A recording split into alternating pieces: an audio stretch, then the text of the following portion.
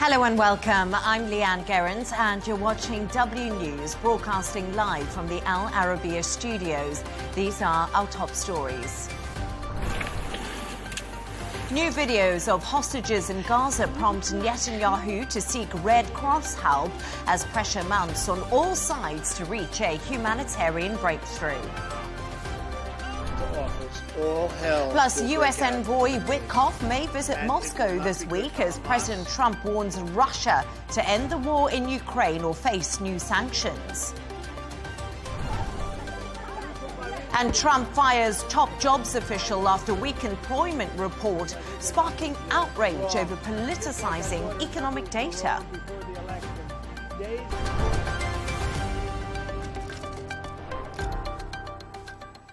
Israeli Prime Minister Benjamin Netanyahu is asking the Red Cross to help feed and treat Israeli hostages in Gaza after new videos showed them severely malnourished. Hamas says it's willing to allow access, but only if Israel opens a permanent aid corridor and pauses airstrikes during deliveries. The footage has sparked outrage in Israel and pushed the UN Security Council to schedule an emergency session for Tuesday. For more on this, I'm joined from Haifa by Dr. Colonel Moshe Elad, Middle East specialist and lecturer. Thank you so much for joining us this evening, Doctor. First of all, world leaders have been reacting to footage released by Hamas of emaciated Israeli hostages, calling them unbearable. Hamas has set conditions for getting aid to the hostages if Israel opens up humanitarian corridors. Will this work? Good evening from Israel. Thank you for having me on your program. I guess that everything can work. It depends on the well-being and it depends on the willingness of both sides to accept a compromise. At this moment, I guess that we are far away, unfortunately, from each other because there are two different willing to end this process or to end this problem. First of all, Hamas is still waiting to be able to control the Gaza Strip while Israel is saying, no, you're not going to stay there and you're going to be replaced by another regime.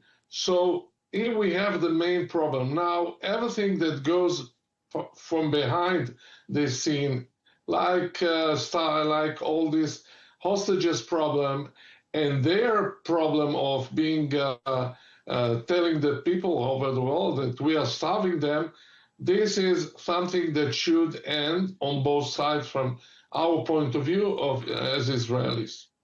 So you say to me there a compromise is difficult to achieve, but the video of the starving hostages comes as aid workers and international bodies warn of famine in Gaza.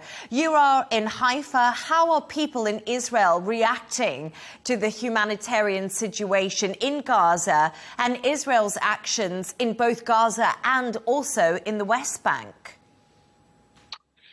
I guess that every human being in the world, not only in Israel, has seen these videos, must be horrified and demand immediate rescue of these hostages who are about to die. If they're not going to be saved from the clutches of this terrorist organization. Everybody was shocked by the horror videos of our people there in Gaza. You see them withering away in tunnels while Hamas stops them like the net is starving the Jews. And I don't have to tell you what does it mean for many, many people in Israel, majorly people who are at the age of 80 and 90, that are going back now to the Holocaust scene while watching those pictures from Gaza. I don't really understand what is the relationship to the what's the connection to the West Bank while you put them together. But all I can tell you that in the West Bank we have also problems with Jewish settlers who are sometimes violating the law, definitely. And I guess that the majority in Israel is definitely opposing this type of behavior and asking the police and the military forces to accept everything that is to control those issues and to bring them to justice. Doctor, images today coming out of Gaza show children trying to get foods inside of Gaza. They are malnourished. They are starving to death. This is what we're hearing from the aid organizations and the NGOs. We also heard that hospitals in Gaza said today at least 33 more Palestinians died trying to seek aid. What is the situation on the ground here? How are people in Israel feeling? I know there's been reaction to the hostage video, but there also is starving everyday Palestinians in Gaza. Believe it or not, many in Israel oppose the famine in Gaza and everywhere in the world. Yes, many Israelis were shocked by the videos coming out from Gaza as well. And those who remain indifferent, like, let's say, relatives of the slaughtered 1,200 people of October 7, we can understand them, but does this make the images of the kidnapped, tortured, and dying in the tunnels any less shocking? I don't think so. So there's no way to compare. We as human beings everywhere, we are very sensitive to any type of starving of people in a problem, or like those who are in the tunnels, and especially children. So I don't see why you're asking us, like we are definitely we are opposing this type of behavior. And don't think that if this comes up from any picture in Gaza, that most Israelis agree to that. No, we oppose it, definitely. And what we have to say, we're saying in the streets, while going to tell the government, and they see the huge crowd in the streets that is gathering and saying, no, we'd like to see our people back. I would like to stop this war and see if we can have a compromise and go and see if we can move forward. And House Democrats are urging President Donald Trump to recognize a Palestinian state. We have seen other Western nations like the UK, France and Canada say they are willing to do this along with conditions. What will it mean for Israel if the US considers this option? First of all, I don't think that America or the US will consider this option, because it's about many years that we are fighting with this type of pressure coming from mainly from Europe. European countries would like to pressure Israel and say, well, you have to accept a Palestinian state. And I'm saying, like somebody who worked in the field, and I was for many years cooperating with the Palestinian in my capacity, guys, you're going to have a state only through Israel. No pressure will help you there. You'll have to negotiate with Israel and have common borders with Israel and have the security shared with Israel and everything, because we're neighbors. No pressure coming from outside, neither from any country, nor from courts, from Hague and others. We are trying to have a so-called two-state solution just after negotiating with the Palestinian Authority on a common table, as we did in Oslo in 1993 and 1995. No pressure will help you. Dr. Colonel Moshe Elad, thank you for joining me on the show. A pleasure to have you on.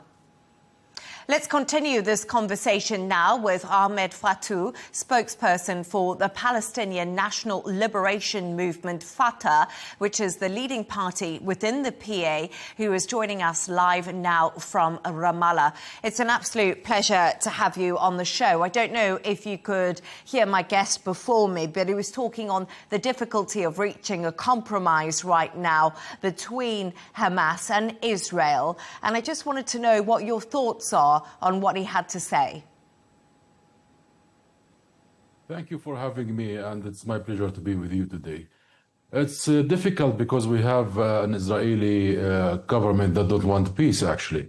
It's Israel that is starving the people in Gaza. It's Israel that is starving children to death in Gaza. It's Israel that's refusing all propositions for a peaceful solution and a ceasefire. We have proposed the Arab deal and the Arab proposition endorsed by all the Palestinian faction and actually created through Egypt and the Palestinian Authority and President Mahmoud Abbas to go for a political process that would create ceasefire, go for rebuilding and reconstructing Gaza, and to bring back the Palestinian Authority, the legitimate Palestinian Authority, to Gaza through a technocratic temporary government to rule Gaza until we reach elections and recover Gaza from the catastrophe of genocide that Israel has been doing for the past 24 months.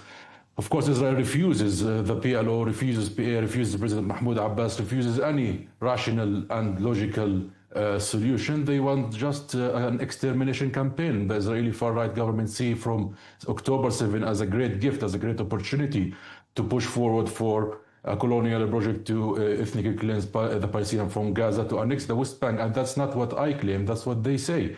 Ben Gvir and Smotrich are the loud voice of the inner voice of the Israeli government. They are not, coming from another planet. It is that mentality that we are dealing with. The solution is a ceasefire first, because we all want the release of hostages and the Palestinian prisoners, which thousands are there without any trial or charges, and to go for a peaceful solution that ends this permanently, because we have to touch the staggering fact that this is an occupation and a case of occupation against the occupied, not a two states with a dispute, as your previous guest wanted to imply. And it's astonishing that they are accusing the Palestinian Authority and the Palestinian Liberation Organization for crippling peace, when Israel itself is building thousands of settlements each year, when Israel itself is organizing and arming the settler terrorism in the West Bank, when Israel itself is refusing to recognize the very Palestinian state, even to recognize the Palestinian people, while we, the Palestinian Liberation Organization and Fatah as a member of that organization, recognize the state Palestine and recognized it in 1994. But we are dealing with a government and with a political system, unfortunately, that don't respect peace and don't want peace and only want colonialism. So I just want to say that when you actually first saw the footage of the emaciated Israeli hostages which were released by Hamas, what was your immediate reaction to this? And is there any way that Fatah and the PA are able to put pressure on Hamas to release the hostages and come to some sort of political solution within side of Gaza and Palestine? Of course, it's difficult and saddening to see anybody suffering. We refuse all kinds of starvation against our people or against even our enemies, because this is an immoral way of dealing. Israel using starvation as a weapon of war is, a crime of all crimes. This is a crime that's happening in 21st century, remind us of the Dark Ages, and we refuse, because based on our principles, based on our ethics, based on our cultural rules, even our religion, to see these images. And I believe this is the result, and the first responsible for these images is the Israeli occupation that prevent food from going to Gaza. And those prisoners are in Gaza, so logically they are going to suffer as well. When Israel ban baby formula, what in God's name is that? What could even justify banning baby formula, baby milk, from reaching the children of Gaza? That is a horror, a true sadistic crime. And of course, we have proposed many solutions, and we have endorsed the Arab plan, and we have been in talks with Hamas and Egypt. and to go for a political process, because we have to say that creating peace needs first to create a peaceful environment. It is Netanyahu that wanted negotiations under fire. It's Netanyahu that refuses to sit with the Palestinian Liberation Organization. It's Netanyahu that refuses Fatah or Hamas or any Palestinian partner. They want, he says, your previous guest said they want a regime. Of course, they want a colonial regime. They want to create cantons, like in South Africa, apartheid, where, you know, clans rule in themselves, deprived from any rights or any opportunities. Of course, that refused. That's apartheid system that they wish to create. No Palestinian will accept it. No Palestinian will accept to be a slave or to be a third-class citizen. We've been providing Ahmed, just before I let you go, I just want to ask you one question. Sorry, we are slightly short on time, but will Fatah be able to step up and help run Gaza if Hamas do decide to disarm? Do you still have political influence in Gaza, or do people want Hamas there? The majority want the Palestinian legitimate authority to go back to Gaza. I ask you to see the polls from Gaza. More than 70% want the Palestinian Authority to rule. More than 90% reject Hamas. Hamas is not popular as the Western media wish to imply. We have to say that President Mahmoud Abbas has been clear when he issued an election before the end of this year that is based on democratic selection, and there's a basis for the election that any party or political party who wish to elect to recognize the PLO treaties and the agreements in the international community and to recognize the international resolutions. So we are clear that we want a peaceful and political process that respect the two-state solution. And we have also said that we want a technocratic government, a temporary government, to go to Gaza to rule it until we could recover and make elections. So in our side, we have provided all the political means and all the political possibilities to go for a peaceful process. And we also recognize the state of Israel, but Israel does not recognize the state of Palestine. So we want the two-state solution, but Israel is denying it. Israel is the one that has issued a bill just a few days ago in its parliament, the Knesset, calling to annex the West Bank. That is against the law. That's against two-state solution. That's against all the principles of finding any solution further. They want a state that is undermining the Palestinian state. Netanyahu, from the very beginning, his position is to undermine the Palestinian Ahmed, Fatou, I'm so sorry. We're going to have to leave it there. We're out of time, but always a pleasure to have your insights on the show. Thank you.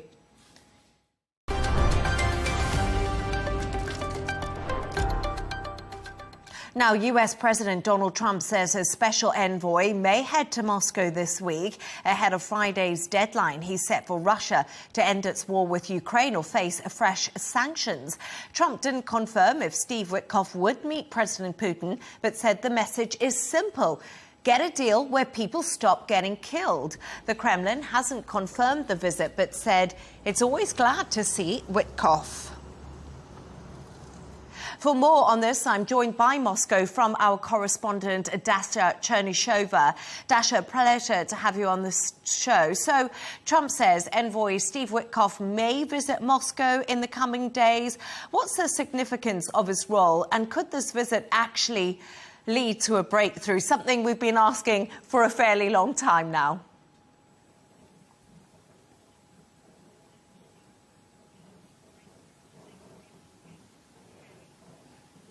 Well, if Steve Witkoff indeed visits the Russian Federation, it will be his fifth time talking to the Russian officials, and the Kremlin did not rule out the possibility of Steve Witkoff actually having a face-to-face with Russian President Vladimir Putin.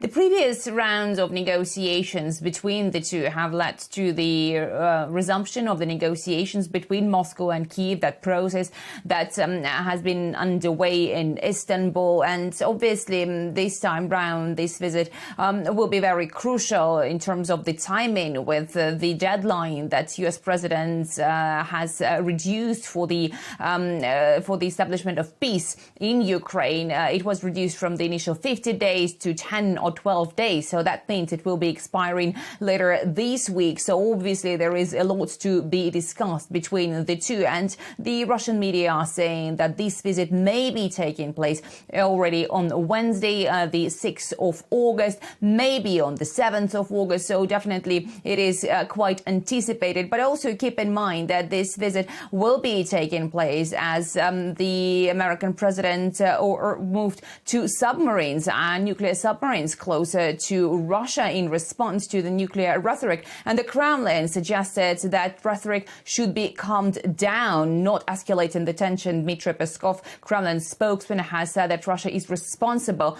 when it comes to the use of nuclear weapons. Dacia Chernyshova, thank you so much for joining us.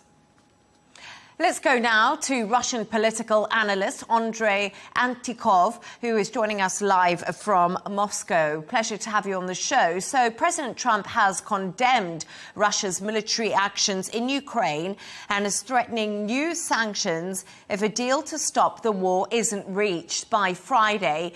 Is President Putin concerned about this ultimatum or actually reaching a deal at all? Well, you talk about ultimatums, and I think it's absolutely unacceptable to talk with Russian language of ultimatums, and that's what Russian politicians said many times. And the main problem, to my mind, is that Trump doesn't want to consider the Russian interests, and he behaves himself as a little kid who asked for a candy, and after he was refused, he starts to crush everything around. That's the real problem. It's absolutely impossible to reach an agreement with Ukraine in 10 days or in 20 days or a month or 2 months. We started the negotiations in Turkey. These negotiations are going very hardly, and this is the problem. We reach agreements on the humanitarian issues, but not political, not military issues. This is also a problem, so we need more time. And as for the sanctions, as for the tariffs, well, Trump talks about the secondary sanctions. This means that these sanctions will be imposed not on Russia, but on the countries that purchase the oil from Russia. And primarily India. Well, China also does. China also buys the Russian oil, but we know that previously Trump has attempted to impose tariffs on China, and he failed. He failed absolutely. This time, India. And the question is, what is the main aim? What is the main aim? What is the main Trump's aim? Is he really wants to punish Russia, or he wants to make India purchase the American oil instead of Russian? This is the real question. Well, Donald Trump has said since the start of his second term in the White House that he is determined to stop the killing between the Russians and the Ukrainians. And he's called many times for a ceasefire. And as you say, the negotiations have been extremely difficult. So I just want to move on to one other point. President Putin is stressing right now that his troops are advancing on the front line. Is this a possible reason that Russia is stalling these peace negotiations that we've just been talking about? You say that it's taking a long time, but many analysts argue Russia is stalling because they are now on the front foot when it comes to the war in Ukraine, and they're rejecting any meaningful ceasefire because their main aim is gaining territory.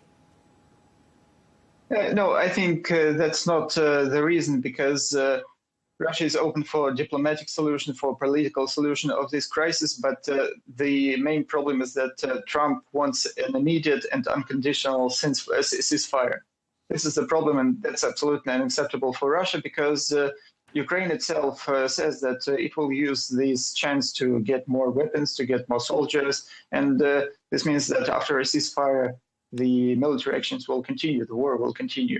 That's not the way we want to deal with this crisis. We need a peace, a long-lasting peace. So this means that we need to discuss the reduce of the number of weapons in the Ukrainian army, the reduce of number of soldiers in the Ukrainian army, and so on and so on. And of course, we have to discuss that Ukraine must not be a member of NATO. This is the Russian point. This is the Russian interest, and that's what we want to know by Trump. No, we don't need an immediate ceasefire, because anyway, military actions will continue.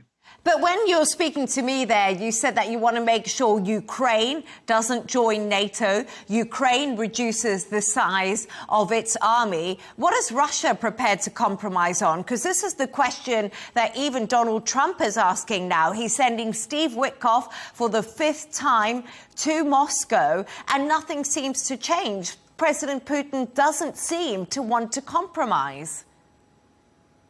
No, I can't agree with you. I think President Putin is ready for a compromise. And what he mentioned a day ago or 2 days ago, he said that he's ready to discuss the situation not in Ukraine, not only in Ukraine, but in Europe, in the whole Europe.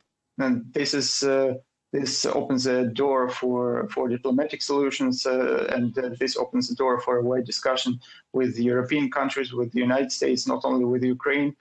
So this is the way we want to deal with this crisis. That's the point. But can you understand, Andre, why Europe is concerned, and especially the European Union and NATO, after Russia's invasion of Ukraine? The European leaders are concerned because if this crisis will be stopped based on Russian interests, inside Europe there will be lots of questions. Why did they spend so many money for this crisis and without no result? So this is the real reason. This is the only reason why the European countries and the European leaders are ready to continue providing Ukraine with weapons and so on and so on. This is the real problem. That's why I say that we don't need a ceasefire, because the ceasefire will be used to supply Ukraine with additional weapons, and this will not lead to a solution, to a peaceful solution of this crisis. Andrei Antikov, thank you for joining us.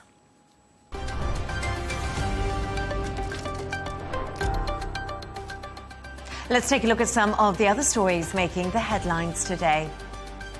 At least 60 migrants have died after a boat with about 150 people on board sank off the coast of Yemen. The International Organization for Migration said most of the victims are believed to be Ethiopian nationals. Yemen is a major pathway for migrants from the Horn of Africa traveling to Gulf states in search of work. Now, South Korea's military says it has begun removing loudspeakers along its border with North Korea. The speakers were used to blast anti-North Korea messages and also K-pop music. The previous government started the broadcast last year in response to a barrage of trash-filled balloons flown by Pyongyang.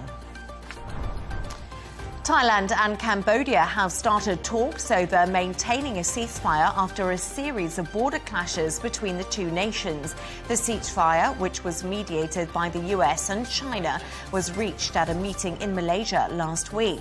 Cambodia is demanding that Thailand release 18 of its captured soldiers, while Thailand said the hostages will be released after a complete pause of the armed conflict.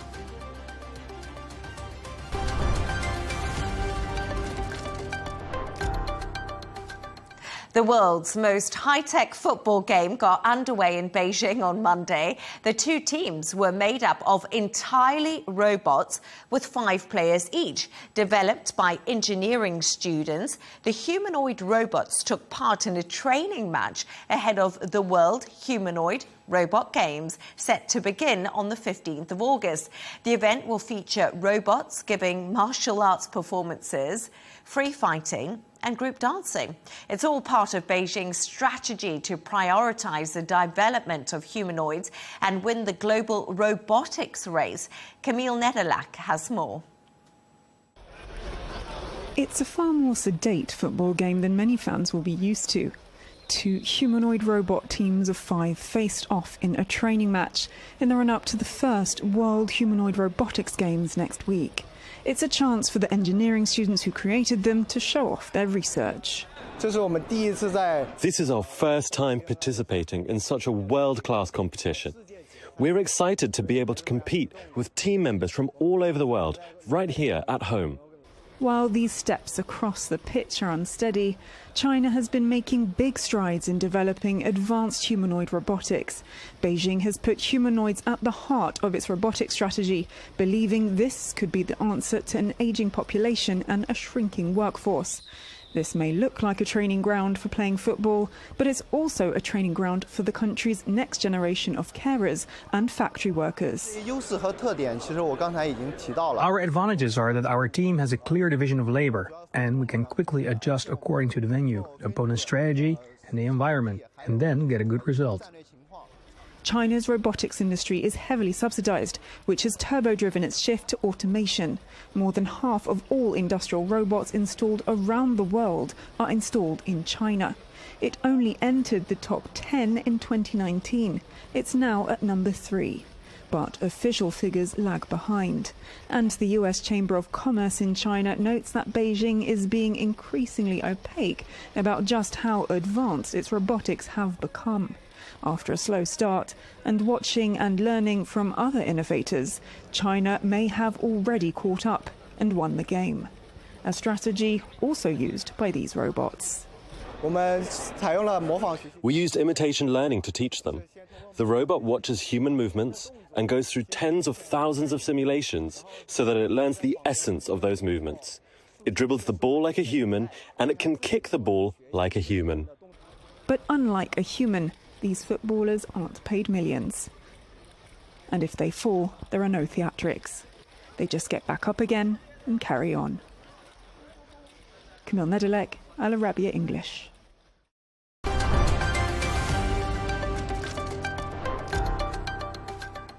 Those robots are definitely better footballers than I am. Now let's move on. President Trump has fired the head of the Bureau of Labor Statistics, accusing her of rigging job figures to make him look bad.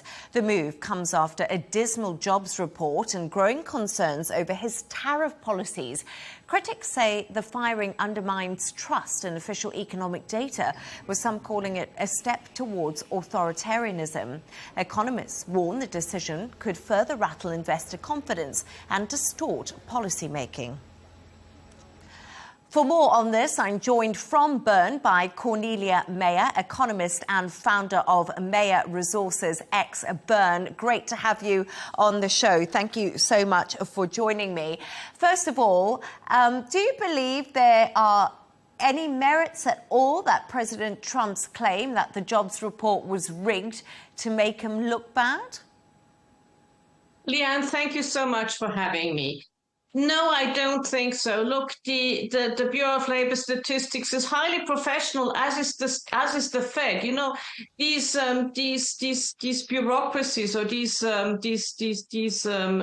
administrative offices are very professional. So no, but I do understand why this irks President Trump, because he's coming out with these tariffs. And what happens with these tariffs is they will bring inflation to the US, and his core base, the people who voted for him, they are people who were really hard hit by inflation, and they were also people who are really worried about their jobs. It's sort of the lower middle class people. So I do understand why these latest statistics worry him a great deal.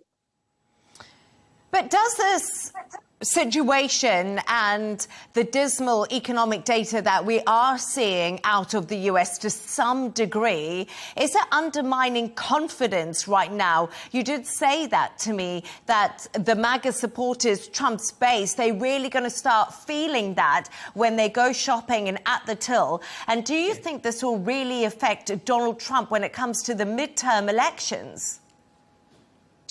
Well, I don't think that the data is so dismal. It's just worse than expected. It's a great deal worse than expected, but I wouldn't call it dismal as it is.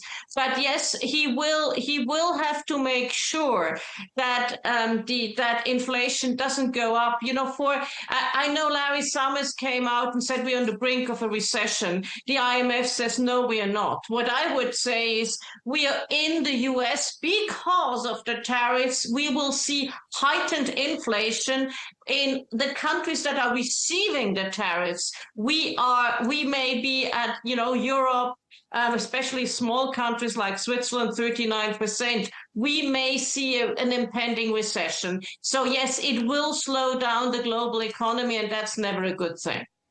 But according to a snapshot from the Syntex Index, investor confidence in the EU has fallen sharply after President Trump's trade deal with Brussels.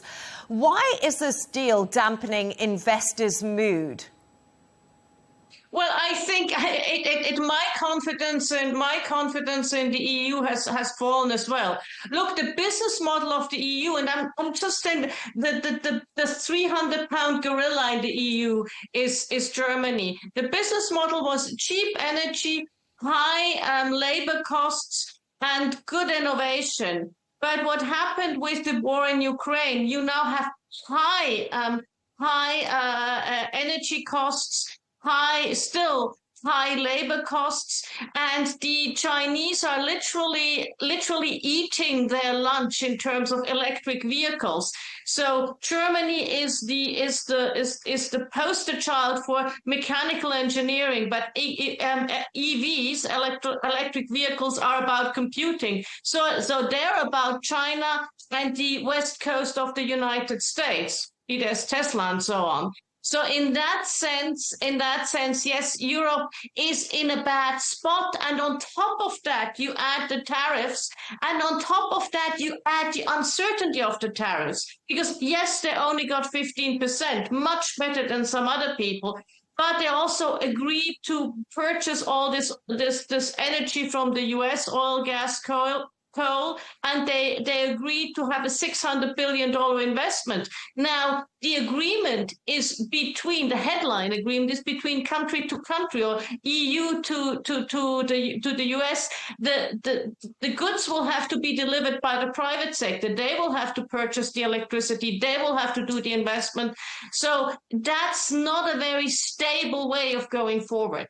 Cornelia, Wall Street's main indexes are actually higher today following that sell-off that we saw on Friday. And this comes despite the tariff uncertainty you have just been talking to me about and those weak job numbers. Why are we seeing this resilience in the markets? Well, I think you still see tech doing extremely well. And, when I look at tech, it is the US. To a second degree, it is China. So there's still the brave new world will all be about AI and tech. So that's still there. And when I look at and again, for the US, these tariffs mean probably more revenue for the budget. They mean more inflation, but they don't mean jobs necessarily, because the US can still export. Look at, for instance, the deals with ASEAN. All of the ASEAN countries are between 19 and 20% in deals in order to export to the US, but the import tariffs from the US are zero. So if I was a US company, I would feel pretty comfortable too. Cornelia Mayer, thank you so much for your analysis and your insights.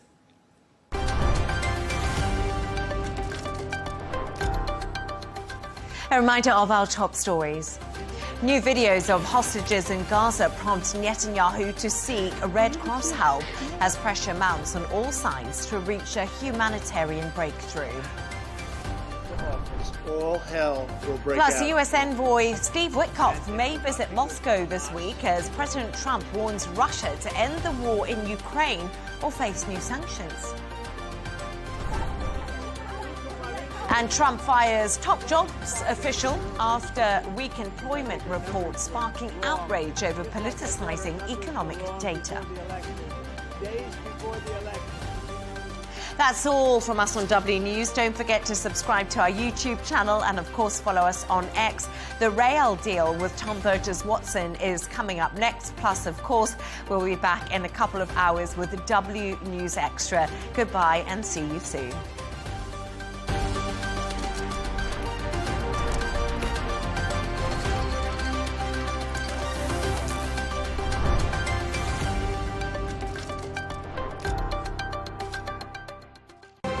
A gateway to a world of ideas and content, or a pathway to danger that needs oversight and controls? Is the internet a safe place for young people? Some countries are starting to crack down on online freedoms. Governments argue it's to protect young people from harm, but can you and should you regulate the internet? That debate is coming up on Counterpoints with me, Melinda Nucifora.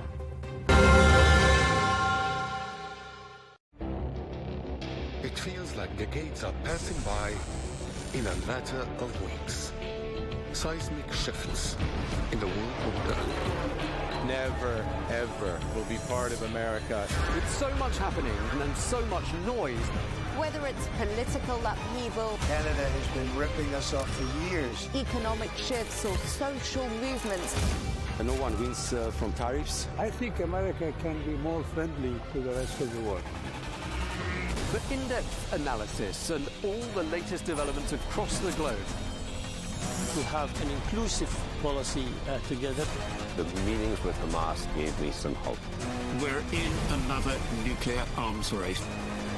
The most important development straight to your screen. Welcome to the dressing room. I'm on my own. I need backup. And an insightful look at the issues shaping our world today. It was not going to happen, that war, and it happened. Join us on Arabiya News, where the world talks.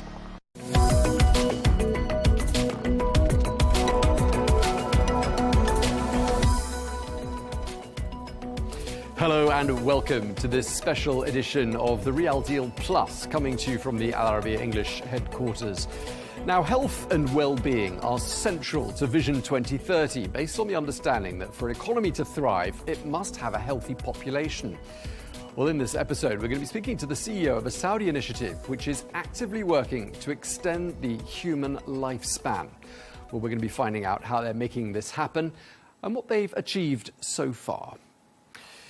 Dr. Mahmoud Khan, the CEO of the Hevolution Foundation, thank you very much indeed for taking the time to speak to us. Happy to have this discussion. Now, Dr. Khan, let's start by talking about Hevolution. You're not for profit. You seek to decelerate the aging process and extend the human healthy lifespan. Just tell us a bit more about how Hevolution came to be and what you're seeking to achieve. We were created by royal decree back in 2019, and our vision was very straightforward, though very profound, which is to extend human healthy lifespan for the benefit of all. Simply stated, we want to have people live longer and healthier as long as possible. The primary goal being to stay healthy and functional. And importantly, we want to democratize this so that it impacts as many lives in the world as possible. Okay, so you're invested in academic research and biotech startups, all of this with the goal, as you've been saying, of promoting longevity, slowing down the aging process, combating age-related diseases. Just tell us, how are things going so far and what's been the progress? Well, we started operating. We built the organization. It took us about a year to start putting the people together, ideas and strategies. And then 3 years ago, we started doing sort of publicly visible activities. And we've done this in 3 ways, one of which is what you mentioned, which is investing in biotech companies. But if we step back a bit, the problem with the research field and the investment field in healthy aging, unlike cancer or diabetes and heart disease, which attract a lot of attention, are important, but the underlying causes of most of these diseases is the aging process. And very little attention around the world has been paid to this. And this is the genesis for Hevolution. What is clear when you look at this is there aren't enough ideas and technologies progressing from scientific labs all the way through to biotech companies to the marketplace. So that value chain is really very, very little is coming through. And we saw that. So what did we do? We started funding scientists to generate new ideas.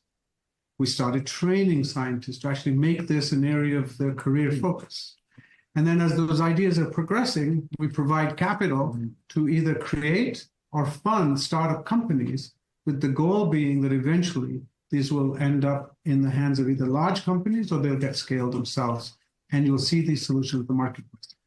If you think about it in that way, we would like to think we made tremendous progress from not existing 4 years ago or 5 years ago as an entity. Today, we're the second largest funder of science in this field in the world, second only to the US federal government, with the largest philanthropy funding aging biology and healthy aging in the world. About 200 scientists are funded today by Evolution research grants.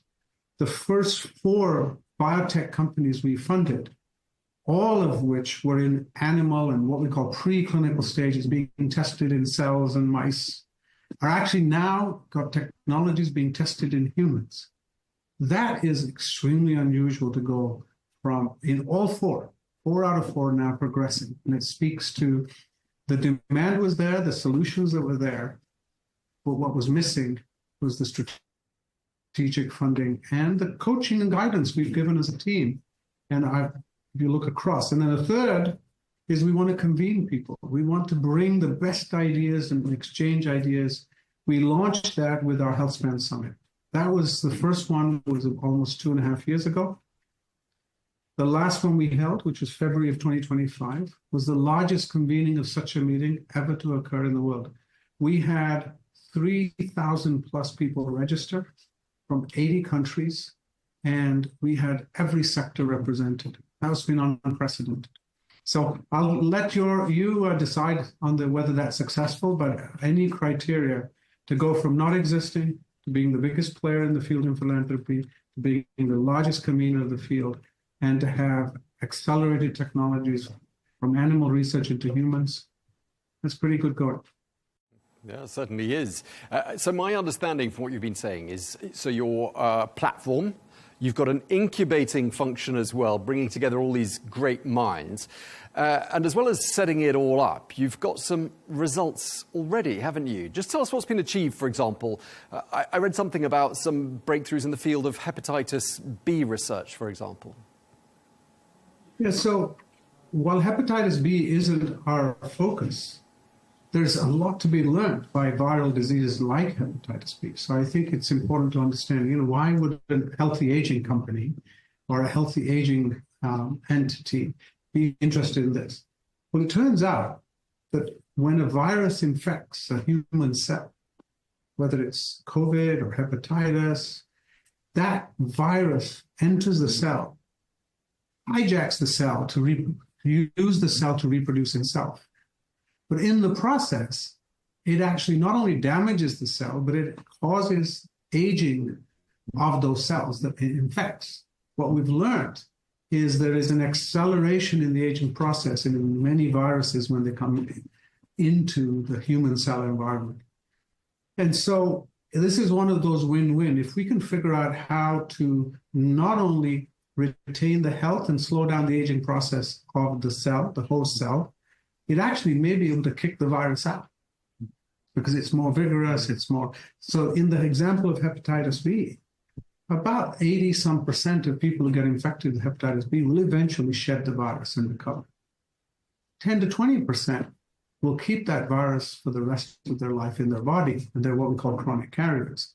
That would be okay, but they can not only pass the virus to other people because they're carriers, but they can cause long-term damage to the liver and eventually, in some cases, liver cancer.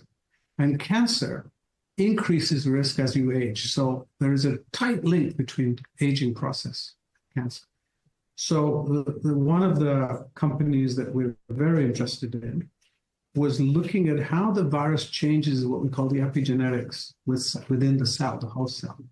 And by intervening at that molecular level, in animals show that you can actually allow the cell to heal and kick the virus out, essentially. And so it cures. But that was done in animals. The exciting part is the first human trials have now started, which means the regulatory authorities have looked at the animal safety data, looked at the animal efficacy data, and have confidence that this is now worth testing in humans. Early stages, it's a huge jump to go from mice and animals to actually humans. And that's where we are. So it's a great example. And just listening to you there, Dr. Khan, and when I hear buzzwords like aging and anti-aging, you know, there's a tendency immediately to start thinking about an aesthetic dimension, because that's often what we associate with aging. And let's face it, there's a bit of vanity around the world, isn't there? So people want to look young as well as feel young.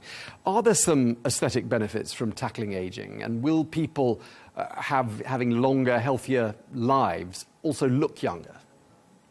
Well, let's separate out, first of all, the sort of sometimes perception. We did a survey of people around the world and asked them, what is the most important thing that is to you personally as you age?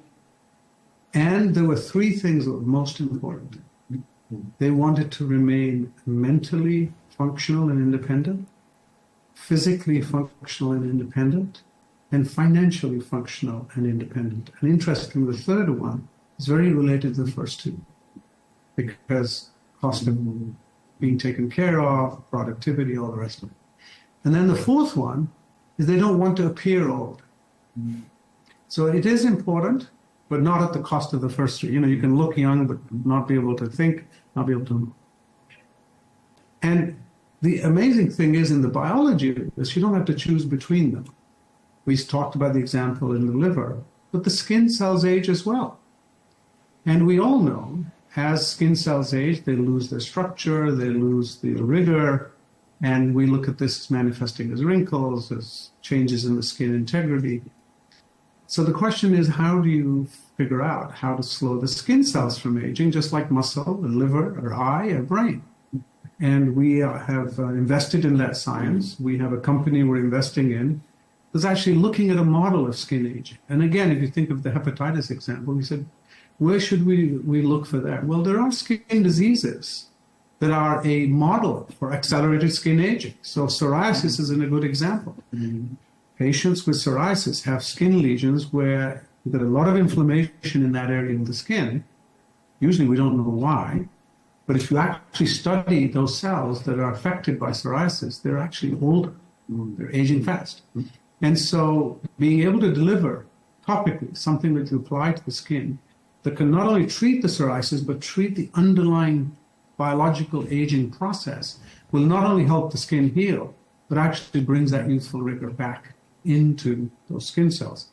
We actually have that being tested, just like in the hepatitis example, was tested in animals, but it is now undergoing human trials. First, to see if we can treat the psoriasis in a very different approach. But you can imagine, let one's imagination run from here and say, well, if it works by slowing down the accelerated aging of a certain skin disease, what could it do to other areas? And let's see. So these are not things that are one versus the other. That's the great thing. Okay, Dr. Khan, just tell us a little bit about the structure of Hevolution. For example, what percentage of people involved are Saudi nationals? Just give us a sense of who's involved. So Hevolution was created because of a vision of His Royal Highness, the Crown Prince. And it's his vision that led to our mission statement, our vision statement, and he's the chairman of our board. And we're really fortunate because we have very senior leaders guiding us at the board level, including His Royal Highness. We have several ministers. Prince Abdullah bin Bandar is the chairman of our executive committee. And so that's at the governance of the organization, headquartered here in Riyadh. Our organization, from a composition point of view, 3/4 of our employees and team members are Saudi citizens, Saudi nationals, based predominantly here in Riyadh. So we're unique, not only in what we do, how we do it, but even our composition. We're leading this global initiative for the benefit of all from Saudi Arabia and Riyadh.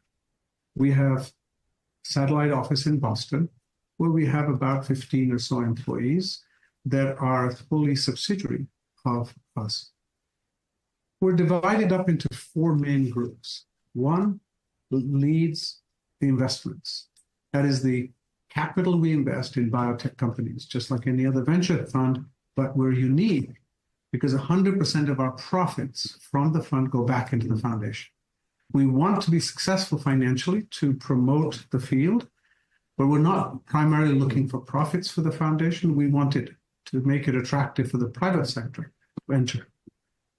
The second major group is our research funding group, where as a philanthropy, we fund predominantly universities, scientists around the world, including in Saudi Arabia. We have over 20 Saudi scientists now funded by Evolution around the country and in the kingdom that have taken on aging research for the first time in their careers, because Evolution has made this field attractive, first by providing funding, but also by creating awareness in the scientific field.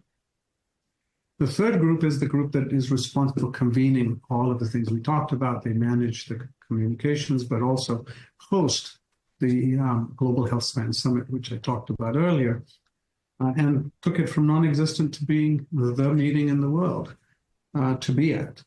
And then the fourth group is now working on how do we translate this global footprint into operational research and clinical practice. Headquartered again, our vision is for that should be based out of the kingdom. So the first two are operational. The third and fourth, the translational stuff, are actually in strategic design and getting ready. So that's the structure of the organization, but we're a global team. We're just proud, including myself, to be Saudi citizens, managing this, leading this for the benefit of humanity. And you're about to get a little bit more global, aren't you? Because, well, you already mentioned that satellite office in Boston, but haven't you got plans to expand even beyond the United States as well? Well, in some ways we already are. One of our research, the companies we mentioned, is actually conducting its human trials in France. Another one is conducting its research trials in New Zealand. And so our footprint, and another one, we have activity in the UK. So we're already operationally present in North America, UK, Europe, Australia, New Zealand, and obviously, as I mentioned, the Kingdom, which is where our headquarters is. We have established physical presence with employees in North America. We're looking at the UK and Europe as a next step, and potentially a site in Asia, because there's so much now going on in this field in Asia. I mean, the continent with the greatest number of older people is Asia because of China. China has a huge aging population, Japan, South Korea, Taiwan, where the population now of people over the age of 60 is approaching 30+%. That's 1 in 3 citizens are now over the age of 60. Right, and things are heading very much in that direction, aren't they? I mean, as we've been saying, 2 billion people over the age of 60 by the year 2050. I mean, that's double the number today, and that makes evolution all the more relevant, all the more significant, doesn't it? Not just for Saudi Arabia, but for the entire world. Nobody wants to live longer to be dependent. Remember, we know that. But if we can keep people healthy as long as possible, that will reduce the economic and human burden on society. And as I said, many societies are already at the point now where they cannot sustain this. Even wealthy countries like Scandinavia don't have enough of a workforce to even take care of their older population. And so this is also becoming not only a demographic issue, but a workforce challenge. There are not enough young people to do that. I'll give you one other statistic.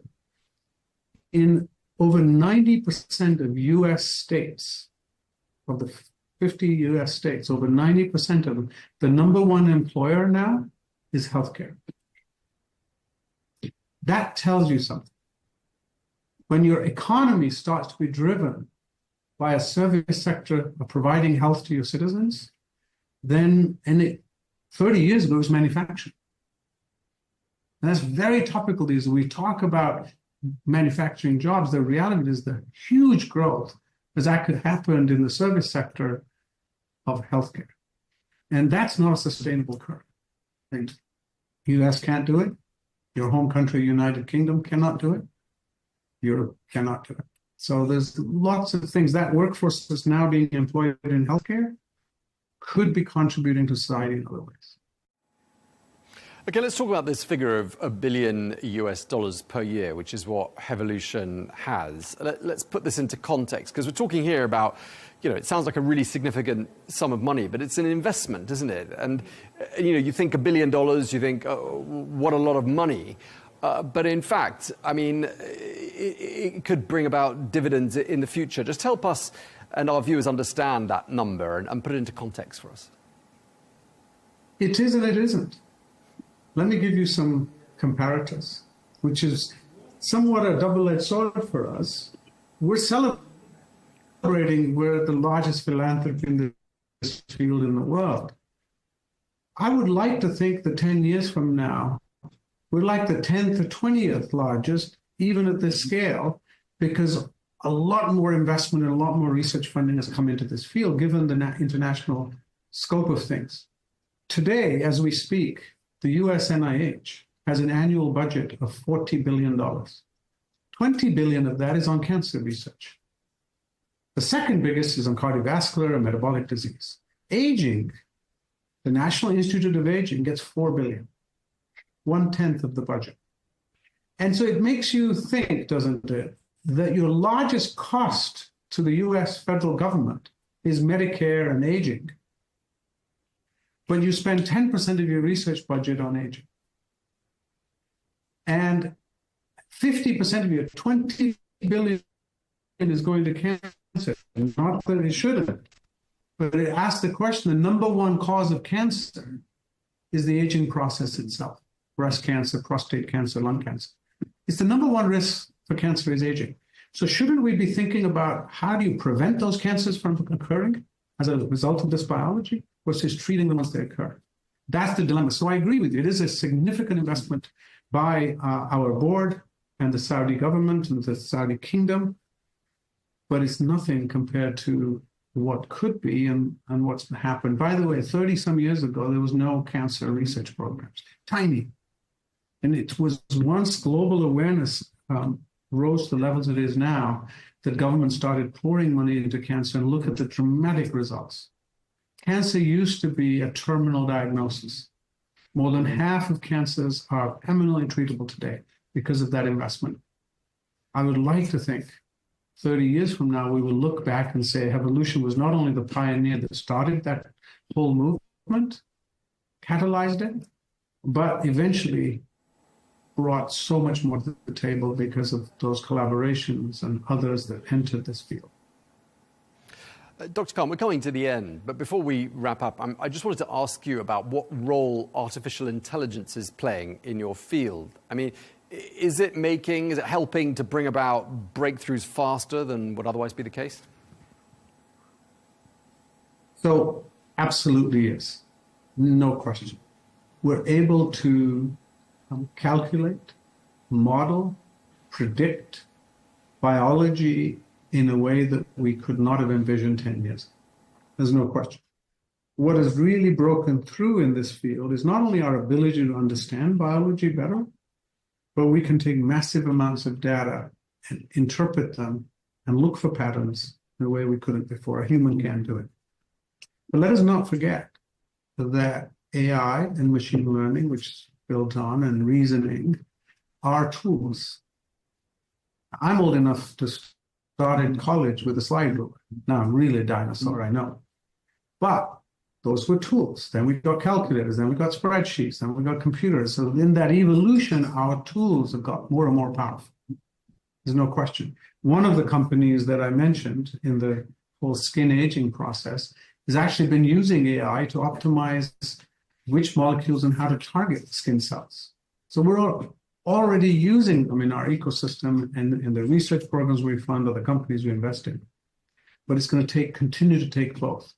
Once you have a machine model through that learning, you've got to go back and test it, figure out new variables, and then update the models again. And that's iterative mechanism between the wet lab and the in silico lab are critical. We're doing both. Okay, so the bottom line is that societies really need to care, don't they, about extending the healthy human lifespan. Can you just summarise for us in a couple of words why it's so important for societies to take this on board? And perhaps you can give us an example or something in the context of Saudi Arabia. We all need to think about healthy aging at a personal level. It affects every one of us. At a family level, because we have dependents that are our loved ones. At a national level, all populations, including the kingdom, are now going through this demographic change. Let's take a look at Saudi Arabia. It's a very young population. 50% of the population is under 25.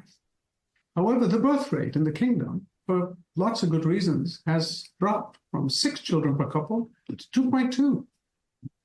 That means this current young population will one day become a substantial in size older population without a lot of young people behind them. We need to care now on how to keep these young people healthy as they age.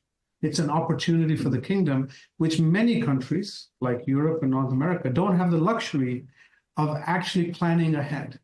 Vision 2030 has a key part of it that says, how do we keep the Saudi population healthy and let them age in a healthy way? Free from chronic diseases, free from the complications. It's very consistent with Vision 2030. It's very important for the kingdom. It's very important for the Gulf. But it's important for every country on the planet. Okay, well, we really appreciate you taking the time to speak to us. Thank you very much indeed, Dr. Mahmoud Khan, CEO of the Evolution Foundation. Thanks a lot. Thank you for your interest. Truly appreciate it. Well, I'm here now with Ali Reza, the Chief Investment Officer of Haytham and Company. Ali, you were listening in there to that interview with Dr. Khan. Just wondering what stood out for you? Tom, I think the resounding message there was preventative care over sick care. And, you know, it's a field of medicine or life sciences that I've paid a lot of attention to, especially in recent years. It's interesting, actually. A few months ago, I went for my regular blood checkup. Actually, I saw one of my old doctors in Australia. And, you know, when I received the markers, I mean, thankfully, most things were seemingly positive, as he said. But I recall asking him on one of the metrics, hey, this seems a little low. I mean, at least at the bottom of the range, and it was related to the kidney or liver or something. And I remember asking, what can we do here? And the response I got was, no, everything's okay. And I said, I understand everything's okay, but what could we improve here? And I think this experience is very common for a lot of people in that in longevity or life sciences related investments, often, you know, the way the world healthcare systems are traditionally designed, we're focused on sick care rather than preventative care. That seems to be the theme. And a dear friend of mine from the segment made an interesting comment to me recently. He said, one of the challenges with investing in longevity and really allocating sizable budgets to the overall allocation is the fact that the KPIs are not as measurable as the sick or responsive care. And I think this is a really interesting takeaway we can pick up from what Dr. Khan was just sharing with us. You know, in the kingdom, there's, as we know, I mean, a very expansive set of investments and economic development initiatives underway, which target the near term or the mid to near term. But this is a great example of an area which has payoffs in the very long term, but is an absolutely critical, very important initiative to invest in. And, you know, already Evolution being one of the world's largest research enterprises in this space, I think that's, just yet another testament to the ambition of what Vision 2030 is. And, you know, let's not forget, Vision 2030, which we speak about regularly, Tom, yes, it's about a thriving economy, but it's about a healthy nation, an ambitious nation. And it's as much about not only the individual's longevity, but the nation's longevity. And I think this is very much in line with that overall ambition. Yeah, it certainly is. I mean, it's that idea that a healthy economy has got to have a healthy population to support it. Just looking, where else we could sort of take the conversation. I mean, longevity, as I said to Dr. Khan there, I mean, we tend to think of it as having a slightly aesthetic dimension as well. I mean, aging, anti-aging procedures and treatments are something we hear a lot about. I mean, there's huge potential, isn't there, in this region, and in particular in this field? It sounds like Saudi Arabia is really leading the way here. Yeah, absolutely. I mean, look, I won't speak to the depth of the science here, but, if you sleep well, you hydrate, you look after your general health markers, and you maintain your well-being, both physical and mental, you tend to look better, first of all. And, that can be translated to, we could look at this in the broader aesthetic sense. I think there's great appetite also for the aesthetic aspect of life sciences or longevity. But it certainly extrapolates over the whole cycle. I think that the two coincide quite well. This is not simply, it's a case of preventing issues. It's a case of ensuring mental well-being. It's a case of ensuring that we reduce dependence, and that as the population ages, it remains healthy and happy and can continue to live a fulfilling life. And as Dr. Khan just mentioned, in Asia, there's an aging population, which is somewhat of a challenge. And, China is a big driver for this, given the elderly population. And if you want the nation to enjoy all of the economic prosperity and resilience, you have to ensure that they can enjoy it well and truly into a later time in life. So I think it coincides across the range. Yeah, we tend to think of the Saudi population as being a young population. But of course, they won't be young forever, will they? And none of us are, unfortunately. But if we just to wrap up, think about that figure of $1 billion a year being allocated to the Evolution Foundation. As we were saying, it sounds like a lot of money, but in fact, it's an investment that's going to pay pretty significant dividends, isn't it? I know you can't put a number on it, but they are there, aren't they? Well, first of all, Tom, I'll just say I like to think I'm young at heart, so perhaps not every one of us is aging, but age is just a number, as they say. The investment, once again, reconciling what Dr. Khan was sharing, what I've heard in personal experience on multiple occasions is that one of the challenges here is the attribution of investment efforts to direct impact, particularly in the short term. So it really takes an ambitious DNA. It takes vision and insight, to use the same language. It takes a group or people that really, really can extrapolate this far into the future and recognize that whilst, it may seem like research projects or venture in the short term, it's far more than that. The healthcare budgets of most advanced nations, the OECD nations, if you look at those, let alone, the broader world, combining all those budgets across the different regions, we are already investing. The world is investing far beyond perhaps what it would take. Maybe it would take a fraction to really extend the lifespan of mankind and spread that across many nations to ensure healthier, happier lives, not just in Saudi Arabia, but for the world. But it's a case, in my opinion, of rebalancing. It's reallocations, right? So as Dr. Khan mentioned, in the US, $40 billion is going into healthcare, and yet less than 10% is invested into this field. Something we should question there. All right. Well, thank you very much indeed, Ali Reza, the Chief Investment Officer of Haytham & Company. Thank you for your time. Really appreciate it. Pleasure. Well, that's all we've got time for this special edition of The Real Deal Plus here on Al Arabiya English. Thank you very much indeed for being with us. We'll see you again very soon.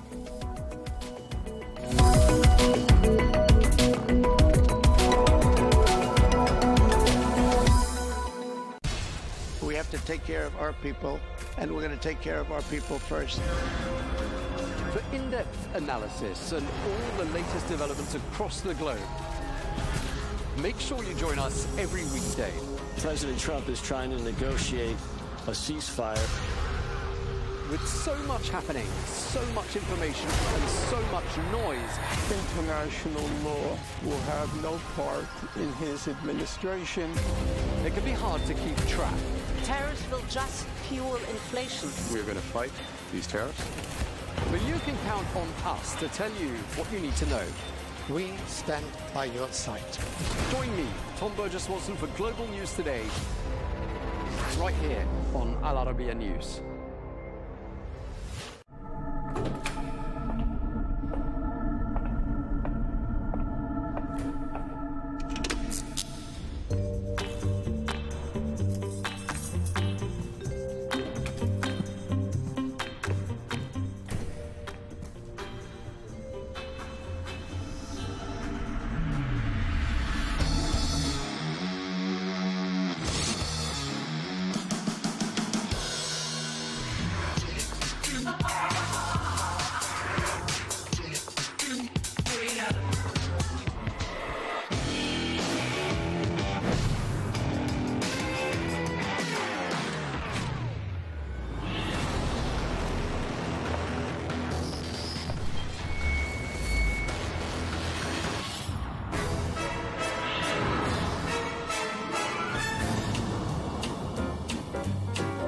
sorry, Tom. I'm late. I'm nearly there.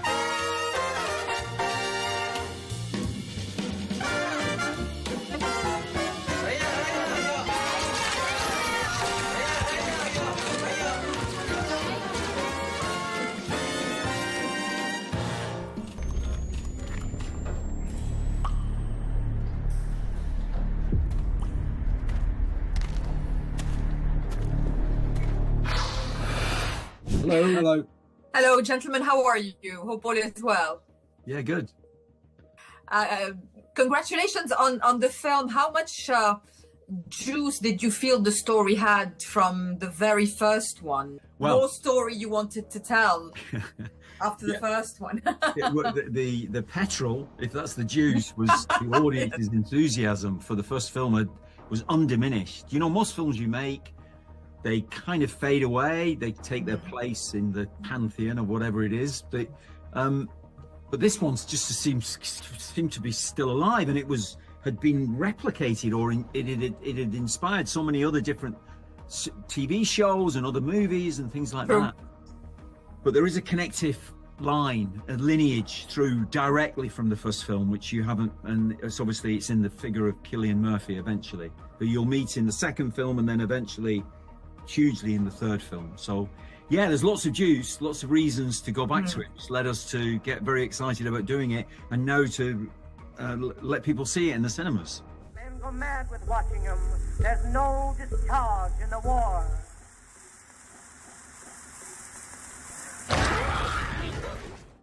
How exciting is it for the both of you to build those characters as if it's a little bit in a painting, each one of them so specifically different that they kind of match the whole picture?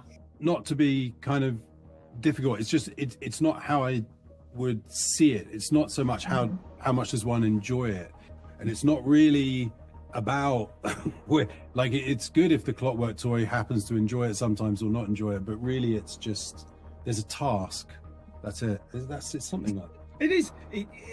Yeah, but and obviously this kind of relationship with you now is different. You reach for reasons to justify things. You paint things with perspective, really. You know. But an element, I think, what you're talking about is that Alex writes these characters, and then we hire actors who bring an identity. They give them an identity. They obey generally what they're asked to do by the script, but the identity that's created is uniquely them, and always it will be them. Yeah. Really, whatever was in your mind, if indeed a person was in your mind, a particular person was in your mind for the character. So it's a stickleback thing, of course, as well, as it goes on. The final question is the obvious fascination of audiences with post-apocalyptic type of stories. What do you think it stems from psychologically? What I find is that people always project themselves into the story quite intensely. And if it's a rom-com, I don't think they do. I don't think they think, yes, I'll be like Jennifer Lawrence. You know, I don't think that's what happens exactly. I'm going to be taken to this Italian island and charmed by this person or whatever it is. I think with a zombie apocalypse or any kind of apocalypse story, nuclear, whatever it happens to be, aliens, they think, what would I do in that circumstance? Who would I go and find? Who would I get in a car or a bike? Or they sort of project into the stories in a different way. And I think it's because those thoughts are just in them anyway. They're turning them over in their minds, something like that. Well, thank you, gentlemen. They're wrapping me up already, but congrats on the film. Cheers. Oh, thank you. Judgment. My children! There's no discharge.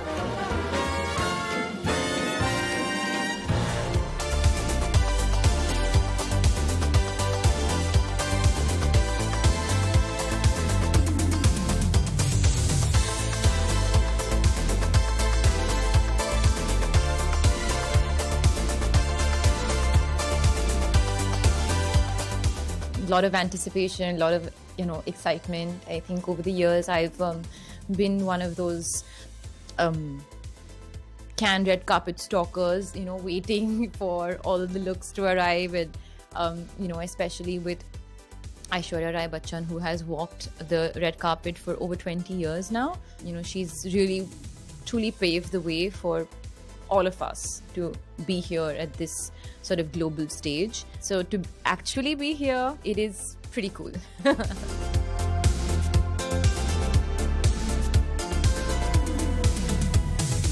Just from when I started 12 years ago, there was not as much focus on creating the same amount of opportunities for women than there is now.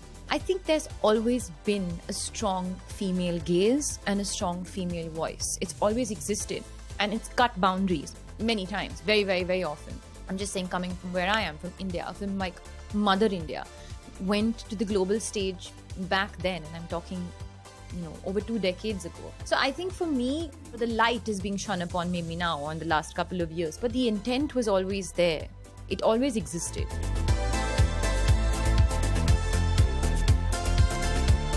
It was my first co-production to go into a cinema, which is a different ballgame altogether. The first time I produced a movie that I also starred in, came directly onto streaming, onto Netflix, and it did really well. I was very grateful for that opportunity. It's a partnership that we all thoroughly enjoyed. This one was completely different because you have the pressure of box office numbers, you have the pressure of bringing people to the cinema. And while I do have some learnings from that experience, I think for me, my drive somehow has always been about the process of bringing people together and working on a collective vision and being a part of that vision from the very beginning, which is not just as an actor.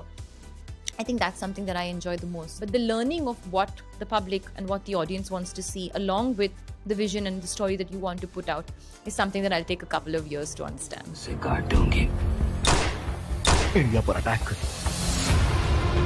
Innocent civilians को क्यों मार ध्यान से देखो तो हर शहर में एक जंगल है. This is my first action film. It's my first film with Yash Raj Productions. It's my first spy universe film, and they have really mastered that space over the last couple of years. Shiv is a wonderful guy. This is his first feature film as well. He's done a show before this, which again did exceptionally well.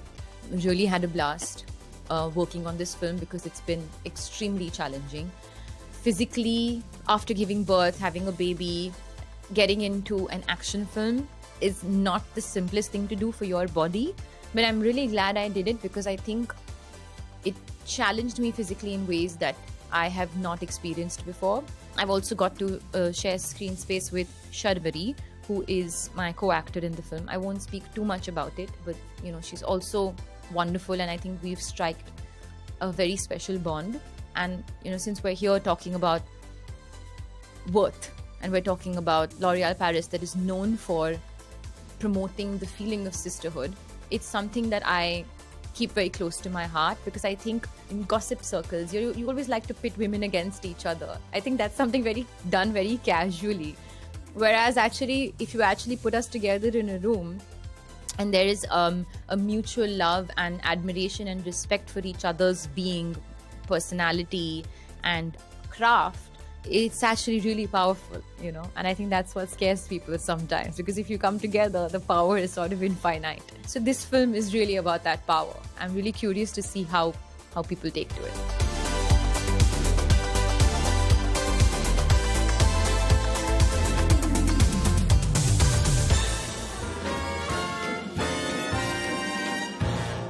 You must be new.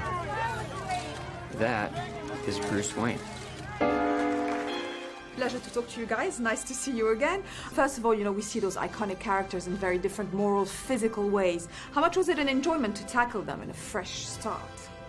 It was. I loved it. I mean, I came on board and they had already been, a ship that it was already running. They had already done a whole movie, and so I was catching up a little bit. But it was a lot of fun. I mean, And it was fun to kind of come into a movie where everybody did already, the ship had already, was running full steam, and so everyone was in, good running order, and I loved it. I had a great time, and the cast was great, and these guys were all just fun to work with, and it made it very easy for me to do what could have been a very difficult thing. Oh, you did it very well. So. Thank you. Most of the world doesn't share your opinion, Mr. Wayne. Maybe it's Gotham City and me. We just have a bad history with freaks dressed like clowns. He's quite morally conflicted in this one. Mm-hmm. He is. With this one, what makes it interesting, what made it a fresh approach on Superman particularly, was that we're seeing the evolution of Superman. We're seeing the development, we're seeing him in a nascent state, and it's not the finished product. And within that story come mistakes and hopefully lessons. Oh, you don't realize... Oh, you don't understand?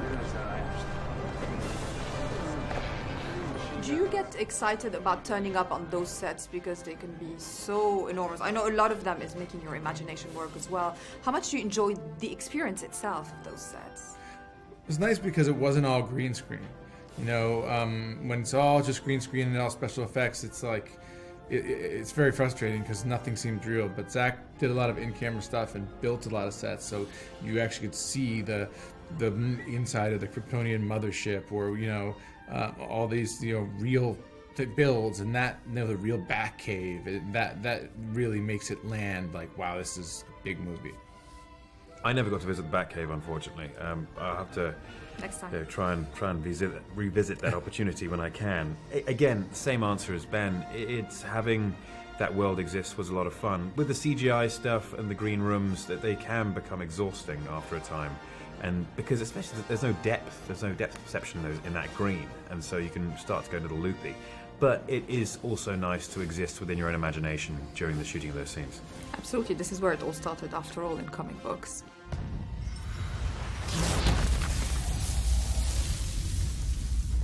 Do you get as excited as the fans, to put them all together even on the same screen?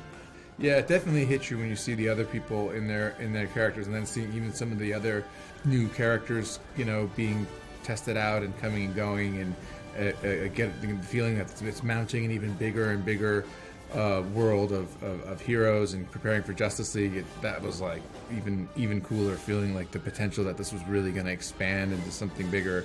Was definitely a kind of high geek ecstasy moment. I wouldn't describe it better. It's great. Civil liberties are being trampled on in your city. Good people living in fear. Don't believe everything you hear, son.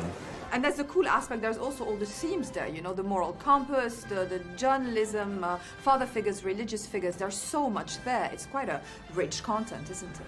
And absolutely. And one of the wonderful things about this movie, I think, is it mirrors the genius of comic books, in the sense that everyone can take a little bit of something from it depending upon their own personal perspective. And that's the idea, and if the movie does well, then people will. It does resonate very well. I think so, yeah, because I think it's it's a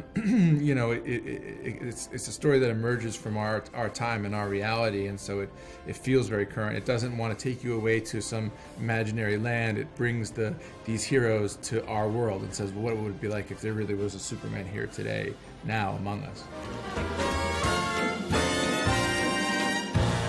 Recently, you've come under a lot of fire for what some might. It's a lot of fire. It's a lot. Today, the Secretary of Defense said he was going to look into your actions. My actions? I stopped a war. It is always a pleasure to talk to you. What an exciting adventure this one has been, because how easy or difficult is it to jog your creativity for a story that's been known for audiences for such a long time? Well, I was daunted by it at the beginning. So people know I was offered Superman like in 2018, and I said no. But the idea stuck in my head. How would I attack Superman if I was to make that story? It was this problem in my head that I was trying to figure out. And I think eventually, I started to see what I could do with it. And so when they came back to me and asked me to do it again, I said yes. In effect, you illegally entered a country. This is how you're gonna be? I'm not the one being interviewed, Superman. Did you consult with the president? I love that it was quite emotional, this one. It's not Man of Steel in any way, because he is very fragile. How much did you enjoy that aspect? Well, I think it's fun to get to know a character in a real way. And I don't think he's especially fragile, but I think we are getting him at a time in his life that is very, very difficult, both on an emotional and personal level, in his relationship with Lois and his relationship to himself, and what's going on with him and the rest of the world, and finally facing an adversary in Lex Luthor, who is his equal and maybe more than his equal. And so we're meeting Clark, Superman, at a very important time. But I love getting to know these characters in a way that we get to see what their personalities are, what his flaws are, what his strengths are, and really getting to know him in a way that maybe we haven't been able to do in other movies. You seemingly acting as a representative of the United States. I wasn't representing anybody except for me and doing good. I suppose the challenge was when you cast, not only to find David, but to find the matching actors where they would all work together. Totally. Yes, it was not only finding one person, it was finding the energy of all of them. And in fact, David was one of the easier people to find, as was Rachel. The hardest people to cast were Mr. Terrific, who was Eddie Gathegi, and Eve Teschmacher, who's Sarah Sampaio. Those roles we looked at, so many people for, because I couldn't find somebody that was speaking in the voice that I heard in my head. Whereas other people, like Skylar, was at the top of my list for Jimmy, so he was pretty quick.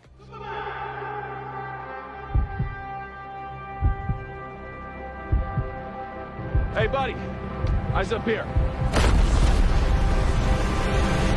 How much does the technology help the storytelling in any of these stories? Well, the technology helps in terms of you couldn't tell this story in the 80s because you couldn't do it in a moral way, at least ethical way, because you couldn't get a dog to fly. And if you did, I don't think it would be very kind to the dog. So being able to create crypto based on a real dog, based on my dog, based on all of the videos of my dog, but he's made by computers. That's something that you just couldn't do when I was younger. So being able to do that, and then having so many people come in here and say, hey, how much of the dog was an actor? And I'm like, none of the dog was an actor. It was all computer.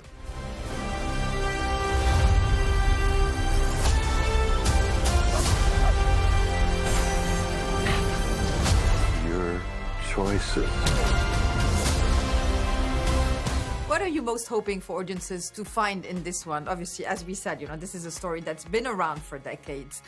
This is a new flair to it. Yeah, I think that hopefully, younger audience will come to love Superman as I did when I was young and saw Superman the movie. And also, I think that Superman exemplifies a sort of kindness or earnestness that can be considered old-fashioned in some ways, but I think is really the most rebellious thing you can do in a world that is so overcrowded with meanness and irony, that being pure and simple and true is really the coolest thing you can do.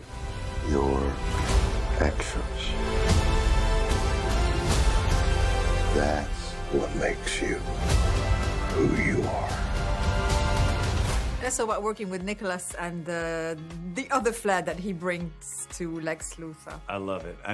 Nick is just such a great guy. People know he auditioned for Superman first. And I think it's only fitting, like Lex, that he became Lex. And I think that Nick brings a depth to Lex Luthor and really is the truest version of this character ever in film. So eaten up with envy that he's taken it upon himself as almost a spiritual quest to take down Superman, and really has rationalized that he's doing something good for the world because of it. Yeah, he does believe it. He's not a man. He's an it. He's somehow become the focal point of the entire world's conversation. The final question is about, the balance between pleasing an audience and pleasing your vision. How do you manage that? First of all, I'm the first audience member, so I'm lucky and I'm kind of basic. Like, I like things that most people like. So when I sit and watch a movie, I'm the first person that's watching it. And if I enjoy something and am proud of something, I usually find out that audiences like it as well. I am very conscious that I'm making a movie that is for as many people as possible. And I'm making when you're making a movie, you're making a machine to give people an excellent time, not only, in terms of the thrill ride of it all, but in the emotions of it. the story, how it moves you. And so I do show the movie to many, many people, kind of seeing what works and what doesn't with other people. But I always have to balance that against what my core belief is. Thanks ever so much. Thank It's you. lovely to Thank see you you very again. much. You too.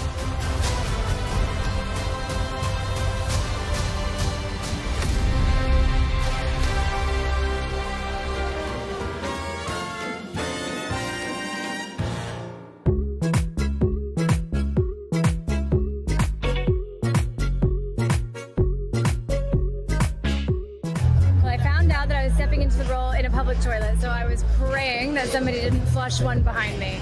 And then I was very intimidated, but also really excited to get started. I think it's perhaps necessary now more than ever to keep asking questions about what the truth is, how we find it, and how we share it, who gets to say it. I think it's vital as it's always been, and maybe with renewed urgency. I think that Superman at the end of the day is somebody who wants to be human, I think, and do all of that stuff. But what he wants is what we have, being one of us, being able to connect with each other, to love and be loved. That's what Superman wants at the end of the day. Not like Lois Lane. So I really love her as an actor. She's a very controlled, dynamic actor who is able to be assertive in the same way that Lois is. She questions everything in the same way that Lois does, and she really puts herself completely into the role, and she's amazing as Lois Lane.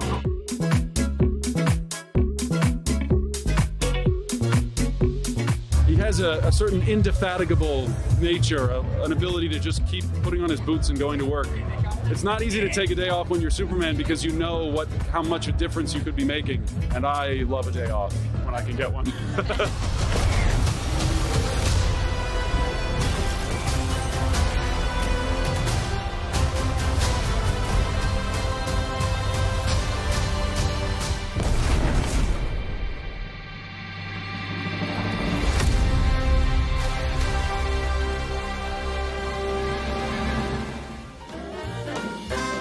وهلا للبيج اكسكلوسيف انترفيو مع كل فريق عمل الفيلم بنشوف سوا.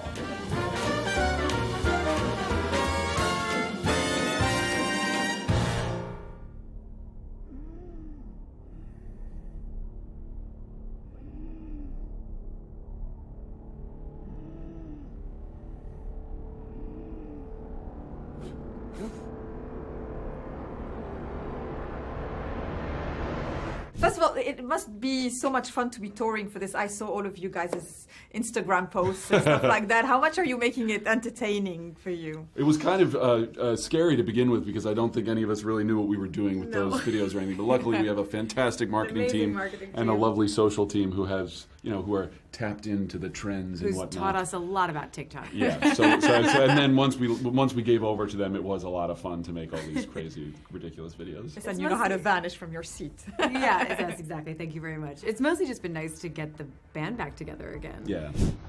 I'm on my way to London. London? She's on her way to London. London! We've had a great time. Yeah, and then there's Nick. And then there's Nick, who's blonde now, apparently. Yes, have you seen him?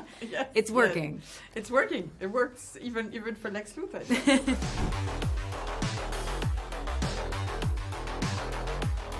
I just asked James, it's not only a question of, you being a Superman and you being Lois Lane, it was a question of the whole group having this cohesion and chemistry together. Is it the right impression?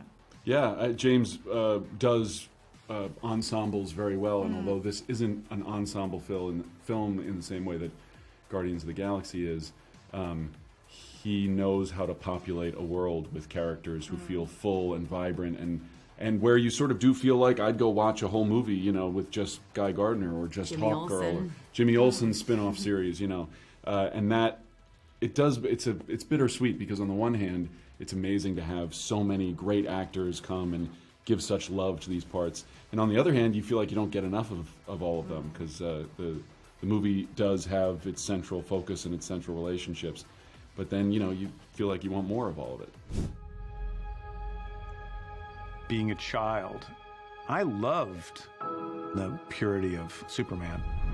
It was a time when I was starting to understand what movies were. How did you feel the Lois and Clark chemistry needed to be? We talked about this a lot. You know, because we're dropping into the middle of their relationship and we're not meeting them when they meet each other or when she discovers that he's Superman, as we've seen in the past, we felt like we needed to give them history and wanted to make sure that you felt the intricacies of their relationship, the intimacy of their relationship as soon as you come into the movie with them. And so we spent some time together, we spent some time with James figuring out what that would look like at this point, 3 months into their relationship, where they're wondering if this was a fun fling or a forever thing.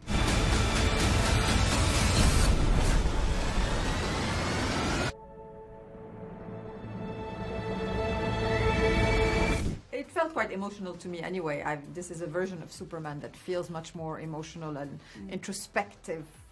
Were you guys aware of that, and did you enjoy this aspect?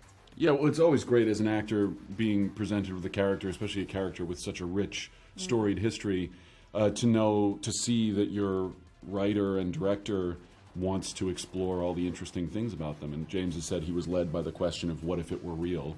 And it really did feel like, as you were reading these scenes, yeah, what would this fantastical character in this fantastical world really feel and really think and really be worried about, really be affected by?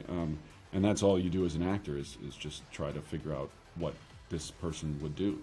Yeah, we get asked a lot what it felt like to take on these iconic roles.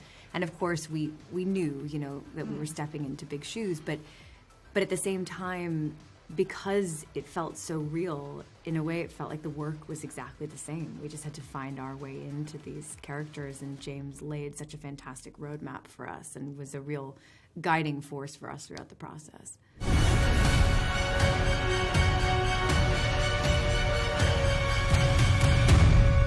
And finally, what do you feel makes the audiences endure with their love of those characters after decades? Well, who doesn't want to watch passionate people go to the ends of the earth for the things that they believe in, whether that's love for each other, love for humanity? I think this movie in particular is filled with people who are not always graceful in their pursuit of that, but who will band forces and do it together. You know, when don't we need a Superman in our very complicated history as a global community? I think, you know, we have so many great heroes who have this sort of have greatness thrust upon them, great superheroes and iconic, you know, characters who have a bitterness or a chip on their shoulder, and they're cool and they're edgy, and you know they're really good at what they do, but maybe they wish they could do something else, or there's a sort of a cool darkness to them. And I think Superman is just the other side of the spectrum, which is the enjoyment of watching somebody go to work and really love what they do. You know, somebody who has all of this power and has these responsibilities, but also has this great joy and playfulness in taking them on and in fulfilling them. It's not to say that he doesn't have his struggles, but ultimately he loves what he does. You've talked a lot about that hope being contagious. You know, that kind of feeling of stepping in and helping and doing the right thing. When one person does it, and especially someone as aspirational as Superman, it inspires other people to do the same. Yeah. And he can lift the girl up. Thank you. Yes, exactly. Effortlessly. Thank you so much. Superman is a character who's good. Who is filled with hope. He saves people because it's the right thing to do. We could use a little bit more of that.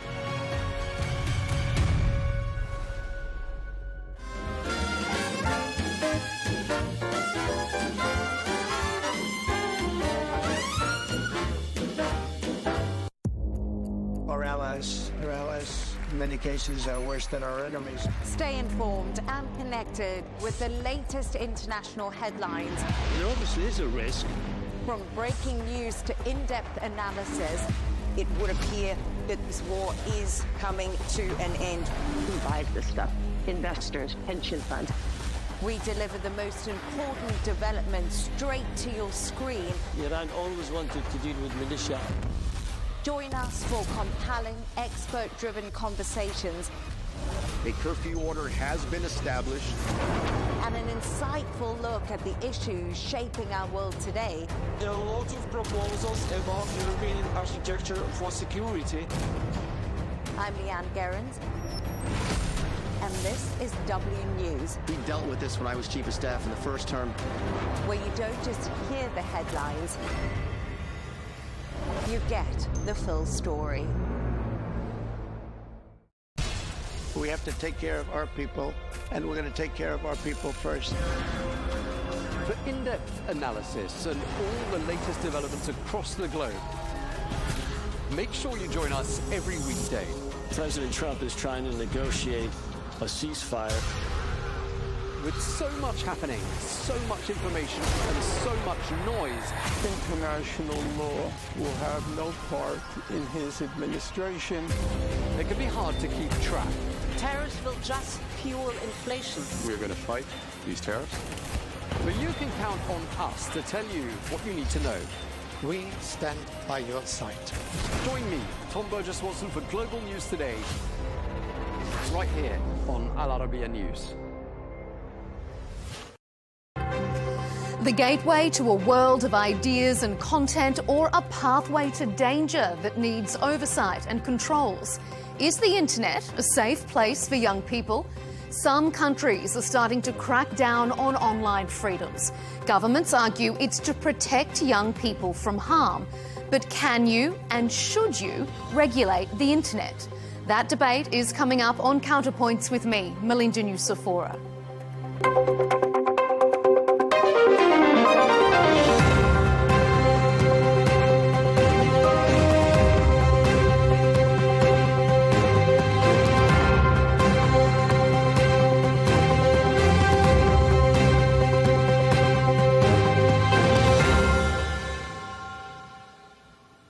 The Australian government is expanding the reach of its self-described world-leading social media regulations, set to come into effect in December.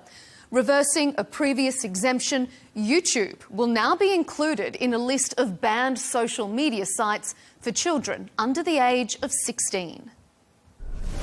These rules and this law on behalf of parents who want and deserve better protections for their kids online. We want kids to know who they are before platforms assume who they are. The UK is now enforcing age verification rules across a host of sites deemed to contain harmful or adult content. In both countries, it's not the users but the companies that face penalties for repeated breaches. But critics are concerned.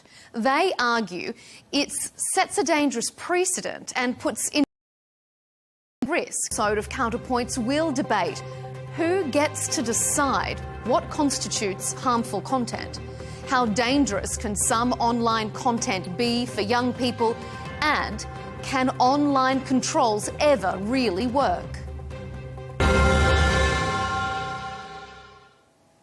Joining us to discuss the strategies and the implications of government internet controls is John Carr, an online safety expert who has advised and lobbied the UK government for the Online Safety Act and other similar bills.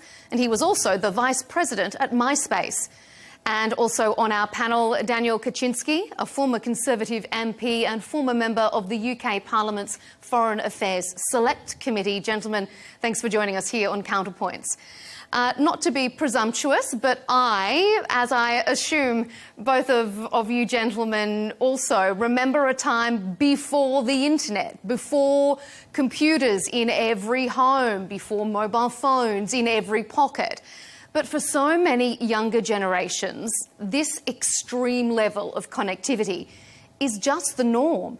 The internet has grown and morphed and developed so quickly, some would argue we've lost total control of it. It's perhaps one of the only parts of modern life that hasn't been regulated or isn't subject to stringent oversight. So, John, considering your background, let's start with you. Who should decide what people need to be protected from and what is considered harmful content? Well, ultimately, certainly in the case of the United Kingdom, we're a liberal democracy, our parliament decides. what rules we live by, and they've done that in the form of the Online Safety Act. I might remind people, if they don't know, this was a bill drafted under the last Conservative government, passed by the Parliament, where the Conservatives had a majority, but it was passed with all-party support. In fact, at the end, on the final votes, I don't think there was a single vote against it from any of the major political parties. So it's Parliament that decides, and then ultimately it's our regulators and the courts that interpret Parliament's wishes. Okay, Daniel, what do you make of those comments? Should the government be deciding what law-abiding citizens are doing in their own homes? Well, I think when it was said that not a single vote from any major political party was cast against this bill, that fills me with dread. Because in my 19 years experience of being a member of Parliament, it's when there was unanimity on the floor of the House of Commons and not the greatest possible debate, that's when real mistakes were made. And I could certainly reference moments in the last 20 years as a parliamentarian where there was unanimity and where that lack of debate led to serious complications and difficulties going forward. But I was the only Conservative member of Parliament to have been born in a communist country.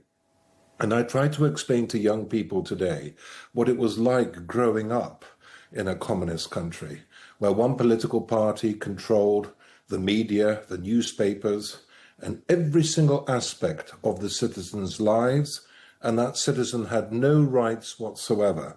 And it does frighten me a little bit about the sort of level of intrusion that we are now pushing into people's daily lives. I saw a free speech lawyer, Preston Byrne, on GB News earlier this afternoon, who was going to he's threatening to sue Ofcom. There's been an American congressional committee visiting London this week, also expressing their concerns about the impact on this bill on American companies. The White House is getting involved. It may even threaten our trade deal with the United States of America. So these things have to be debated constantly in the most robust possible way. But what really angers me is the minister, Peter Kyle, trying to suggest that people like Mr. Farage, who are opposed to this bill, are somehow in favor of Jimmy Savile. Now, I'm old enough to remember Jimmy Savile and what he did and what a figure of total hatred he has become in our country. Let's have a debate. Let's have a serious debate. Let's challenge one another in the most robust possible way. But this denigration to people who don't wish this legislation to be so controlling over our lives, I think they have to be afforded the respect that any functioning democracy ought to give them. John, what do you make of that? Is this bordering on being too controlling? I mean, we've also looking at examples from Australia where come December there's going to be the implementation of a total social media ban for children under 16. Is this a slow creep of control? Well, Dzień dobry, by the way. What we ought to start from is the total anarchy that big tech, driven principally by the profit motive and nothing else, the total anarchy that they have unleashed. And what we're seeing now is reaction by parents, by children themselves, to a state of affairs that any civilized country must consider to be unacceptable. Peter Kyle's reference to Jimmy Savile was a very straightforward one. If you want to repeal the Online Safety Act and take us back to where we were, what you're talking about, in effect, is saying, have at it. Carry on the way things have been. Children being groomed, children being recruited by paedophiles, by terrorist networks. That is a state of affairs that is no longer acceptable. The companies, principally American companies, were given every opportunity to put these things right on a voluntary basis. They refused. What is Parliament, what is a government supposed to do in the face of such resolute determination to leave that anarchy as it is? It's not acceptable. Is it anarchy, Daniel? Well, at the end of the day, Parliament will not be deciding this. It's Ofcom, which are sort of faceless bureaucrats who will be potentially suing American companies and other people. Of course, children are probably the most emotive issue that you could possibly think of. Speaking as a father myself, the idea that one's child is somehow vulnerable to the most awful type of individuals or sort of subjects being shared with them is, particularly at a very young and vulnerable age, you'd have to have a heart of stone not to worry about children and their increasing ability to come across very nefarious content on the internet. What concerns me, and that reason I started to talk about my experiences of living in a communist country as a child, is that this is according to many American friends of mine, and actually in a recent opinion poll today, apparently 69% of the British electorate support this bill. But what concerns me is it's the thin end of the wedge. And if this is allowed and implemented, when will this Labour government start to impose restrictions on certain political narratives? I've been shown content today where controversial things are being said about immigration and other key areas of controversy in this country, and those are being put under restriction as well. So it's almost as if this could be the start of a government, and actually the majority of the British people didn't vote for this government, but it's got a massive majority. It can do anything it likes. But this could be the start of this government and subsequent governments starting to invade our ability as adults in utilizing the internet in a way that we ought to be entitled to, no matter how controversial the subjects and discussions are. John, I wonder what you make of that. It's an interesting point that, okay, at the moment, this legislation, these regulations are being formulated to protect children from harmful or adult content, but if it's a government or when there's an arbitrary oversight of who's deciding what is harmful, could it impact political free speech? Could it impact the political discourse? Digital rights activists argue that if you normalise this sort of regulation, what does it open up to other forms of regulation? Well, first of all, scaremongering isn't going to help. Painting a future of totalitarianism arising from a genuine attempt to protect children isn't going to help. And could I just say, there are no arbitrary rules being drawn up by anybody. It's true that the regulator, Ofcom, will ultimately have responsibility for enforcing the law, but they are guided 100% by codes of practice that have been approved specifically and in detail by Parliament. And then it will be a matter for our courts. And I'm sure Mr. Zuchinski also accepts that our courts are not subject to political influence. They are independent bodies capable of independently reviewing what Parliament's declared intentions were and taking a view on it. And there is nowhere in this legislation even the slightest hint of a desire to control political speech in the way that most people understand it. Daniel, is it a bit scaremongering? I mean, there's been no indication that there's going to be a crackdown on political free speech. Well, that's why I say it's the thin end of the wedge. You know, and my political opponent here is trying to suggest I'm scaremongering. It's actually normally dictatorships and governments will always try to use fear in order to justify increasing restrictions on the population at large. I think the vast majority of the people living here in the United Kingdom are decent, law-abiding citizens. who want to protect themselves and their families. Of course, there is unfortunately a small group of people in any society who will behave incorrectly. But what we're seeing now is, whether it's pernicious levels of taxation, whether it's restrictions on what we can look at on the internet. Apparently, I saw somewhere that apparently, 5 million people are now every day, having to go through checks to look at pornography. Now, I'm not advocating that this is something that everybody should do, but, that sort of level of intrusion to an adult, I just think is too much, and it's this. Okay. Can I jump in there on the point about pornography, since I was very, very closely involved in getting that particular bit of the Online Safety Act passed by Parliament. Pornography has done an enormous amount of harm to children. That is not in dispute. The porn companies, like big tech in general, were given every opportunity to do what they said they wanted to do, which was keep that content away from children's eyes. They didn't do it. And why didn't they do it? Because they were not legally compelled to do it. And so the position now is very simple. The law simply requires porn companies to do what they were always meant to do, which was ensure that only adults can see it.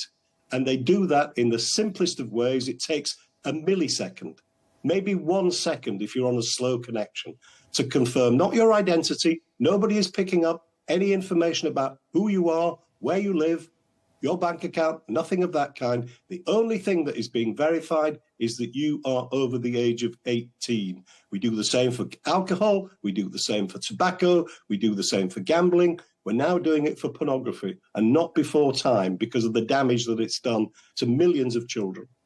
We're actually going to come to the age verification technologies in our future segment. So I'm going to put a pin in that discussion and go to the harms that we've been discussing as well. Australia and the UK are two of the most recent countries to enact online restrictions and regulations. Their governments argue they're necessary protection measures to keep young people safe online, as you, John, have been describing there. They've been spurred into action after often tragic examples of what can happen when there are no guardrails in place. John, do you think that perhaps as the internet has exploded over the decades, have we as a society underestimated how harmful the internet can be? I don't think there's any doubt about that. And I could give you a long, long list of quotations from some of the early engineers, people like Vint Cerf, the people who developed the internet, starting in the 1960s, going on to the explosion with the World Wide Web emerging in the late 1980s, early 1990s, in which they said they had no idea that the internet was going to turn out the way it did. Remember, the internet began as a technology to allow academics, principally scientists in American and British universities, to exchange their research papers with each other rather more quickly than had been the case up till that point in time. Nobody anticipated the possibility that the internet would turn out the way it did. And we're now having to retrofit safeguards into it to protect not just children. There's lots and lots of other people who've been harmed and injured by scams and all kinds of things. People's life savings, pensioners' life savings, taken away by robbers who, and it wouldn't have been possible for that to happen if in the earlier days of the internet, these extremely rich business people in Silicon Valley, if they had thought and paused to put in greater security, greater checks and so on, none of this need have happened. And that's why governments are now having to act to protect their citizens from these unanticipated excesses. So what is wrong with that, Daniel? I mean, if this has developed into a being that people didn't anticipate, then it seems only right that governments are now sort of having to play catch up a little bit. Well, let's also recognise that the internet is a tremendous force for good and enables a lot of people to learn and to pick up information about all sorts of critical things that maybe they don't have. More and more libraries are being closed down, more and more facilities where people in rural areas can't get to have information to the extent that they need. The internet has transformed large parts of this country. And I'm a great fan of the internet, and I thank the people who devised this service. It's been transformatory. But I take you back to my earlier point. The Americans, the First Amendment is the single most important part of their constitution. And why are we now having the White House threatening sanctions on us? Why are congressional American committees coming here to express their concerns to the House of Commons? Why is this? Because it's all predicated in their fundamental concept of the freedom of speech and for human beings to engage with one another without the sanction or authoritarian influence and control of others. Let's wait and see what happens in other countries around the world. This isn't a situation peculiar to the United Kingdom. Politicians in Saudi Arabia, in Australia, in Brazil, all over the world are having to grapple with the same problems that we have.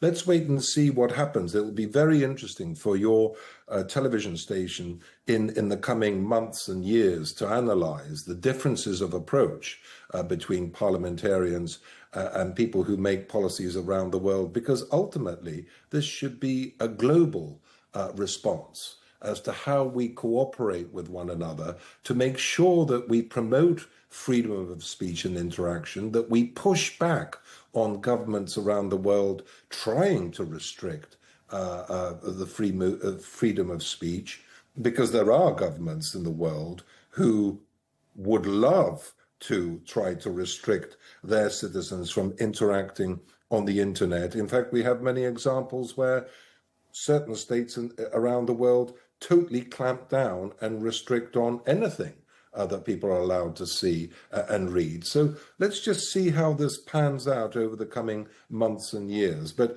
to totally discount the reservations about freedom of speech and that a subsequent government may be able to, this is a very highly toxic situation at the moment in terms of immigration, in terms of how this country is changing. And what frightened me today is somebody from your channel sharing with me images of the internet where somebody who has been making political statements related to immigration has been clamped down on, and you've got to put your age in order to be able to read what he says. Now, that can't be right in a normal functioning democracy. John? Well, I don't know. Well, first of all, I've worked for, as you said, I was a vice president of MySpace. I was on Microsoft's policy board for Europe, the Middle East and Africa. I've worked for Google. I've worked for a great many tech companies over the years. So you could not find a greater enthusiast for the internet and the great things that it has enabled in the world. What I absolutely refuse to accept, however, that the bad stuff is the inevitable price that we have to pay in perpetuity in order to get the good stuff. Now, I don't know what the speech on immigration that you were referring to earlier was about, but but there's certainly in my knowledge of the way the law is meant to be, nobody has to prove they're over 18 to listen to a political speech. They have to prove they're over 18 to view pornography or buy alcohol or tobacco or go gambling. So, look, here's the thing: there are governments around the world who have, from the very beginning, refused to allow their citizens to have access to all of the great things that the internet can provide. These are the same governments that were doing exactly the same thing before the internet came along. In part, therefore, what my point is, to a very substantial degree, how this turns out will depend upon the political culture and traditions of each country. And I simply do not see the United Kingdom or or most of the countries in Western Europe teetering on the edge of totalitarianism because of a desire on the part of its legislators and government to protect children. That is scaremongering. It is not connected with the reality. What do you make, John, of the example that perhaps the UK is out of step with the US? If some members of the US Congress are concerned about this, if the UK and the US are so out of step, is that an issue? It certainly is. First of all, I do not believe for 1 minute that this government will repeal any significant or indeed any parts of the Online Safety Act simply because Donald Trump or some members of Congress say they don't like it. We're a sovereign country. I don't know which side Mr. Jasinski was on the Brexit debate, but one of the things that we heard most frequently spoken about in that debate was the importance of us being a sovereign country. That means to say we make our own decisions, and our Parliament has made a decision with all party support that the Online Safety Act is a necessary piece of legislation because the internet companies wouldn't correct the problems themselves. So what I would say is this. Big tech is extremely influential in the United States. It's vast wealth. It distributes amongst congressmen and senators with abandon. So I'm not at all surprised that congressmen are over here complaining on behalf of their clients, essentially, on behalf of American big tech companies who do not like this legislation. They're complying with it, but they lobbied against it. They tried to stop it through organizations that campaigned against it. They failed. And we're going to see now, we're going to test the resolve of this government to stand up for what the British Parliament has decided upon, and which, as Mr. Jasinski has just said, 70%, was it today in the opinion polls? Overwhelmingly, the British public support this legislation because they want their children to have safer, better lives. Daniel, do you think there is a possibility? I mean, let's be honest. If young people want to do something, access something, they're going to. We've seen the same, unfortunately, for the right or the wrong, with cigarettes, with alcohol. If there are now age verifications and government crackdowns and social media bans for young people, could this not push young people into darker corners of the internet that maybe could it potentially be worse? Well, of course it could, and that's a very eloquent point that you've made, which I failed to bring up so far. But just before I answer that, let me just say that my opponent says that we are an independent sovereign nation. They have no right to interfere in our judicial process and all the rest of it. Actually, I campaigned for Brexit, and I was very pleased that my constituency voted for Brexit. So I feel very strongly about British sovereignty and British independence. But we are, to a certain degree, very much interconnected with the United States of America. Let's not forget that the United States of America, as a single entity, is our single biggest trading partner. The levels of bilateral investment, the largest European investment in America is British. The largest American investment in any European country is American. Our economies are incredibly aligned and in sync across many sectors. And one thing I heard today is that these big tech companies that we're being told are evil and pernicious and not doing the job they're meant to, basically a lot of the Americans are saying, fine, we just won't come to Britain. We won't operate in Britain. We will withdraw our investment because we're not prepared to be arrested or imprisoned because Ofcom decides that something that has appeared on the internet is unreasonable, and an American executive is not going to take that risk of wanting to invest in the United Kingdom. So that's a very important point.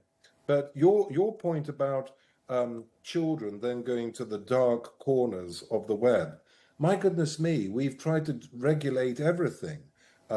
Selling alcohol. Well, of course, how many times are people operating shop corners, selling alcohol illegally to children?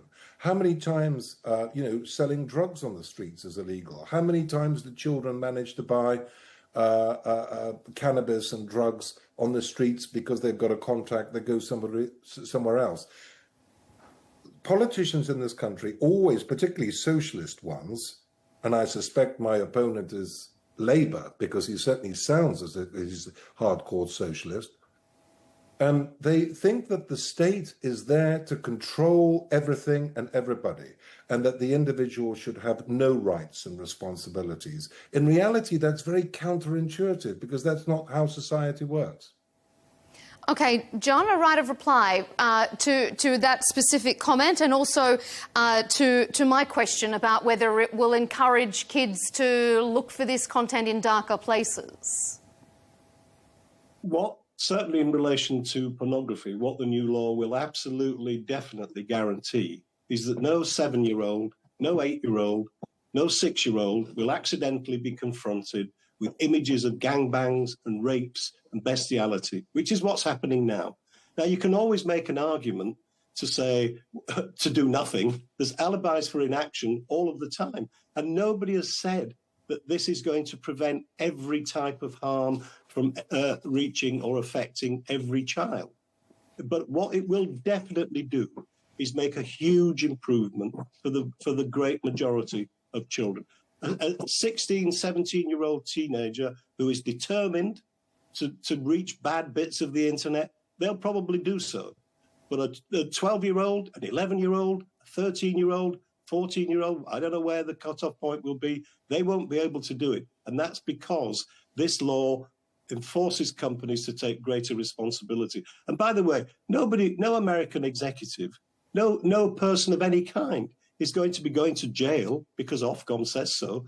They may go to jail if a judge says so, if a court decides, but the circumstances in which that would be likely to happen are very extreme, and it's there as a kind of backstop weapon that can only be used against executives of companies that refuse to comply with our laws. We have exactly the same type of laws, by the way, in relation to the banking industry. After the financial crash of 2008, a whole new raft of laws were introduced to pin criminal liability on people in the City of London who were neglectful of their duties. And we've only copied that in relation to the online space. Go ahead, Daniel. I'd like to make a point that, I think you started the conversation by talking about those halcyon days where none of this existed, when we were all ourselves children. I was born in 1972, so I speak as a 53-year-old. But in my day, the families themselves, the father, the mother, the parents, the grandparents, everybody was very, very involved. And we had various, even in the 80s, there were things that children could come across which were inappropriate. And yet there seemed to be a much greater sense of responsibility from adults and parents and people in schools in controlling what happens to children. It just seems to me that this legislation is basically saying, you know what, we're going to take that responsibility ourselves as the state, as Ofcom, as bureaucrats, and don't you worry, mother and father, don't you worry, aunt and uncle, don't you worry, parents, or those hardcore. Nobody cares for these children more than their parents and their siblings and their family members. And I just worry that this is yet another step whereby the Orwellian state is taking responsibilities away from those who are ultimately responsible for protecting their children. John? The Online Safety Act is not a substitute for parenting. Quite the opposite. It's lots of provisions in there about improving the information that parents are given, the information that the children are given to keep children safer and have better lives. And I'm older than you, Mr. Juczynski. I'm sad to say, and I remember those days too. But the fact is, the internet has completely changed the way young people are brought up.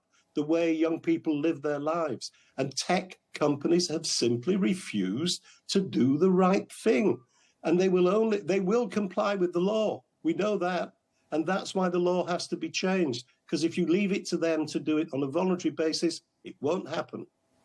That takes us onto our third and final segment, actually, quite succinctly, because there are big question marks over whether or not these kinds of regulations can ever be effective. For example, in the UK, and I found this fascinating, VPN downloads have surged since the age verification rules came into effect. Multiple VPN providers say sign-up rates in the UK have gone up more than 1,000% in the past week.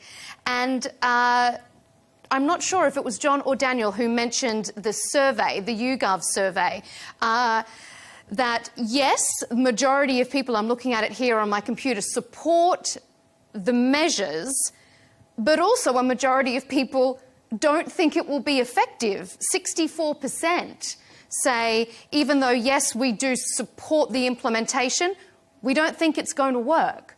So, John, because you were active in this, let me put it to you. Can these controls work?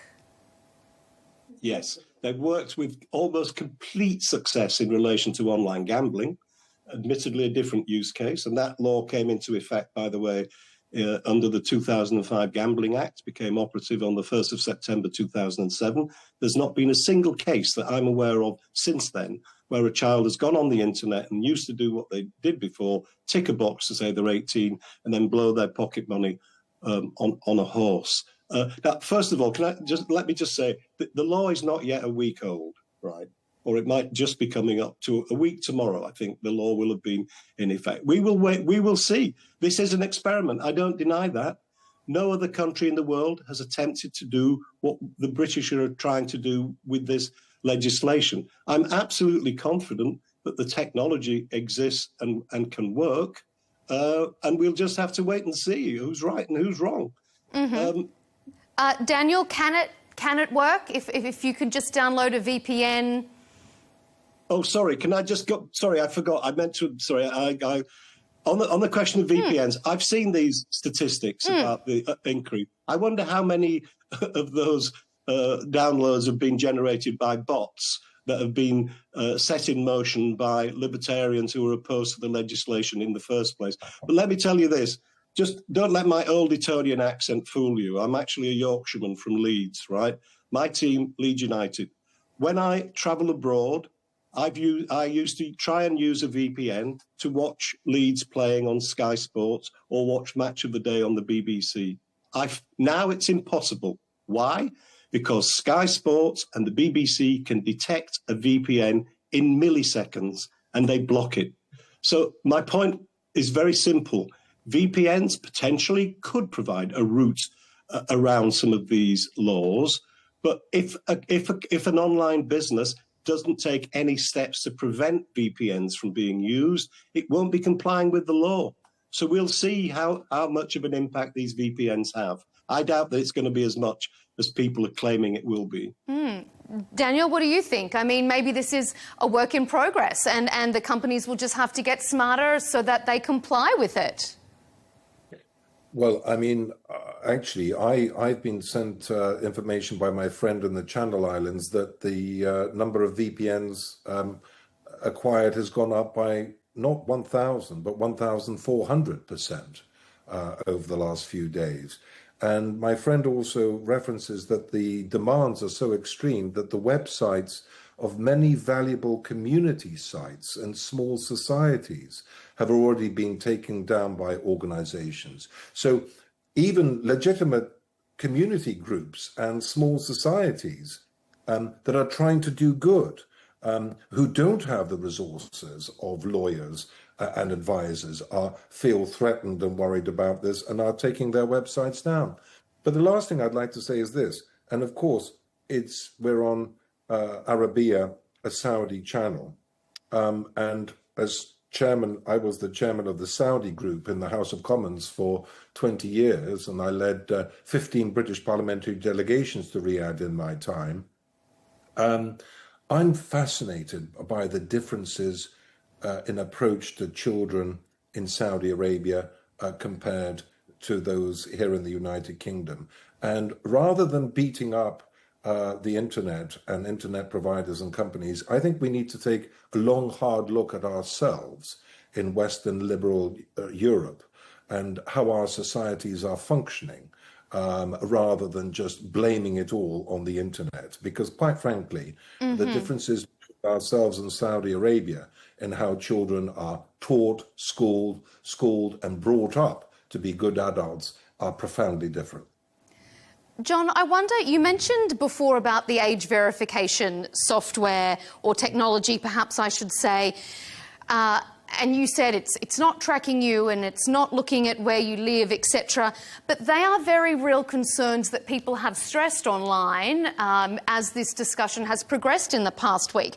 I mean, in Australia, there was a major data breach with a government health website, and they said it's completely safe to keep your health data online.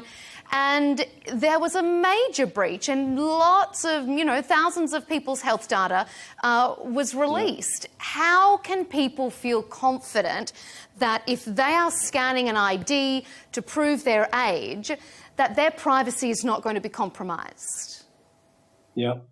Very good point. And by the way, could I just say, given Mr. Zushinsky's obvious admiration for the First Amendment in the United States, on the 27th of June, so not very long ago, the United States Supreme Court, all 9 justices agreed that requiring age verification for pornography sites was not a breach of the First Amendment. They said it was a perfectly reasonable policy, and in fact, they were responding to a case brought by libertarians against the state of Texas that had introduced a statewide law requiring age verification for pornography websites. And just in case your listeners or your viewers are unaware with it, Texas is not a socialist stronghold.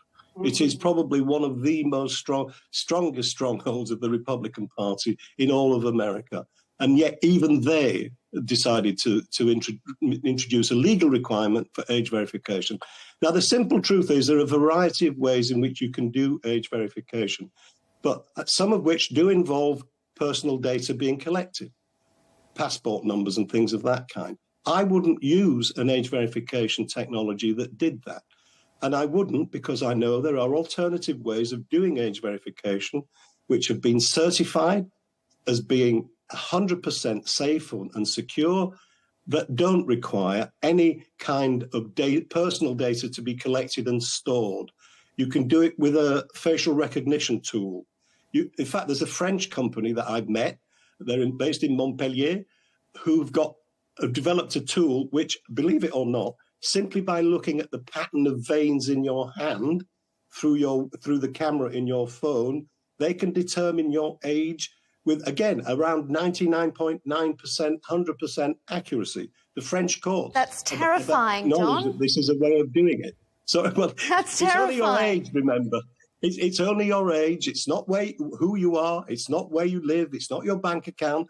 What they're simply saying is, this proves that you're over 18. So you can buy alcohol, you can go gambling, you can look at pornography, you can do all of these things without disclosing any information about who you are. So the possibility of a data breach simply does not exist. By the way, it's called, there are systems now called zero knowledge proofs. And that hand thing that I was describing is an example of that, where there is no need to do age verification that requires personal data of that kind to be handed over and stored by a company. And in fact, arguably, I think under English law, or the law of England and Wales, I should say, it would be illegal to collect that kind of information because our law says you're only supposed to collect the minimum information necessary to perform the task in hand. And if the task in hand is determining whether or not you are 18, you don't need to know the person's name. You don't need to know their address or any other information about them. There are other ways it can be done. Daniel, does that placate a privacy concern? No, not really. But what I would say is, I mean, the most interesting thing that I've heard during the course of this debate is from you as our sort of chair of the debate, in the sense that you acknowledge that the United Kingdom is the first and only country to do this to this extent. To be the first to do something, I think, is always, well, I mean, we were the first to implement Brexit.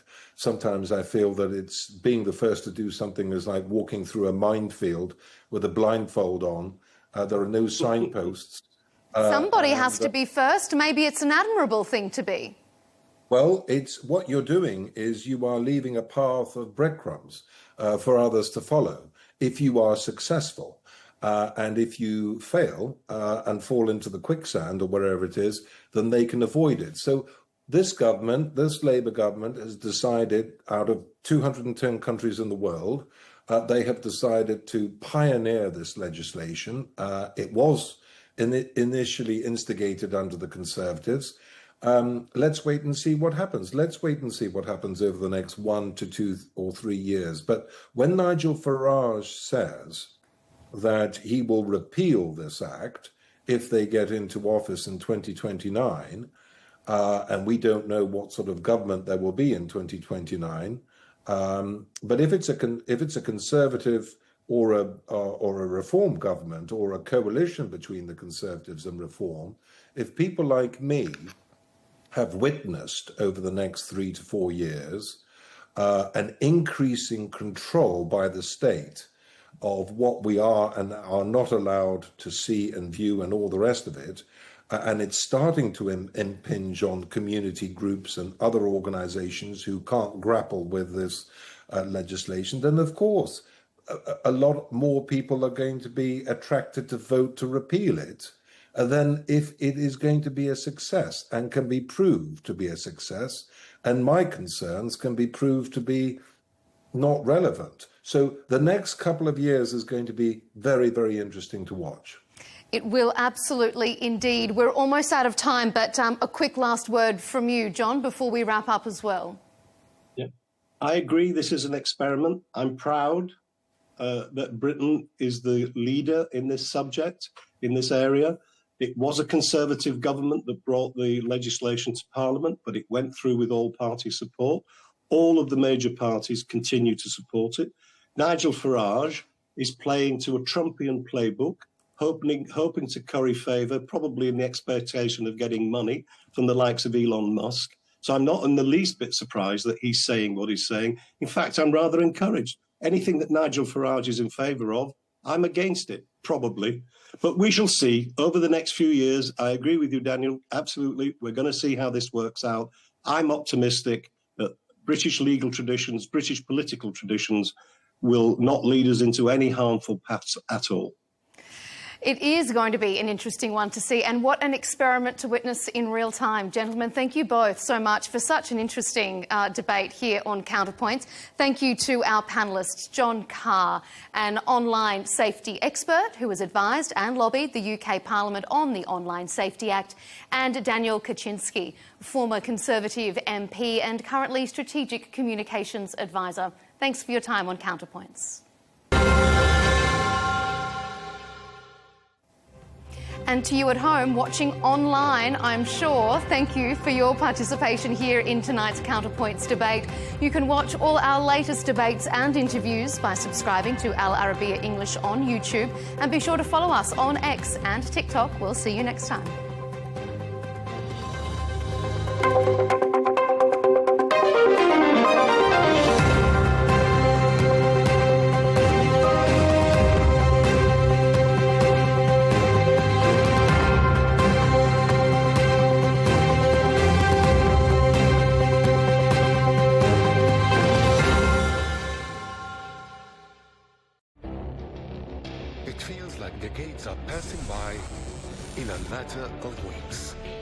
Seismic shifts in the world order. Never, ever will be part of America. With so much happening and so much noise. Whether it's political upheaval, Canada has been ripping us off for years. Economic shifts or social movements.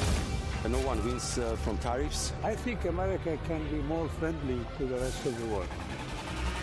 For in-depth analysis and all the latest developments across the globe, to have an inclusive policy together. The meetings with Hamas gave me some hope. We're in another nuclear arms race.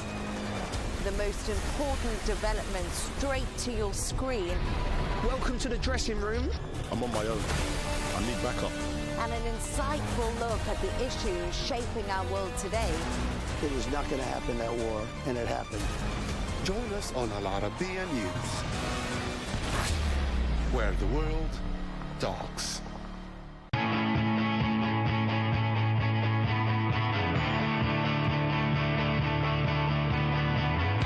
Welcome to the metropolis,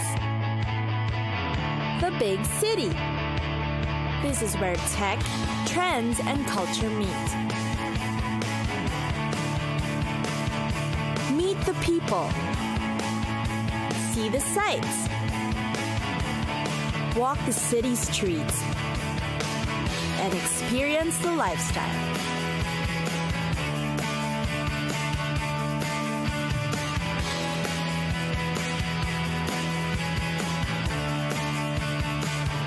This is your first-class ticket to the cities of the world.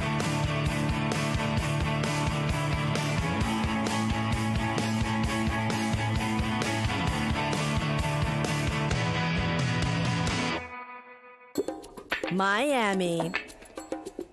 If you would hear that the city of Miami gets an average of 3,200 hours of sunshine, you'd probably head over to the city in an instant.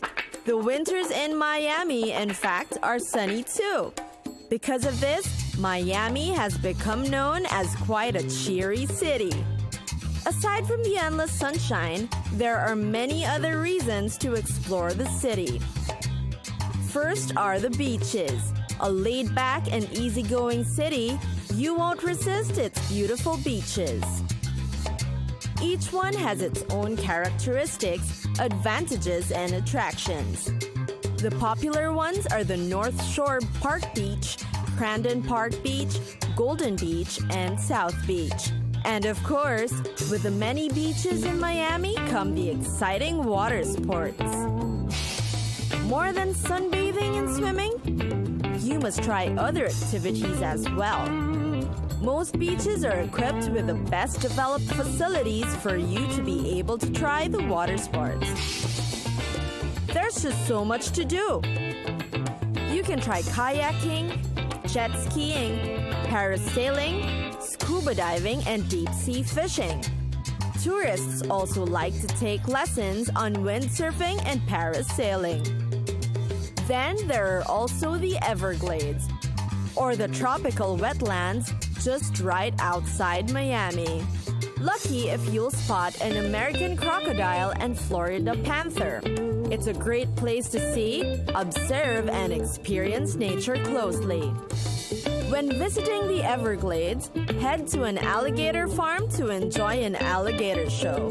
This is truly a one-of-a-kind and thrilling experience. Knowledgeable experts will teach you how to handle these creatures of the swamp and show some simple catching techniques. What can be more exciting than feeding an alligator and taking a photo with him? Miami is also quite an artistic city. It has become an excellent destination for esteemed artists and art galleries from all over the country. It's also notable how Miami's museums and art galleries aren't the usual stuffy and intimidating types. The place's friendly ambiance allows visitors to really learn about the arts.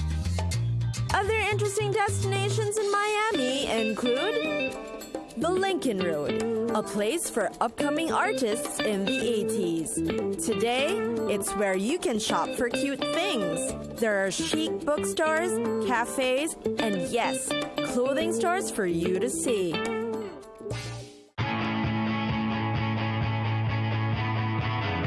It's time for us to go. Pack your bags and get your tickets ready.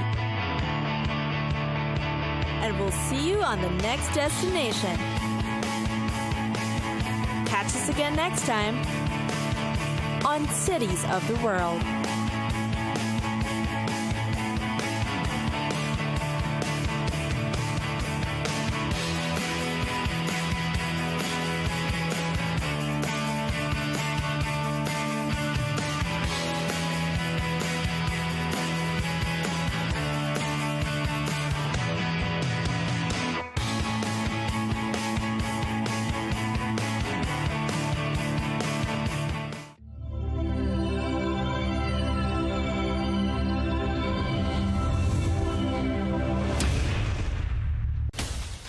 White House to Gaza, Kiev to Beijing, elections, economics and the environment compete with conflicts and other complex issues for our attention. In an age of fake news, deepfake and artificial intelligence, they've got to have a vote and a say. It's important to look beyond the loudest voice to understand the truth. From newsmakers to groundbreakers, my campaign is going very well. Presidents, prime ministers, princes and peacemakers, and cultural tastemakers. As Arabs, as Middle Eastern, we're too emotional. Join me on the Riz Khan Show for empowering conversation. Israel's a small country. It's very tribalistic. They all come together in moments of crisis, right?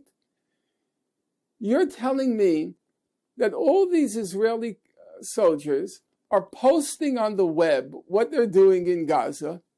They're posting it. If you're posting it, it must mean you don't fear being ostracized. You don't boast about it, that you're annihilating cities. You don't boast about it if you feared ostracism. You're telling me when the conscripts come home, they don't tell anybody what was going on in Gaza? Israel per capita has the highest usage of the web on our planet of any country in the world. They didn't see those starving images. They don't see the kids huddled with the pots begging for food. They don't see it. Is that plausible? Is that believable? Is that credible? Of course they know.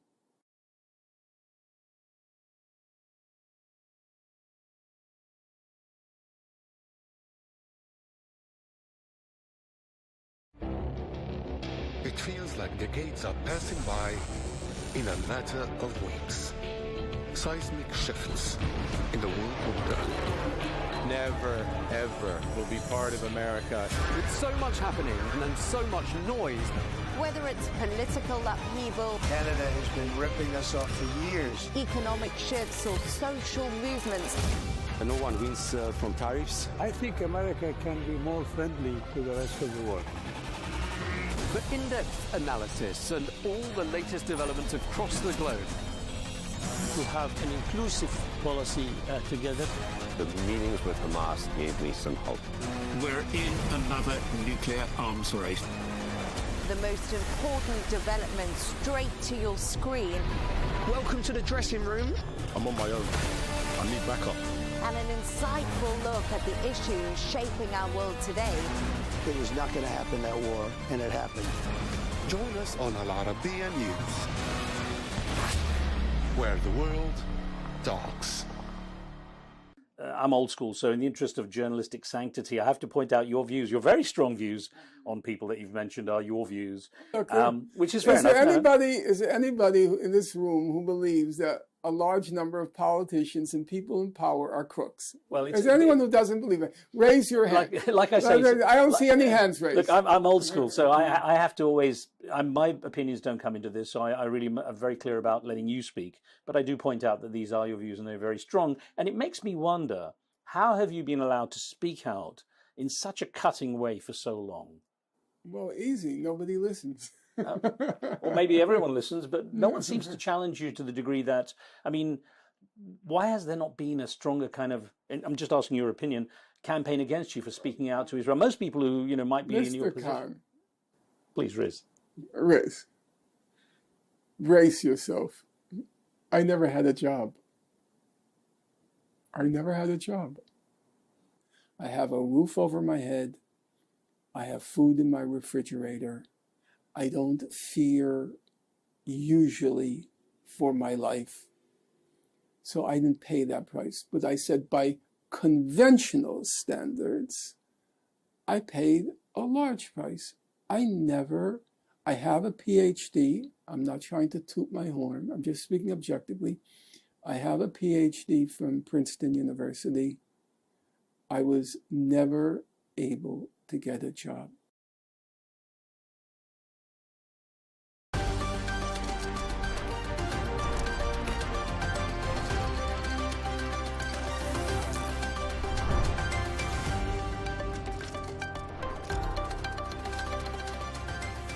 Hello and welcome. I'm Leigh Ann Gerrans and you're watching W News Extra, broadcasting live from the Al Arabiya studios. These are our top stories.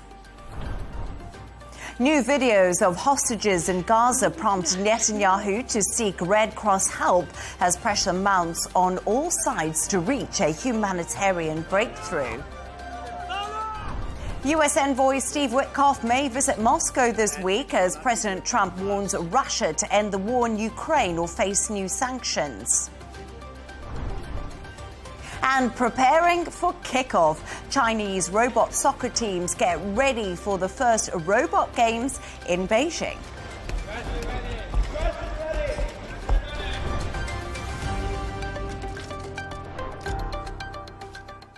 Israeli Prime Minister Benjamin Netanyahu is asking the Red Cross to help feed and treat hostages in Gaza after new videos showed them severely malnourished. Hamas says it's willing to allow access, but only if Israel opens a permanent aid corridor and pauses airstrikes during deliveries. The footage has sparked outrage in Israel and pushed the UN Security Council to schedule an emergency session for Tuesday.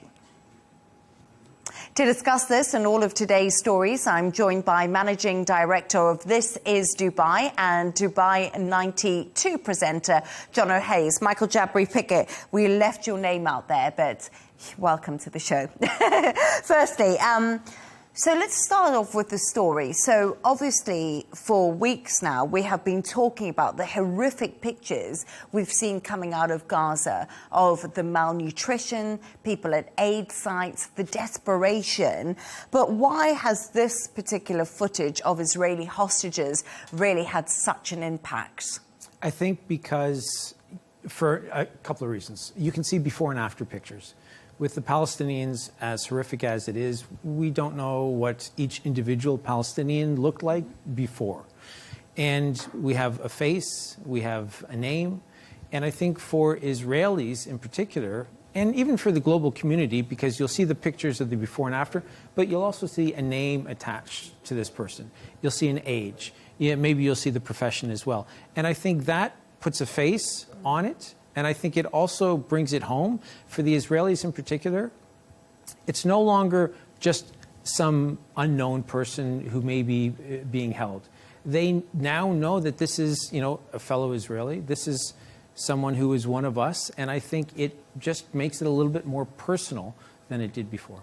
Yes, and of course, we know the beginning of the story. He was at a Nova festival in the kibbutz, and people knew the situation that people were taken in. And obviously, the families have been protesting for so long to get these members back into Israel and back safe.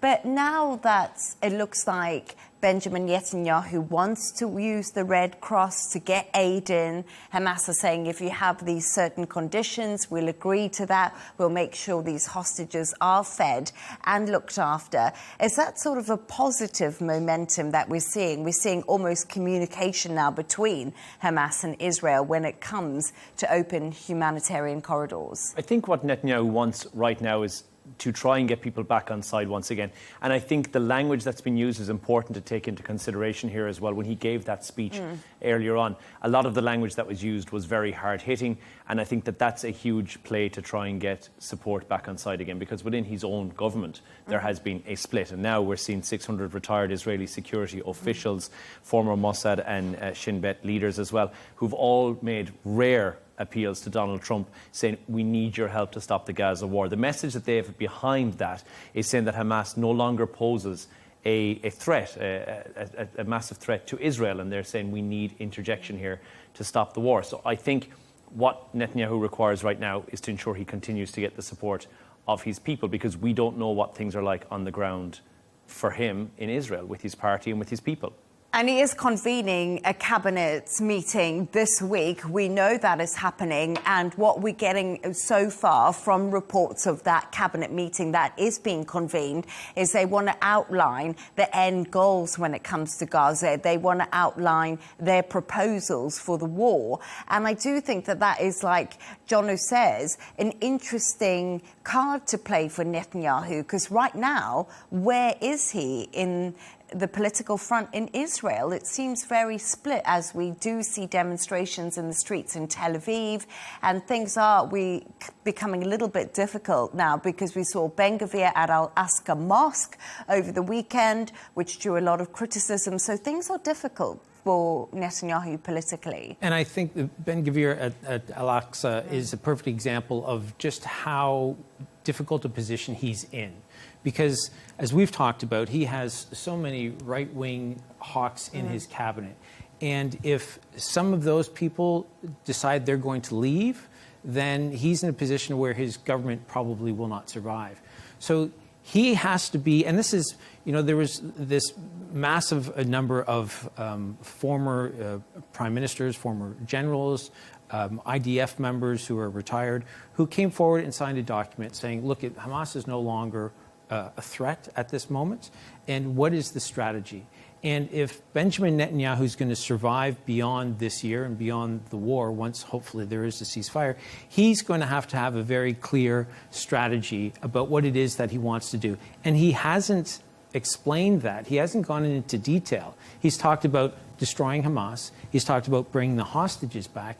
But he hasn't said, okay, then what? And I would say, if Hamas were to give Israel everything that it wants today, they'll lay down their arms and they'll give back all the hostages, the fallen as well as those who are still alive, what then?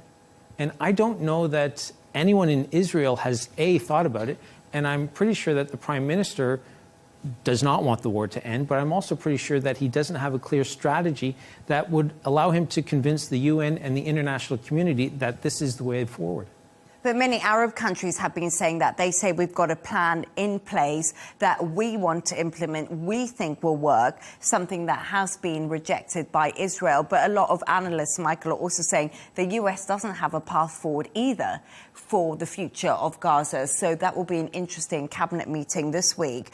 But, Jono, we've also spoken about this before on the show, and no international journalists are allowed into Gaza at all. And that's something Israel said right from the beginning almost. And now over 100 journalists have signed a petition demanding unsupervised foreign press access to the Gaza Strip.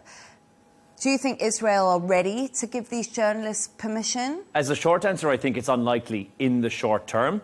But I think in order to be able, he'll have to have international pressure. Otherwise, I don't see this happening. Political pressure, or otherwise, key allies like the US interjecting here and saying we need to let journalists in. Keeping in mind, this is a war zone. 174 journalists, 170 of those are Palestinians, 4 are Israeli, who have been killed since the start of this conflict on the ground in the line of duty. The GHF are, according to Israel, doing amazing work in order to be able to distribute aid. And also, according to the US envoy who was there, we saw... when Witkoff went to see it... And Mike Huckabee. And they're doing amazing work. If that's allegedly true, which is what we've been led to believe, let the journalists in. Let us see what is happening on the ground, because currently we're dealing with second-hand information, which is primarily through social media and a limited amount of videos like what we're seeing on the screen at the moment. We don't have any actual impartiality on the ground to find out what is the real situation. From a Hamas point of view, we're hearing stories from several sources saying that Hamas are taking the aid before it even gets to those who most need it. We're seeing videos of aid that's been sent from the UAE for sale at street markets, which we know has been dropped in. But if the GHF really are doing such an amazing job on the ground and are getting that aid out to the people who need it most, and are, as they say, giving out 2 million hot meals every single day, where are the proof? Where's the proof of this? The videos of misappropriation of aid that continue to flood out of Gaza will continue until such a time as that independent journalists are able to get on the ground and see what's actually happening. But one of the things I would add, one caveat to your comments, is that there are some impartial people. We've had British, American, Canadian, Australian doctors who have gone in for weeks at a time to treat the injured in Gaza, and they've come out and they've just talked about how horrific the situation is. But that's first-hand information. What you need are professional storytellers, right? You need the journalists to go in to be able to do the job that they are paid to do and what they've been trained their whole life to do. But Israel, at this point, the images, what's turned the international community are these images. At this moment, there's no way that they're going to allow journalists to go in now when it's absolutely at the worst for the Israeli government. What we are also seeing as well, and obviously when Steve Witkoff went and we saw this, what I would like to call a best foot forward approach, we're seeing things working really well. And I think that that's very much, it may have been a staged video that was put on. You will do that if you're going to have an envoy who's on board for a couple of hours, to be able to portray the best possible light on the GHF, because, and you've spoken to many people before who said the GHF simply does not work. And even on the ground, that people who are making their way to get aid were being shot at will. So you're hearing stories of that, and at the same time the GHF showing a video of how wonderful it is to Steve Witkoff. Two very conflicting stories. Just the numbers. GHF has 4 distribution food sites, whereas the UN had 400. I don't know how you can compare those. And like you say, it's very difficult to get the truth because we've interviewed so many people on the show, doctors who are working in the hospitals inside of Gaza, doctors who've been there and left. We've spoken to so many variety of people, and it's really difficult. The stories are horrific, but then we'll speak to the side of Israel and it'll be a different story. So there needs, like you say, for us to actually get to the heart of the story and know the truth. But thank you so much for your thoughts on that story. Stay right there as we move on to another story now. And US President Donald Trump says his special envoy may head to Moscow this week ahead of an August the 8th deadline he set for Russia to end its war on Ukraine or face fresh sanctions. Trump didn't confirm if Steve Witkoff would meet President Putin, but said the message is simple: get a deal where people stop getting killed. The Kremlin hasn't confirmed the visit, but says it's always glad to see Witkoff. There we are. So Friday is the deadline. It's fast approaching. And you could argue, really, Jono and Michael, we've heard it all before. We've discussed this all before on the show. Will the sanction deadline make any difference, or will it sort of make Putin come to the... I mean, what's the answer here? I think sanction fatigue is something that we've heard in the last couple of weeks, and I think that has really been felt right now when it comes to Russia and Ukraine, because we hear about sanctions over and over every couple of days and new sanctions being placed. What Russia has done, and it's done it quite well, it's managed to make itself relatively self-sufficient so that the sanctions don't really matter that much, but also build strong coalition ties with China, with India, and with countries that they can directly trade with without the sanctions really affecting them. So, in short, I think it's unlikely that Moscow will see this as any sort of a threat or any sort of a back down. And they don't deal well when it's an ultimatum. They don't respond well to it in any way whatsoever. So I think the sanctions in the initial time, which would have been September the 2nd, and now we're moved forward to this week, it's not going to make much of a difference. And you have to question, well, what will they do? What sanctions could you possibly impose upon Moscow to say, right, we need some change now?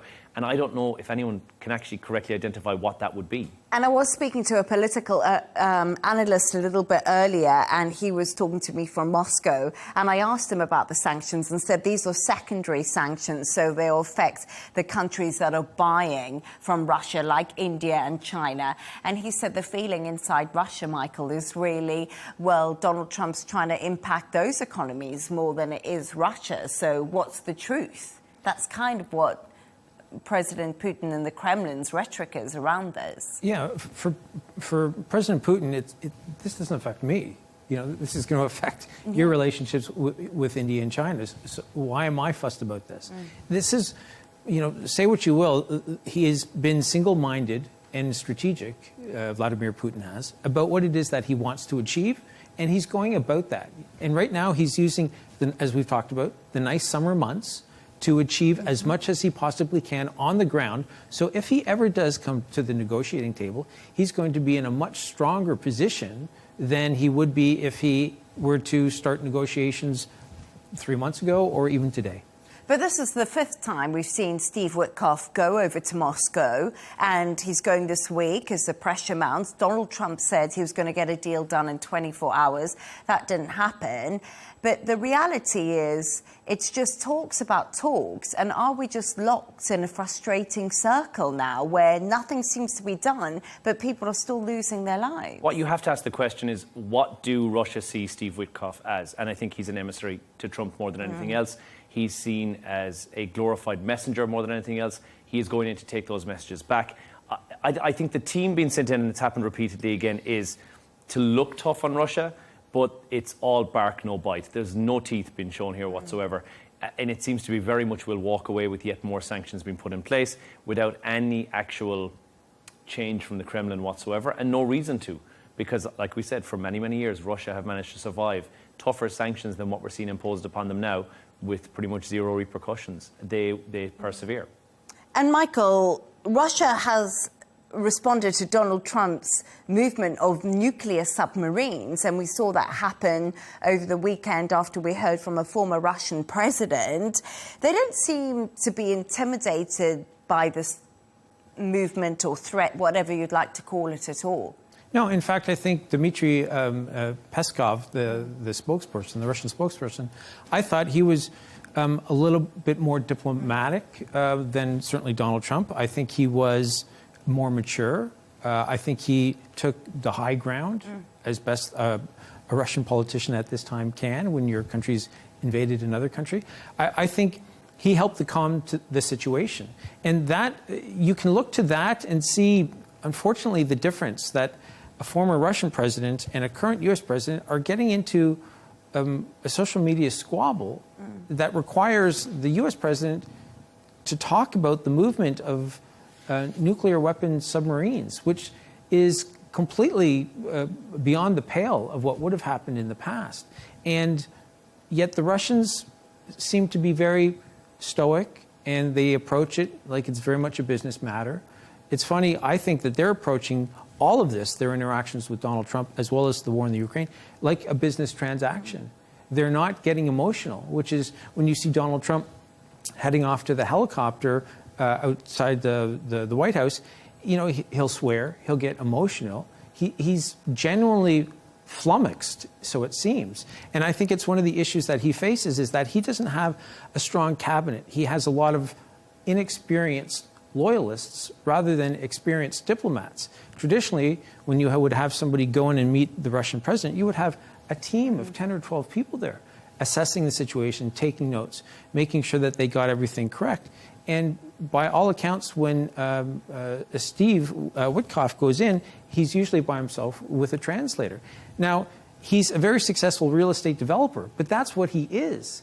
And it just feels like Donald Trump doesn't prioritize it, because the man who is supposed to solve the war in the Ukraine is also the one that's supposed to solve the war between Hamas and the Israelis. Like, there should be teams of people who are camped out in those situation rooms constantly trying to push both sides to come together. And when you have one man who's expected to do it all, and this is not a career diplomat, this is somebody who has very little experience on that global stage, and yet that's the expectation that Donald Trump thrusts upon him. And I think that's the concern, is that a lot of people would say the international diplomacy focus has been on Gaza, and therefore Ukraine is at risk of this becoming somewhat of a frozen disagreement more than anything else, in a conflict that just doesn't go anywhere. And it ends up in a stalemate of Russia puts forward a little bit of pressure, takes some ground, Ukraine pushes back, and this could go on for a very, very long time. And again, like Michael rightly said, Steve Witkoff may not be the man for the job on this, because he simply is not cut out for it. That's not his speciality. Well, let's see what happens this week. But also, of course, Europe is involved in the mix, and NATO. That's another side to the Ukraine and Russia war. That is another big driver to wanting it to end. So let's see if all parties can come together. Thanks for your thoughts on that. Let's move on now. And the world's most high-tech football game got underway in Beijing on Monday. The two teams were made up entirely of robots with 5 players each. Developed by engineering students, the humanoid robots took part in a training match ahead of the World Humanoid Robot Games, set to begin on the 15th of August. Camille Nedelec has more. It's a far more sedate football game than many fans will be used to. 2 humanoid robot teams of 5 faced off in a training match in the run-up to the first World Humanoid Robotics Games next week. It's a chance for the engineering students who created them to show off their research. This is our first time participating in such a world-class competition. We're excited to be able to compete with team members from all over the world, right here at home. While these steps across the pitch are unsteady, China has been making big strides in developing advanced humanoid robotics. Beijing has put humanoids at the heart of its robotic strategy, believing this could be the answer to an aging population and a shrinking workforce. This may look like a training ground for playing football, but it's also a training ground for the country's next generation of carers and factory workers. Our advantages are that our team has a clear division of labor, and we can quickly adjust according to the venue, the opponent's strategy, and the environment, and then get a good result. China's robotics industry is heavily subsidized, which has turbo-driven its shift to automation. More than half of all industrial robots installed around the world are installed in China. It only entered the top 10 in 2019. It's now at number 3. But official figures lag behind. And the US Chamber of Commerce in China notes that Beijing is being increasingly opaque about just how advanced its robotics have become. After a slow start, and watching and learning from other innovators, China may have already caught up and won the game. A strategy also used by these robots. We used imitation learning to teach them. The robot watches human movements and goes through tens of thousands of simulations so that it learns the essence of those movements. It dribbles the ball like a human, and it can kick the ball like a human. But unlike a human, these footballers aren't paid millions. And if they fall, there are no theatrics. They just get back up again and carry on. Camille Nedelec, Arabiya English. Well, there we are. At least they helped each other get back up. But what do you make of this idea? And will you be signing up to watch a robot football game or soccer game, whatever you wish to call it? So I will not. But I do appreciate, as the journalist said, that there were no theatrics. So maybe this would eliminate the diving from football. But I do think as a sports spectacle, this was incredibly boring. But as a scientific experiment, and that's where I think it's headed. I think, we were all shocked as a global community when, the Chinese released DeepSeek and how much it had progressed compared to what the Americans were doing. And DeepSeek is founded on an open source principle.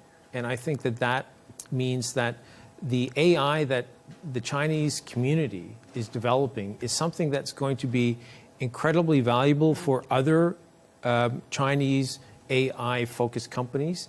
And I think it's going to mean that these are the things that they're doing that are making news.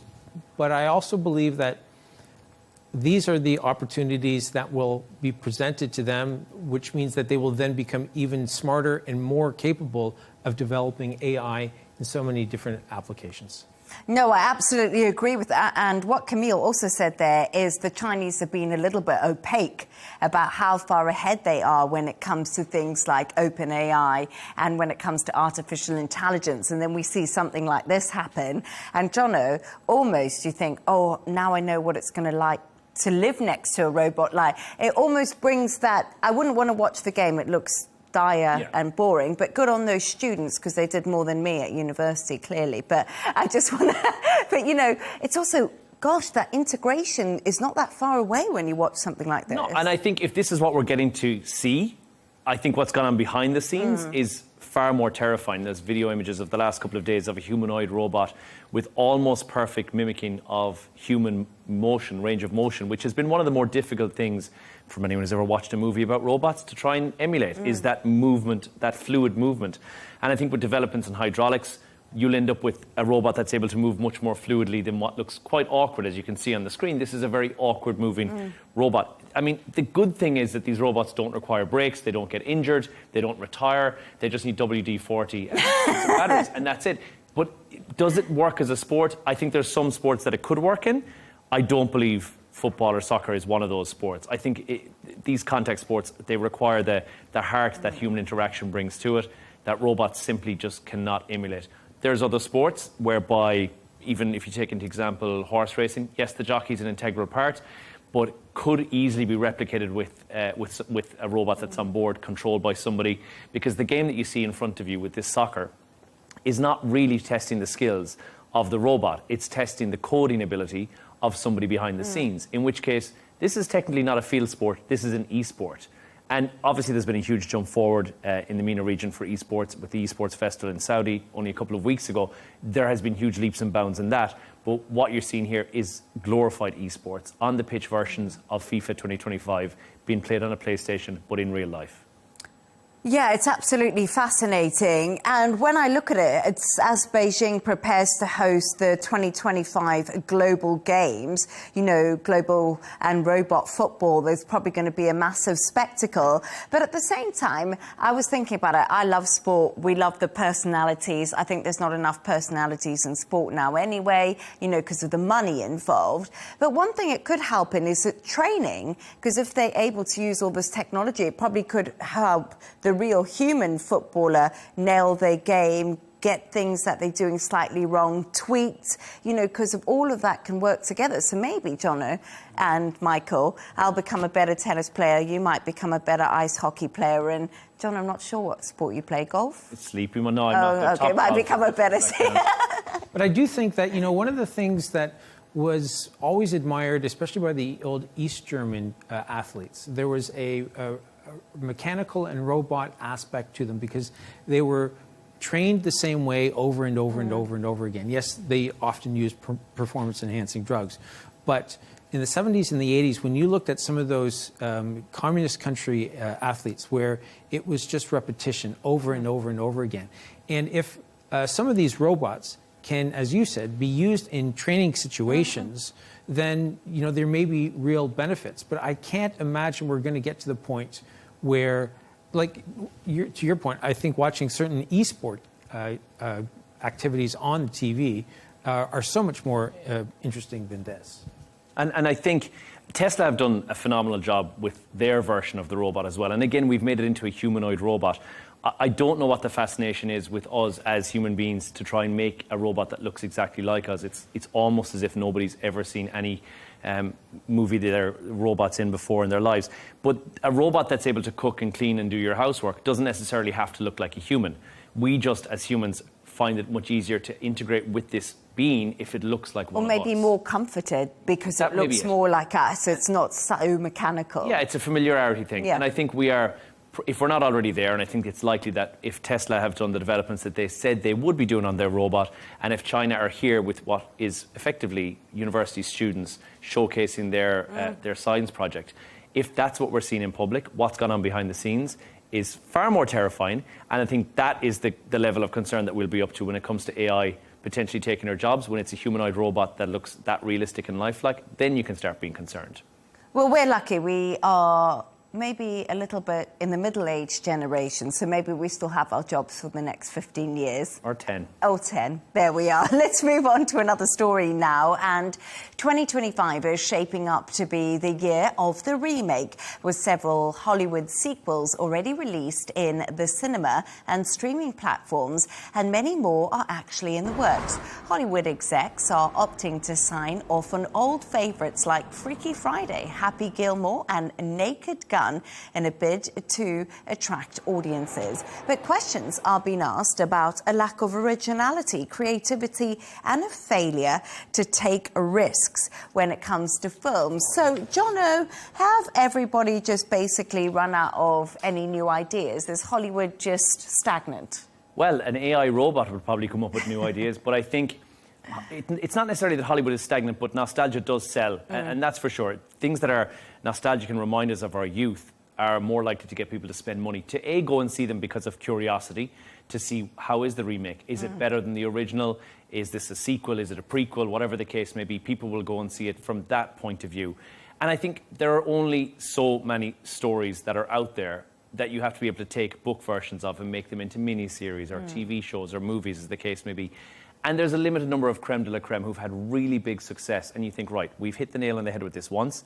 Let's do it again and again and again. And I think the Jurassic Park franchise is probably one of the best examples. The original movie, arguably my favourite movie of all time. And then everything after that was quite lacklustre.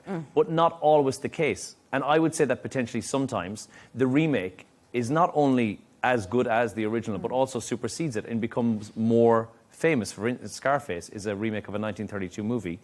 And Scarface is the iconic movie from 1983. Ocean's 11 is a remake of a 1960s movie called The Rat Pack.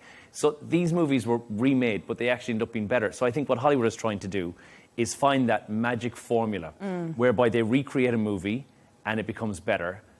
By default, they've just created a new masterpiece. And I mean, Snow White is likely not that. The Lion King, arguably because it's a different take on it, maybe that. But I quite enjoyed the Lion King remake, which I thought I wouldn't because I loved the original Lion King. But I didn't mind the remake, to be honest with you. But I can't believe some of these films came out 20 years ago. If we look at Freaky Friday, that's part of our culture, isn't it? We were all teenagers when that came out. But I wonder if... You say it's about nostalgia. Why are you laughing? Because all of us were teenagers when it came out. Oh, yeah. Michael wasn't a teenager. I was not, no. But I want to include you in the group, you know, My so children you were don't feel teenagers. so you don't feel too left out. But you could argue, perhaps, Hollywood doesn't want to take a chance on something new, like something completely out there, something completely different, because it's all about money and monopolizing things. And I wonder if that's also just sort of choking creativity in some respects. So this is actually not something that's incredibly new. The way that Hollywood has operating, the way that they're operating now is how they have operated for almost 100 years. And I'll give you an example. One of my favorite movies, not because I was around when it was made, premiered, is The Maltese Falcon. The book, Dashiell Hammett, published 1930. But in 31, there was a film. And then 36, there was a film. 41 is the one that I like, Humphrey Bogart, John Huston directed. And then there was another one in 75. So that is... Is it in black and white, Michael? The 41 one and the 31 and the 36, yes. The 75, no. Okay. But my point is this, that when that film came out, it was based on a book, and then there were 4 film adaptations. And that's not so different than what we're experiencing now. The other thing that is incredibly important, and I think plays a large part, is that a lot of films want an IP, an intellectual property aspect to it. They want to go in knowing that there's something that they can sell as soon as the film hits movie theaters. And then the third component is that today, unlike back in the day, today, most studios are owned by big corporations, sometimes publicly traded corporations, which means that they definitely need to show that what they're building and creating is actually turning a massive profit. And it's easier for them to almost guarantee success if they know going in that this is a tried and true formula because it has worked so many times, so we'll just roll it out once more time. Do you buy the merch when you watch a film? It depends on what the merchandise is. And I think certain movies, merchandise simply wouldn't work. And I know there's a remake of Jaws on the cards. And my concern with a movie like that is that the original grainy quality of a 1980s movie on VHS gave a something special element to that. You recreate it now, it's going to require CGI. It's going to look like, you know, The Meg and one of those movies. You lack the ability for it to be now believable, and you've now taken on a whole different guise with it as well. But again, exactly to Michael's point, something like the Pirates franchise allows Disney to create a theme park ride, a stack of franchise, and various different things that go along with it. Shrek, likewise as well. Pixar have had great success with creating walk-around characters for theme parks. I bought a donkey, teddy bear, of Donkey from Shrek. I love that thing. Is that adults and kids alike will spend their money on something that they think this has got. But the nostalgia factor, I think we can't overrate that as well. There's something very comforting about going to watch a movie that we know and love. We know maybe what the storyline is. We probably know what the outcome is. And safe of actually creating prequels and sequels for every other single movie. I think that's what Hollywood's trying to do right now, is to recreate that nail-on-the-head moment again that they had with big movies that won Oscars like Titanic or, you know. I mean, they're doing it with Harry Potter. You know, each book... Fantastic Beasts and Where to Find Them. Well, there's that. Yeah, there's now, that too. HBO is going to be doing a season of 10 episodes, or 8 or 10 episodes each season, and each season is based on a book. Well, we all know who hasn't seen and read the books, and yet they're going to do it again. And because, to your point, there's a nostalgia aspect of it. And I think that there's also a familiarity. And in this society in which we live today, where so many people can get anxious so easily, they will rewatch Friends or Seinfeld or so many other old sitcoms because you know what's going to happen. There's a predictability to it, and that familiarity relaxes people. So if they know that they're going to go to see, say, Harry Potter, or they're going to watch it streaming, there's a comfort factor because they get to assess something compared to what they know, but there's also, they know how it's going to turn out, and that will give them a sense of comfort, and maybe that will help them spend more money. And I do think it's only a matter of time before we end up recycling the same stories again, simply because the perfect example is The Simpsons, who are famously have said to have predicted so many things in history. That's not the case. The fact of the matter is The Simpsons have been on air for 38 years. Hundreds of thousands of episodes. Everything you can think of has at some point been referenced in The Simpsons. And it's not that they're predicting the future. It's that they've quite literally exhausted all possible avenues. And that's where Hollywood is right now. They've exhausted all possible outcomes of all movies. And Safe doing Titanic follow-up on her entire story from when she got off the boat to when she passed away. There's very little else that we can do movie-wise that's not already been done. No, really interesting. I'm so glad I've got two movie lovers here because I'm not very good on this genre, but I did try. Might go and watch Freaky Friday too. Why not? And finally, Michael and Jono have come up with a couple of quirky stories of the day. And Michael, I actually think yours is really heartfelt. It is quirky, but it's all about anti-poaching and this big campaign that is happening in South Africa, really to save the rhinos. Well, I think you like it because it's probably, in your mind, attractive animals that are being saved. For me, I think that's what's most interesting about it is it starts with a great stat that at the start of the 20th century, there were 500,000 rhinos globally. Conservationists today estimate that there are probably about 27,000. Now, about 500 a year are poached, and what they're trying to do is prevent the smugglers from being inspired to take the horns off of the rhinos. So they have, after scientifically testing this and assuring everybody that there is no harm done to the rhino, they are injecting radioactive isotopes into the horns of the rhino so that those can be detected by when people are bringing them through customs. Even if it's in a 40-foot shipping container, the devices that the customs officials would be using to see if there are any smuggled goods, they'd be able to find those smuggled rhinos. And of course, they're used in traditional Chinese medicines and sometimes for carving of ornate objects as well. Beautiful, absolutely majestic rhinos. Part of the Big Five, of course, the Africa's Big Five. I've seen many in my life. And it just seems so sad that they have to try all these things to save them. We know, John, they previously used dye to dye the horn, so they couldn't be resellable. A lot of the APUs that operate in South Africa still use a dye whereby they'll sedate down the rhino, but they'll also dehorn the rhino. And there is something that's quite sad, and there's a few places like Tanzania, you go to there and you can see rhino with their original horns, but they're at such a high value per gram, and we're talking thousands and thousands of dollars for rhino horn, that you can see these rhinos but no horn, and it feels like they're incomplete. So to be able to actually retain that and keep it, I think is something very, very special and something that humanity needs to see. Oh, absolutely. No, I couldn't agree more. Anything to preserve the wildlife. And, Jono, also something that you've come up with, actually, almost half of us believe our friends are using weight loss jabs, but tell us more about the story. Well, 2 in 5 of us said that we think that one of our friends are using weight loss treatments, but the majority of us are afraid to ask them, which is the concern. 13% of us say a close friend is likely to be using some sort of a weight loss jab, but they'd never ask because it's none of their business, because you're worried about offending people.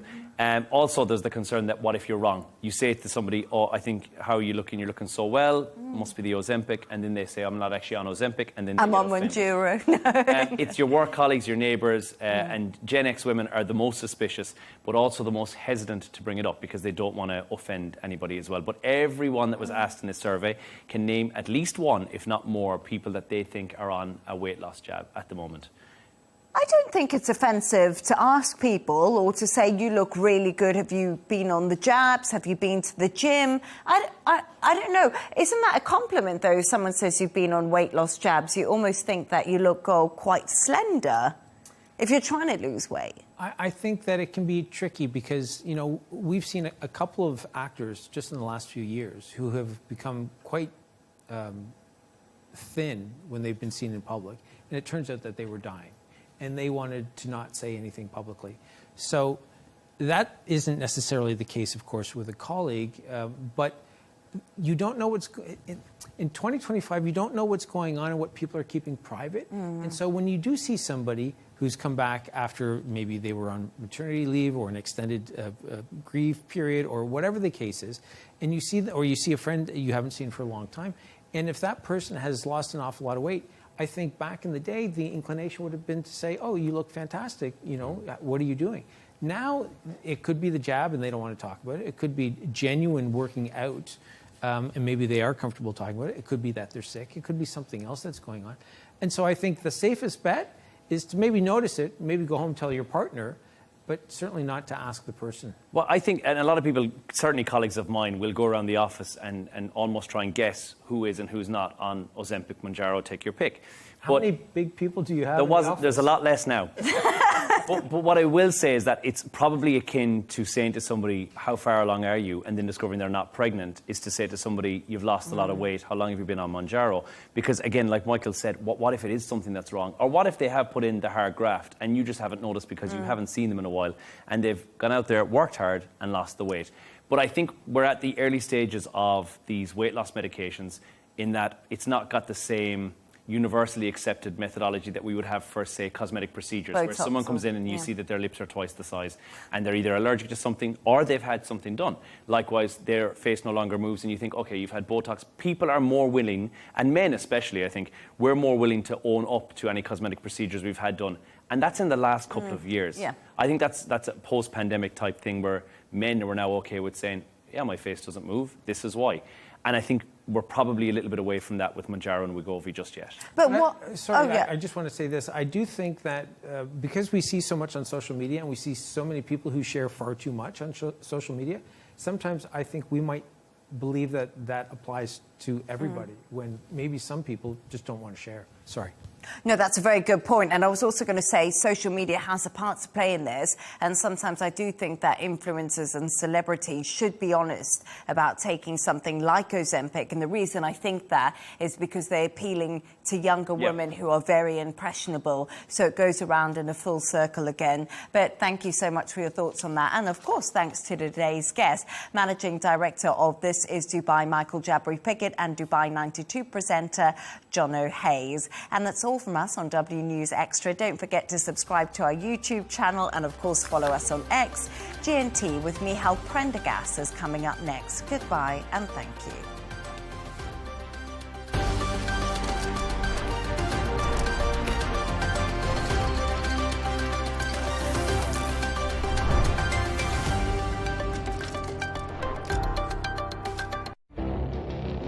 It feels like decades are passing by in a matter of weeks.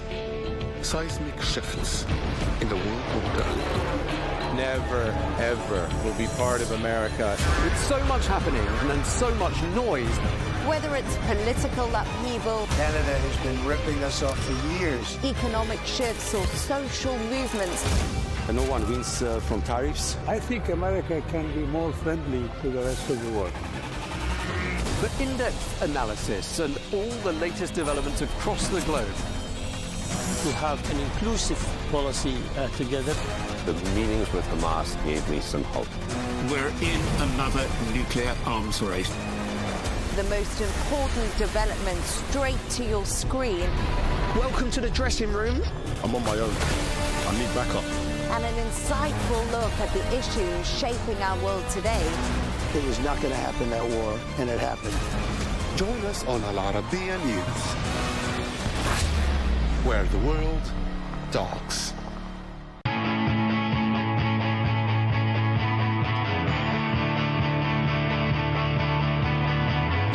Welcome to the metropolis, the big city, This is where tech, trends, and culture meet. Meet the people. See the sights. Walk the city streets. And experience the lifestyle.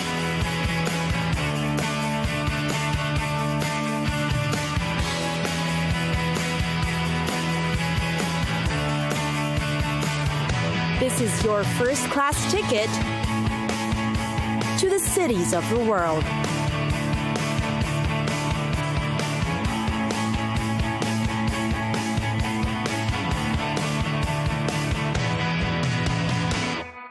Jerusalem, an ancient city going back to more than 3,000 years.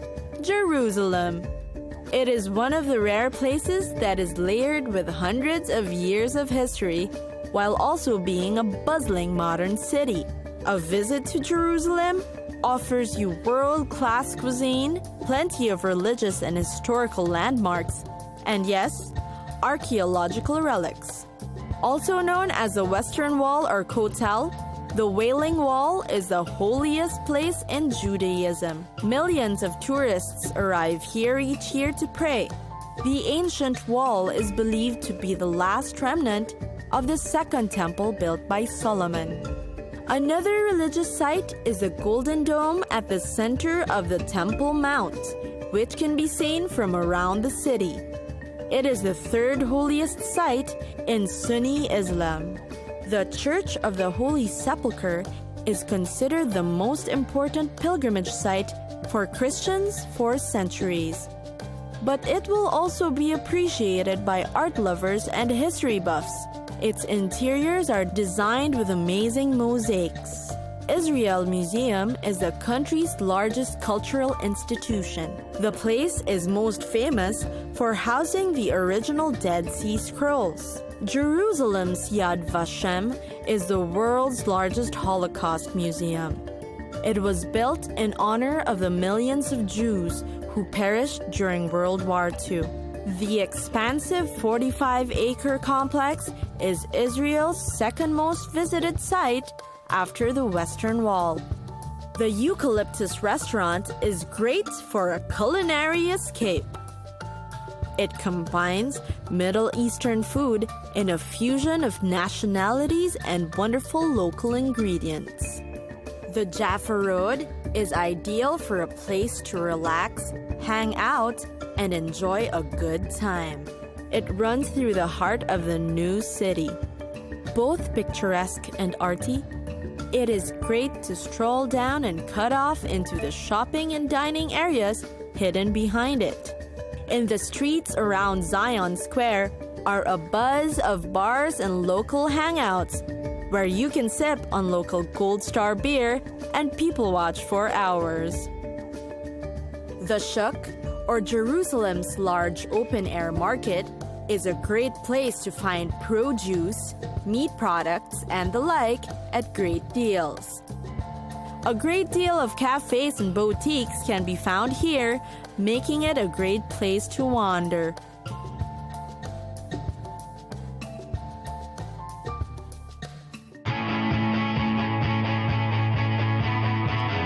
It's time for us to go.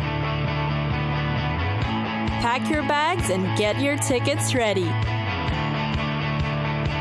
And we'll see you on the next destination. Catch us again next time on Cities of the World.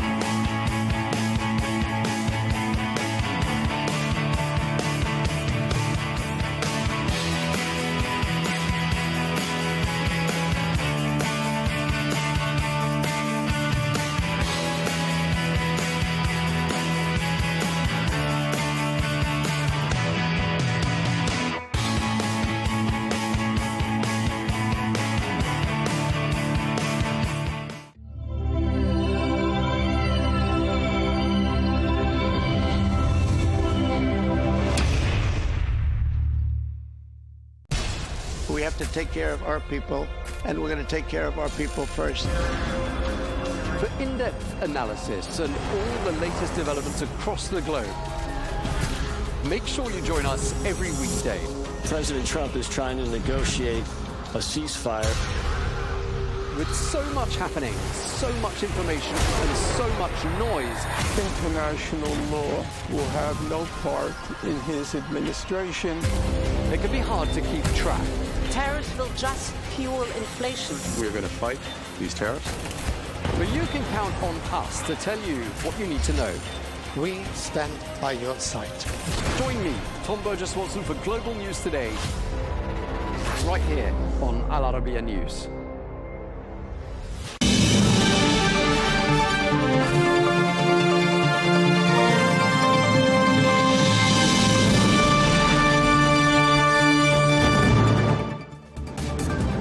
Hello and welcome to Global News Today on Al Arabiya English with me, your host, Michal Prendergast. And today, we focus on the crisis in Gaza and the rising calls for a two-state solution. And later, we shift to Europe's trade tensions with the US, examining the recent deals, the political fallout, and what lies ahead.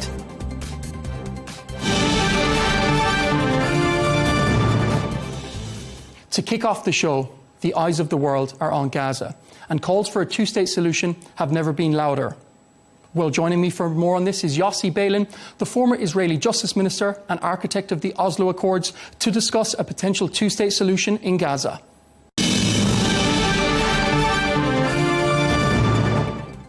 Thanks so much for your time, Yossi. I'd like to start off by asking, do you still believe in a two-state solution? Yes, I think that there is no other solution for the two peoples. For the Palestinians, it is the fulfillment of their right for self-determination. For us, it is something which assures that Israel prevails a Jewish and democratic state. So the need for a two-state solution has not changed. And I didn't hear another idea for a solution between us. Has Benjamin Netanyahu and the Israeli government, have they abandoned the notion of a two-state solution now? Netanyahu personally, as you know, supported the two-state solution, even delivered speeches in the UN Assembly General supporting the two-state solution, changed his mind, and he is leading a very rightist government. And he is speaking against the two-state solution now. The question is whether it is only a political situation or whether he changed his heart. I don't know. And for some of our younger viewers, is this the darkest chapter in the history of the Israel and Palestine conflict? Well, I think that it's a very big crisis. But it's very important to draw the line between Palestinians and Palestinians.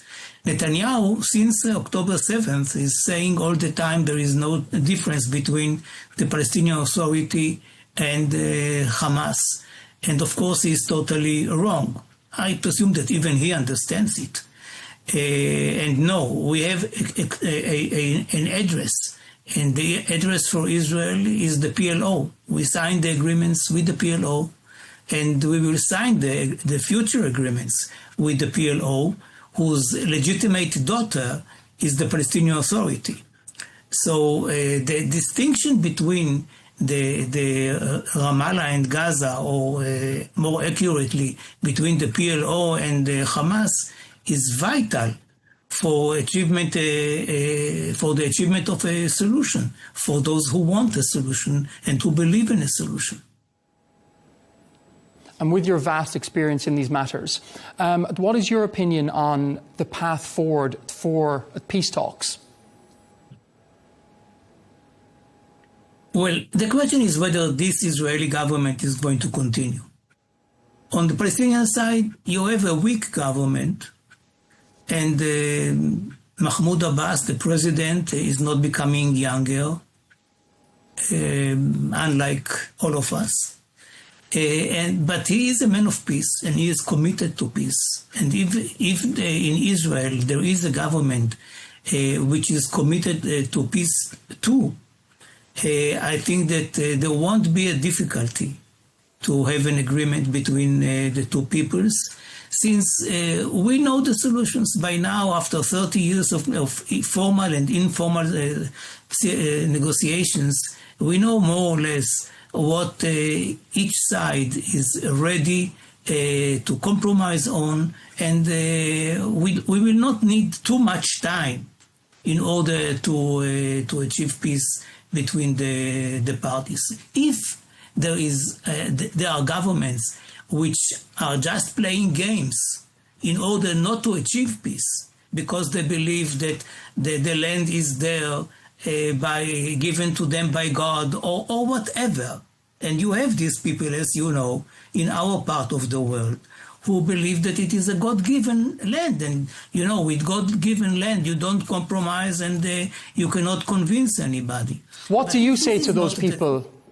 If I may just interrupt, what do you say to those people? I cannot argue with God.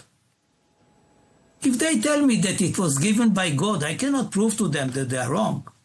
So the truth is that I gave up on arguing with these people because this is the last resort. I mean, what can I say as a secular person or a pragmatic person to somebody who believes that God gave it to them? Thanks heaven, it is not the majority. I mean, for sure, not on the Israeli side. It is a small minority. Even religious people, not all of them believe that it is a God-given and they are ready to compromise. But there are extreme people today on our government. It is for the first time in our history that these people are playing a role in any government. And it's really bad news. It is bad news because they are determined, they are sure that they are right, and God is on their side. There's an enormous amount of public pressure from within Israel and outside. Do you think this public pressure is able to revive diplomacy? Yes, I don't think that anybody is immune of pressure. The pressure inside Israel is the protests and the public opinion polls. You see, in all the public opinion polls for the last, I don't know, more than a year, are supporting the end of the war in order to release all the hostages. With such numbers, a democracy cannot easily argue. And you have a world which at the beginning, after October 7th, was very supportive of Israel and they had empathy for Israel.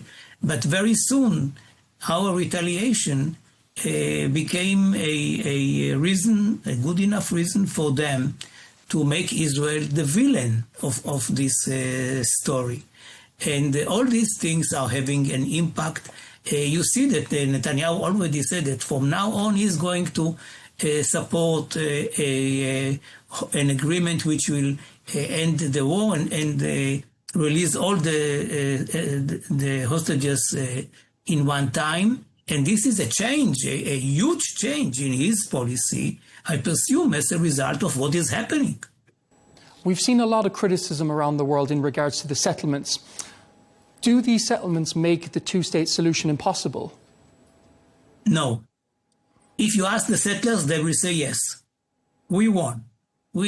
From now on, there will be no peace because we built so many settlements that you cannot draw a border. My answer is very different, and I'll tell you why. Ms. Hiba Husseini and myself have published a book about the Confederation, the Holy Land Confederation, in which there will be an umbrella of a confederation on Israel and on Palestine, on two independent and sovereign states. Now, all the settlers, the Israeli settlers, who will find themselves in the future Palestinian state as a result of a border which will be drawn by that, will be allowed to remain where they are or to go back to Israel and to get compensation. There will be no need to evacuate them. And evacuating hundreds of thousands of settlers is the biggest, I would say, obstacle and fear of the Israeli pragmatic leaders. So if we solve this problem, that under the structure of a confederation, everybody can remain where they are, where he or she is, I think that we are removing the biggest problem on the agenda, as you referred to, and this is the settlements. And turning to Gaza now, is Israel doing enough to prevent the suffering in Gaza? I hope that now it is doing much more. It did not do enough beforehand. And again, the cry in the world is doing something. Israel is not, God forbid, North Korea or something like that. I mean, we live in the world and we are part of the club, and we don't want to be out of this club. And we understand that although it was not done intentionally, and although the beginning of the whole story is the massacre of October 7th, but the reality on the ground is that we are there, Israel is there in the Gaza Strip, it is dominating the Gaza Strip, and people are suffering a lot. And we cannot run away from this fact, even if we are not to be blamed for the intentions against these people. Now, I think that there is a different policy today, that people are having the opportunity to have food in different places in Gaza, and the situation is better. Turning back to October 7th, the main question at the time was, is Israel's response, is it proportional? In your mind now, with 2020 hindsight, was it proportional? Nothing could be proportional. I mean, if they cut the organs of babies, we should cut the same number of organs on the Palestinian side. It is not a normal war, if there are normal wars. It is something very different, out of this world, a kind of a bad movie. And the immediate reaction was to send the troops to the Gaza Strip. As I said, I mean, the numbers are talking for themselves, and the number of the people who were killed there, people who are not part of the war, were non-involved in the war, these numbers are very, very high, and we cannot ignore it. This may lead to, as well, we're seeing huge amounts of protests in Israel. Why do you think so many people are protesting against Benjamin Netanyahu? Is Israeli democracy at stake? Well, I would say that Israel's democracy is in a crisis. It will not disappear. And there are enough people who will fight and sacrifice even their life in order to assure that Israel is still a democracy. But it is less obvious than before. Even today, the government is debating the idea of firing the Attorney General, which is very, very problematic. Very problematic. She is the one who is, in many ways, the boy in the dam, in the Dutch dam, which is preventing a flood. And so you are finding me in a very difficult day. Still, I think that Israel is quite a veteran democracy of 77 years. It has its institutions, which were not built yesterday. And even though we are in a crisis, as I said, mainly because of the people whom Benjamin Netanyahu added to his coalition, because otherwise he would not have a majority. Still, I think that they are not able to destroy our democracy, but they are causing very big damages to the Israeli society and to the Israeli democracy, no doubt. And as you said, Israeli democracy is in a crisis. Is this a turning point in the long-term future of Israel? We need more time to look back and to say what was the turning point. Usually, you say, today it is a turning point, but today is the perspective is too short. So we need more time to understand exactly. Yes, we need more time to understand what was it the October the 7th. It is still, we are still living under the shock of October 7th. And the emergency and the losses and the role of the army and many other questions which are there. So we need more time. But I think that it is a very challenging period. There is no question. No question. And what's your message to any young Israelis who are losing faith in the system there? Yeah, but they are not giving up on Israel, and they are they see the system. They understand that there should be tools in order to repair it, and they should believe in Israel. Israel has a role in this world as a Jewish state, and the role is not wars, and the role is not cruelty. And the role is not hunger.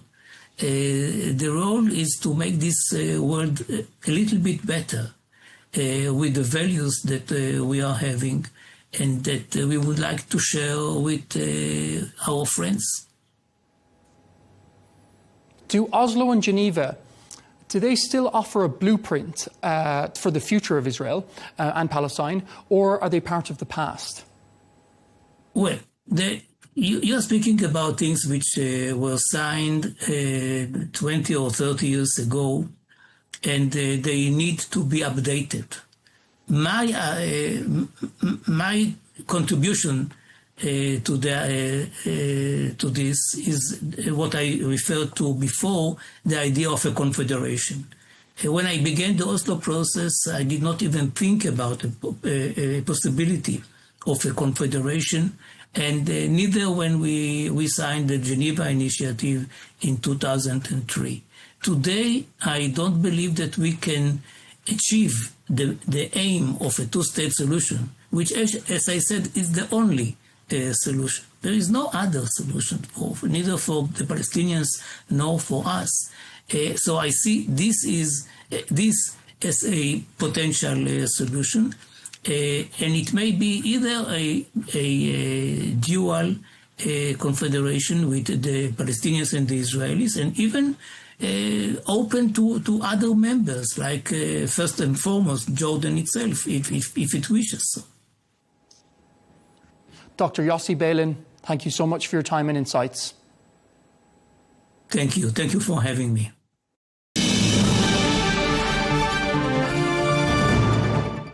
Pascal, thanks so much for your time. Why is Ursula von der Leyen's deal at the golf course in Scotland, it's been called a humiliation for Europe? Why is that? Well, I think you're right. The announcement of this so-called deal between Mr. Trump and Mrs. von der Leyen has been quite heavily criticized so far in Europe. I think the expectations were that Europe would resist more, a bit like China, to sort of unilaterally imposed tariffs by Mr. Trump. So the good question, I think, is why did the European Union not strike back earlier in threatening Trump with EU countervailing tariffs the way China did it? By the way, China was the only one to do it so far. And I think the explanation to this lies in two reasons, which is the ones the Commission has been advocating in support of the position Mrs. von der Leyen took. The first one is that nobody among the EU member states or in EU business was really pushing for a strong retaliation, credible threat against the US. The reality, I think, is that nobody was in favor of an escalation that would have led to a tit-for-tat trade war between US and EU. And the second reason, which has nothing to do with tariffs or trade or economists, is just that the EU believes that the main threat from the US would not come from tariffs, but from pulling away from Ukraine.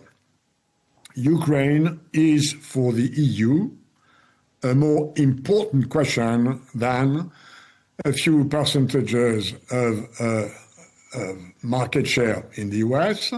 It's a much more existential issue for EU than trade. The priority of the European Union today is to keep the US engaged in the defense of Ukraine. And the fear probably was among EU leaders and at the European Commission that if EU would strike back, then Trump's, whose position on Ukraine and Russia has been, let's say, changing from time to time, could have changed to a retreat which would have been catastrophic for the European Union. So it's a mix of economic consideration, no taste for a full-fledged tit-for-tat trade war, and a more serious, in my view, major geopolitical issue.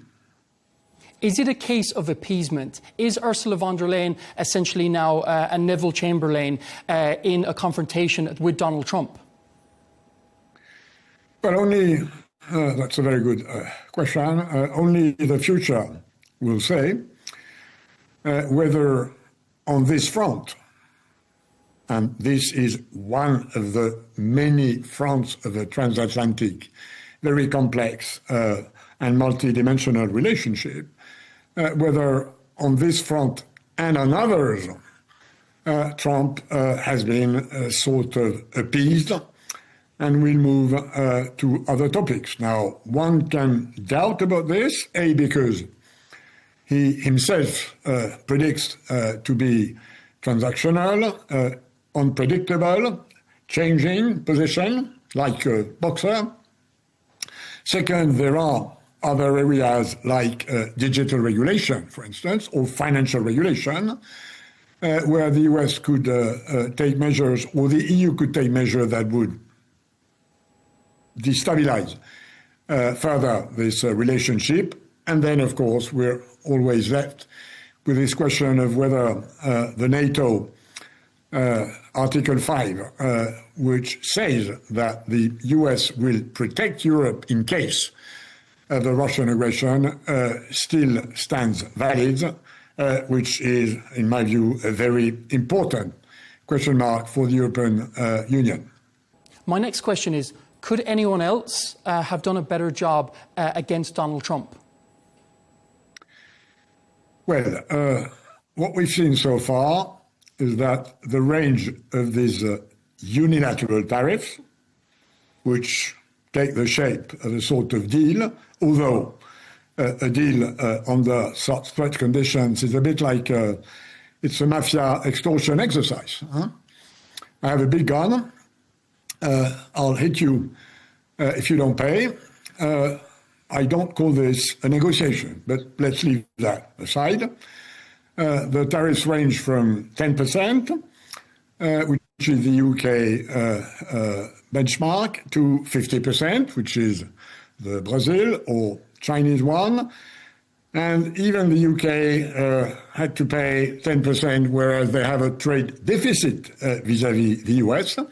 So the UK, who has theoretically not a problem, because the problem for Trump is the trade imbalance between the US and third countries, which he believes, which is not my view, is a big problem for the US. Even the UK, who has no trade problem, has been hit with a 10%.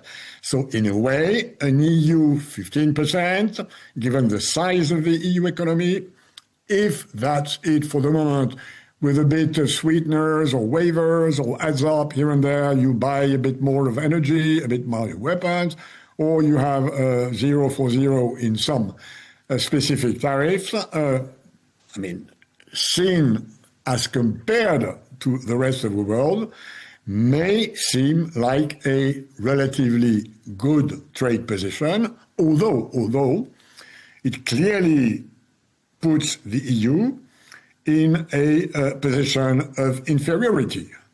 The EU, in agreeing to this 15% tariff, in a way validates the notion that the US trade deficit is a problem, that coercion from the US can work, and that its power as a bloc, which was meant to be a very big one on trade, and I know it was a very good one because I was trade commissioner a long time ago, when geostrategic questions, when the rule of force substitutes the rule of law, then the EU as a bloc is weaker.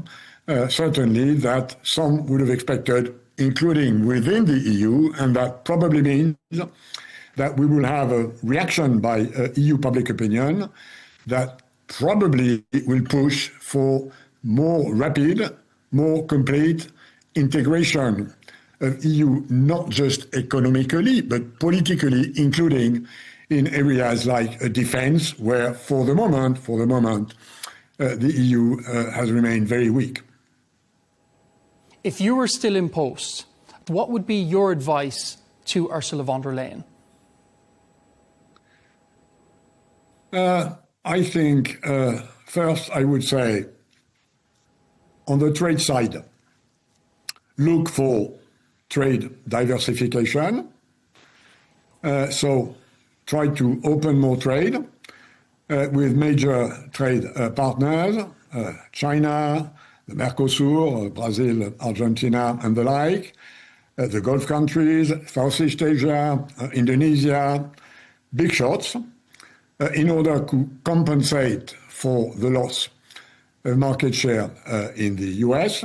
And second, apply the recommendations of Mario Draghi and Enrico Letta, who have proposed a sort of plan to re-dynamize, remake the EU economy more competitive, because there's nothing like international power without a solid economy. And for the moment, the potential growth of the EU economy is lower than US, lower than China, lower than India. And third, push more quickly for an integration of EU defense industry in order to grow the military capacity of the European Union as a whole, not so much in investing more money in defense, but in getting more value for the money they spend. And it's likely that if the EU defense industry was integrated the way other industries are integrated, governments and the EU, mostly governments given where the treaties are for the moment, would pay 30% less for the weapons they buy. So there's a lot of integration on the industrial side, which still remains to be done. So that would be roughly the sort of off-the-cuff 3 recommendations I would make. Ursula von der Leyen was a close ally of Joe Biden. Do you think this has come back to haunt her and the EU now that Donald Trump is in the White House? There's certainly an element of that. And if you believe the words of Mr. Trump, which I don't think we should always do, but sometimes do, and making the difference is a risky exercise. The reality is that Mr. Trump has several times said that he disliked the European Union. He said that the EU is worse for the US than China. He once said that the EU was set up after the Second World War to screw up the United States of America, which in my view makes absolutely no sense, but he has a really antagonistic attitude vis-à-vis the European Union. And I think the reason for that, fundamentally, is that he would prefer to have 27 smaller or medium-sized member states to deal with. And in this sort of relationship, he believes his leverage, his capacity to arm twist for the moment third countries would be higher. In a way, EU as a whole, although it had to accept for the moment this unbalanced deal, is probably a better deal at EU level than what would have had our member states individually, starting, for instance, with Germany, who has a very large industrial surplus vis-à-vis the United States of America. Should Europe walk away from this deal? I don't think so. The EU has a reputation for being driven by law, by stability, by predictability. The EU has a reputation for being a trusted international partner. It certainly has not shown that it is a strong international partner, but I think it remains a trusted international trade partner. And insofar as other third countries than the US are interested, and many of them are, to accede to the EU market, which is the largest and the deepest today in the world. We are less rich than the US, but we are more consumers, and we are much less consumers than China, but we are much richer. So far, the EU internal market remains an extremely attractive market. And if the notion that the EU can be trusted in its international relationships, then this can be an asset in diversifying trade relations from the US to other growing and emerging countries. Just going back to one of your points on EU growth, it's somewhat stagnated over the past few years. It perhaps harkens back to the 70s where stagflation reigned. With the current inflation, is there fear that Trump's tariffs, that they could trigger a recession?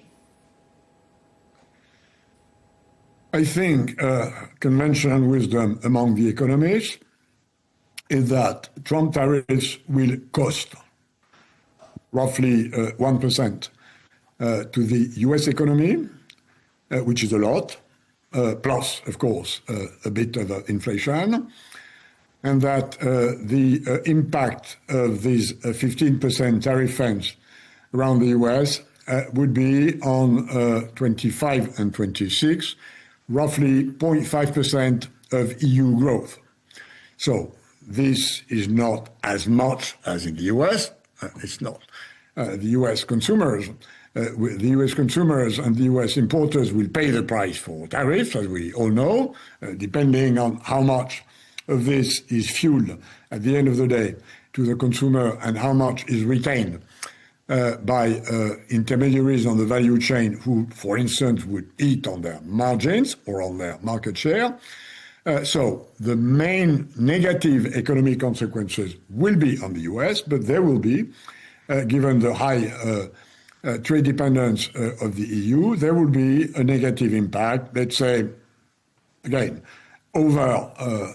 total over 25 and 26 of roughly 0.5% for GDP, which does not put the EU into recession, but which eats into an already relatively low growth potential, which is why, as I mentioned, one of the priorities should be to increase the EU growth potential, and in order to do that, to integrate more the EU economies, and as Mr. Draghi and Mr. Letta have shown, there's a lot of reserves of growth in integrating further the EU market, whether in goods and mostly in services, who at this stage, and many years after Jacques Delors, who was my mentor, launched the internal market in 1985, the services markets in the EU are not yet integrated to their full potential, which means that there is a potential reserve of growth and efficiency which needs to be tapped in the future. And how has the global economy reacted so far? I think the markets give you the answer to your question. Contrary to some expectations, markets, apart from the April shock, which was an announcement to which they reacted very negatively, since then, markets have remained relatively calm. Of course, in recent days, there has been a bit of downside trend, but nothing of the order of a shock. So if markets are right, which they often, not always are, they believe, as I do, by the way, that this is certainly a breach by the US of the previous international rules-based trading system, but this is not a large crisis of the international trading system.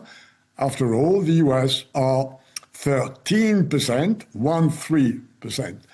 13% of world imports.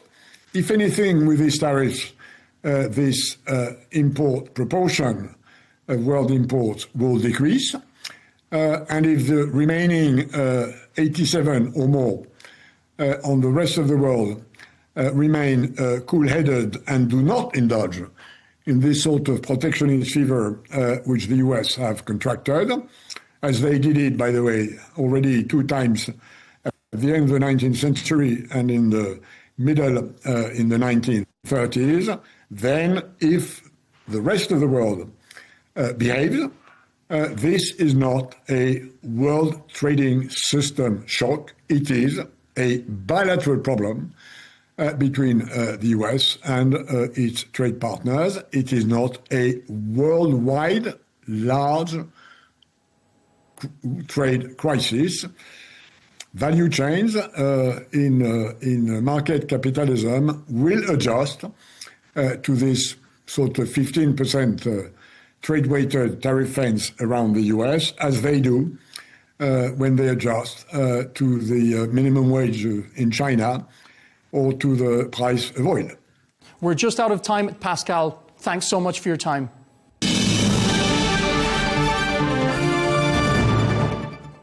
That's all we have time for on Global News today. Thanks for watching and be sure to join us tomorrow for more exclusive interviews. Until then, goodbye.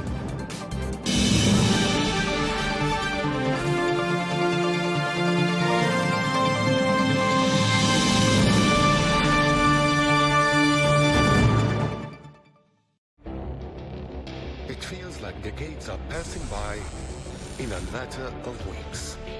Seismic shifts in the world order. Never, ever will be part of America. With so much happening and then so much noise. Whether it's political upheaval, Canada has been ripping us off for years. economic shifts or social movements, And no one wins from tariffs. I think America can be more friendly to the rest of the world. For in-depth analysis and all the latest developments across the globe. To have an inclusive policy together. The meetings with Hamas gave me some hope. We're in another nuclear arms race. the most important development straight to your screen. Welcome to the dressing room. I'm on my own. I need backup. And an insightful look at the issues shaping our world today. It was not going to happen, that war, and it happened. Join us on Arabiya News, where the world dogs.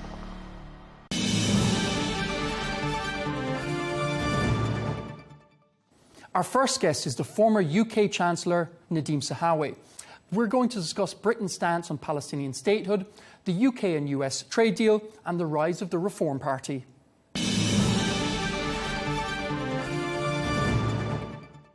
President Trump has just visited Scotland. He's raised a lot of questions about the UK-US special relationship. What does his visit mean for the future cooperation of the two states? Well, I think what you've got to always remember is whoever is the occupant of the Oval Office or number 10 Downing Street, the institutional relationship between our two nations runs incredibly deep on security, on intelligence, on economic cooperation. The United Kingdom has been steadfast in its standing side by side with the United States. I do think that Keir Starmer has been able to develop a very strong working relationship with President Trump, albeit, as President Trump himself mentioned, they come from very different political traditions, political points of view. But I think Keir has done a pretty good job in being able to, one, deliver a trade deal that is far more advantageous to the UK than the European-US trade deal. And that's gone down well here in the United Kingdom. And are you surprised by the level, well, I won't call it a bromance between them, but I suppose the level of friendship that Trump and Keir Starmer have shown? I think the one thing that people recognize in President Trump is his human side, and sometimes he can, be, I guess, very straightforward, if I can describe it as that, blunt, slightly shocking to the sort of English mentality or the British mentality. But I think actually that human side of him has made that relationship incredibly warm. You heard him speak about Keir Starmer's wife and the respect he has for her, and now that he's met her, how much more he thinks of Prime Minister Starmer. I thought they were really sort of lovely, very, very human emotions. And I think it puts Starmer in a good place vis-a-vis, those, if you recall the relationship between Margaret and Ronald Reagan, the ability to sort of speak together off the record in an incredibly close way, really just cements the relationship even further. But as I say, it's always worth remembering, your audience remembering, that the United Kingdom institutions, whether it's our military, our intelligence institutions, are very much in lockstep with the United States institutions themselves. And Trump has said again and again and again, his favourite word is tariff. Can you give me a brief explanation for our viewers at home at what a tariff is and who actually pays for it? Look, as an ex-Chancellor of the Exchequer, I have to say I was initially, worried and sceptical about the tariff policy, as it was referred to in the US, that President Trump decided to really go after in his second term, where he very much felt that by raising tariffs on pretty much the rest of the world, he wanted to I guess, recalibrate or bring back an equilibrium that would essentially favor the United States, or at least get some payback for the United States that he felt had gone on for far too long the other way around, i.e. the US essentially enriching the rest of the world through its buying power, through its consumer, the American consumer. I was skeptical because ultimately tariff policy leads to inflation in an economy, so within America. That hasn't happened. And the other reason I was skeptical is I thought actually it would be very difficult to persuade some of the bigger blocs in the world, the bigger economies, to negotiate an advantageous deal with the US. But he's proved me wrong. You look at what he's just delivered with Europe, it's incredibly advantageous to the United States of America, both in terms of tariff policy, where the Europeans are going to have to pay 15%, we're paying 10% in the UK, but also in terms of investment in the United States, vis-a-vis buying US energy in the case of Europe. And so I think what Scott Bessent has done with, of course, the president's very much, empowering him to do so, making him, making it a serious bit of policy, is looking pretty positive for President Trump. I think, it feels like he is on a bit of a roll at the moment, where not only has he been able to, impact what could have been a pretty dangerous war between India and Pakistan, or some of the other, peacemaking initiatives that he's embarked upon, but on the economy, it feels like a high-risk strategy that's beginning to pay off for him, and that's what strong, brave leadership looks like. And as you just stated, the UK have got a 10% tariff. The EU has got 15%. I don't think Labour are ever going to admit this, but is this a Brexit benefit? It certainly is. And I can tell you, as a Brexiteer, or someone who campaigned for us to be able to make more of our own decisions in the United Kingdom, I think it really is a Brexit benefit, and British business, investment in the UK from European businesses that will want to take advantage of the lower tariff with America to export into America will pay off. And I think it would be mature of Keir Starmer and his government to at least admit that this is a good policy delivered because of Brexit. We're going to turn to your successor now, Rachel Reeves. How do you feel that Securonomics has it been a success? Has it been a failure? I think that Rachel Reeves is in a difficult place. I think that the budget and the increase of taxes on business is beginning to really bite. You look at the food and beverage sector, retail sector, the increase in national insurance has really hurt the prospects for employment in those sectors, and that cannot be good for the British economy. I also think she needs to rethink the non-dom policy, and I have to put my hand up and admit that it was a Conservative Chancellor in Jeremy Hunt who introduced it in the first place. I've always had a problem with this. I have a think tank in the UK called the Adam Smith Institute, where we have shown that the damaging impact of wealth creators leaving the United Kingdom.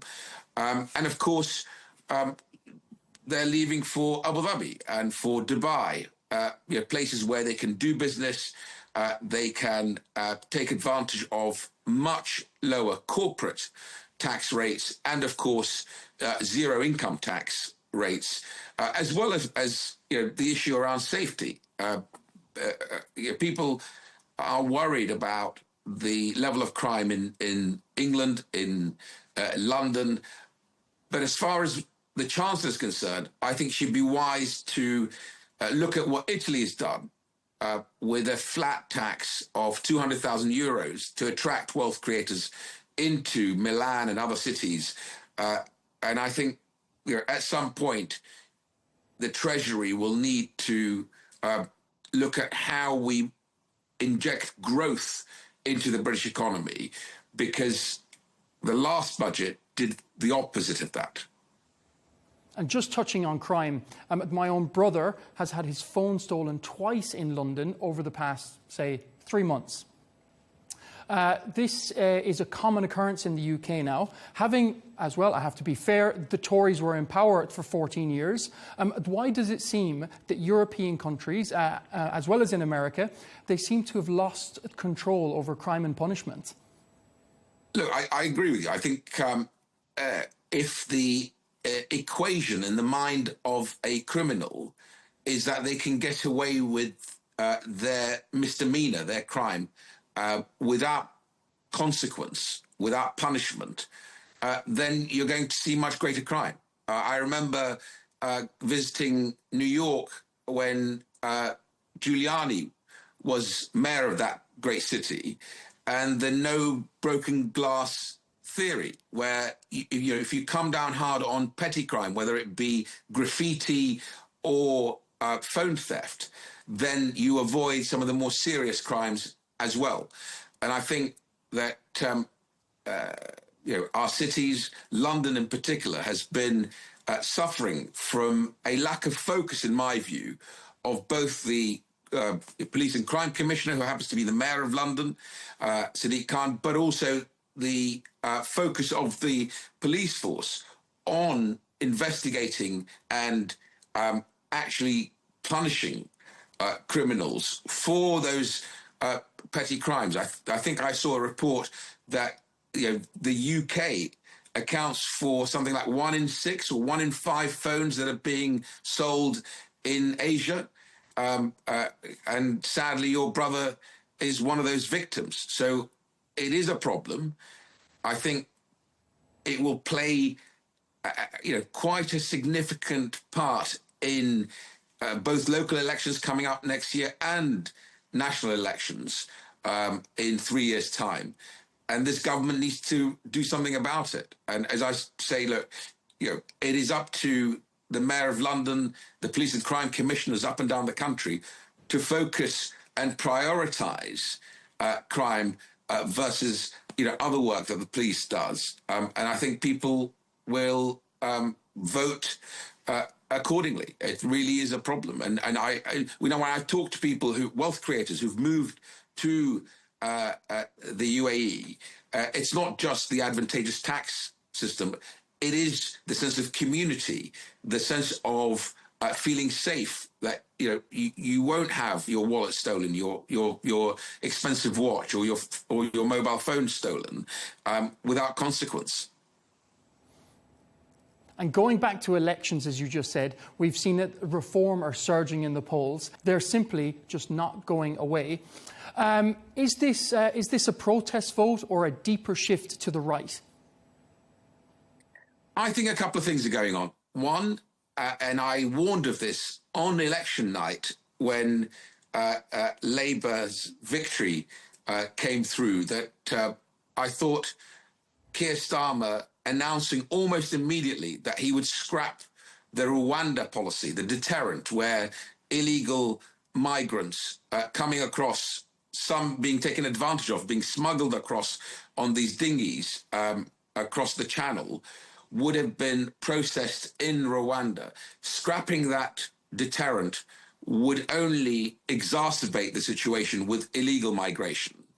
And I think what you're seeing in terms of the reform surge is people just feeling angry, frustrated, the sense of fairness being challenged by people breaking the law, taking shortcuts to enter these shores. And I think that's another problem for Keir Starmer and this government, as well as the economy. I think the next election will be fought on both control of our borders, of course, linked to, the one thing about Nigel is he's a great communicator, Nigel Farage, that link to the issue of illegal migration and law and order and safety on our streets with the economic impact on public services, on our health system, on education, of having to deal with this massive increase in migration, will mean that reform stands a very, very strong chance of disrupting our political landscape. And it's incumbent on my party to, be front and center in delivering solutions, and solutions are not easy, and people vote for us, for politicians, to deal with the difficult problems, to grapple with whether it be, Gaza and the Palestinian, long-suffering Palestinian people, or crime on our streets and controlling our borders. We need to demonstrate that we have thought through solutions to these, quite knotty issues. And if we don't, then you will have parties like Reform surging and actually, winning at the ballot box. That brings me on to my next question. Could we see Nigel Farage as Prime Minister? Well, if you believe the polls today, and I founded YouGov, the research business that delivers many of these numbers, on the polls today, of course he can be Prime Minister and would be Prime Minister if there was an election held tomorrow. 3 years from now, the world could look very different. And, I think a Prime Minister once famously remarked that a week is a long time in politics. But I think it's incumbent on both the government to begin to offer solutions, rethink on the economy, on actually looking at what's working in other capitalist systems. Look at America, look at the achievements of Donald Trump, a deterrent on the border. Again, look at the achievement of Donald Trump on reducing illegal migration from Mexico. Will make a difference to the future outcome of a general election. But I think for my party, Kemi Badenoch is doing the right thing to think through the knotty, difficult problems and articulate solutions based on evidence is the best way forward for her. Is it possible in your mind, in any hypothetical situation, that there will be a coalition between the Tories and Reform? Look, I think Kemi rightly is taking her time in delivering some of those policies and not focusing on Nigel Farage or Reform, because when you focus on your opponent, you're giving them greater credibility and the additional oxygen of publicity and playing on their turf. So I think she's doing absolutely the right thing to say, I will focus on conservative solutions to these difficult problems that the nation is facing. And I think that's the right thing to do. And I think, look, it's never easy to be in opposition. You're too young to remember, but I certainly am not. The early years of Margaret Thatcher, she had a difficult first couple of years in opposition, but then she found her feet, she found her mojo, if I can describe it as that, and we ended up having a fantastic outcome for the nation, not just for my party. So I'm confident that Kemi will do that work. Needless to say, it's important to also make sure that we address some of the issues that Nigel Farage has identified, because the secret of politics is to understand where the pain is for the nation, and then to have credible solutions to deal with that challenge, to deal with that pain. And I think Kemi and the team will do that. And speaking of Margaret Thatcher, as you did, obviously one of the main roadblocks with the immigration crisis, with the Rwanda bill being blocked in the ECHR. Do you think if Margaret was alive today and in power, she would leave the ECHR? Yes, I do. And I tell you for why. Because I think that in many ways, we have a proud history and a track record in upholding human rights. And we have reached a stage where lawyers are using the European Court, the Convention on Human Rights, to thwart the will of the nation. And I think that a conservative government and a conservative prime minister would today look at us coming away from that convention, because it is, reaching what I would call dangerous territory in terms of people feeling that the system is being taken advantage of, that law breaking is becoming the norm, illegal. The first duty of government is the security of our borders and the protection of the realm. And I think the nation deserves a government that can deliver that. And I would absolutely believe that if Margaret were alive today, she'd feel exactly the same way. We're just going to turn to the worsening humanitarian crisis in Gaza. Obviously, you yourself are from Iraq and held the second highest office in the UK. What conditions is the UK setting for recognising Palestine, and how realistic is that goal? I think Keir Starmer's position has already begun to unravel today. I think it was done for party management reasons.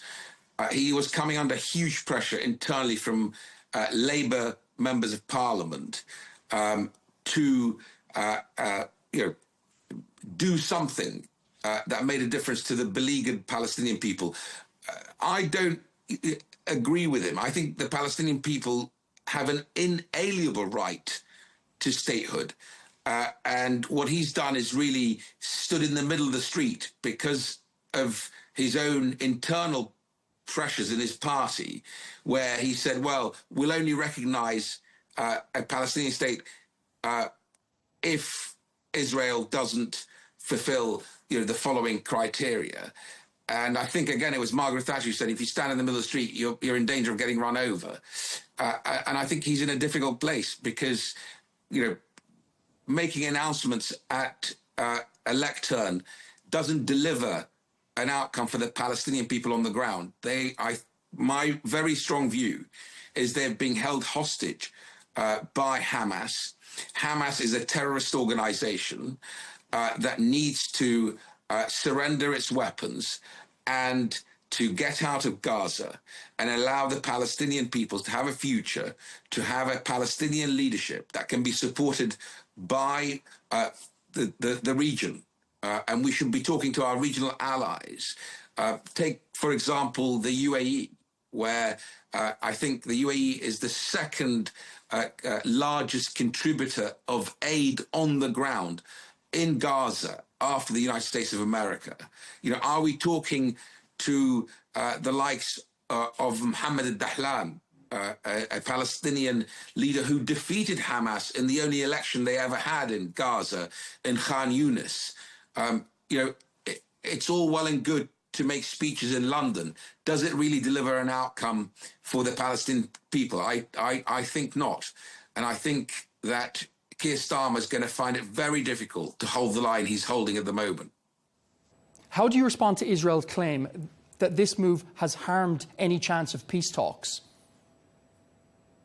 Well, I think, anything that allows Hamas to survive and to claim victory through survival and to continue to hijack the beleaguered Palestinian people in Gaza, I think is harmful for the future of Palestine and the future of the Palestinian people. And I think that if we are serious as the United Kingdom about the future of Palestine, the future of the Palestinian people, we need to use our convening power to bring our allies, the UAE, other countries from the region, the European Union, the Palestinian leadership that has credibility with the Palestinian people, to the table to have a solution for the day after. The United States must be part of that, front and center of that, to ensure that Israel feels safe and that Hamas is no longer. that is a serious piece of policy work. That's a serious piece of delivery. I don't think that's on the table at the moment. If it is, I will be the first to applaud it and support Keir Starmer. I just don't think that's where he is. Nadeem Sahawi, the former Chancellor of the UK, thanks so much for your time. Thank you for having me.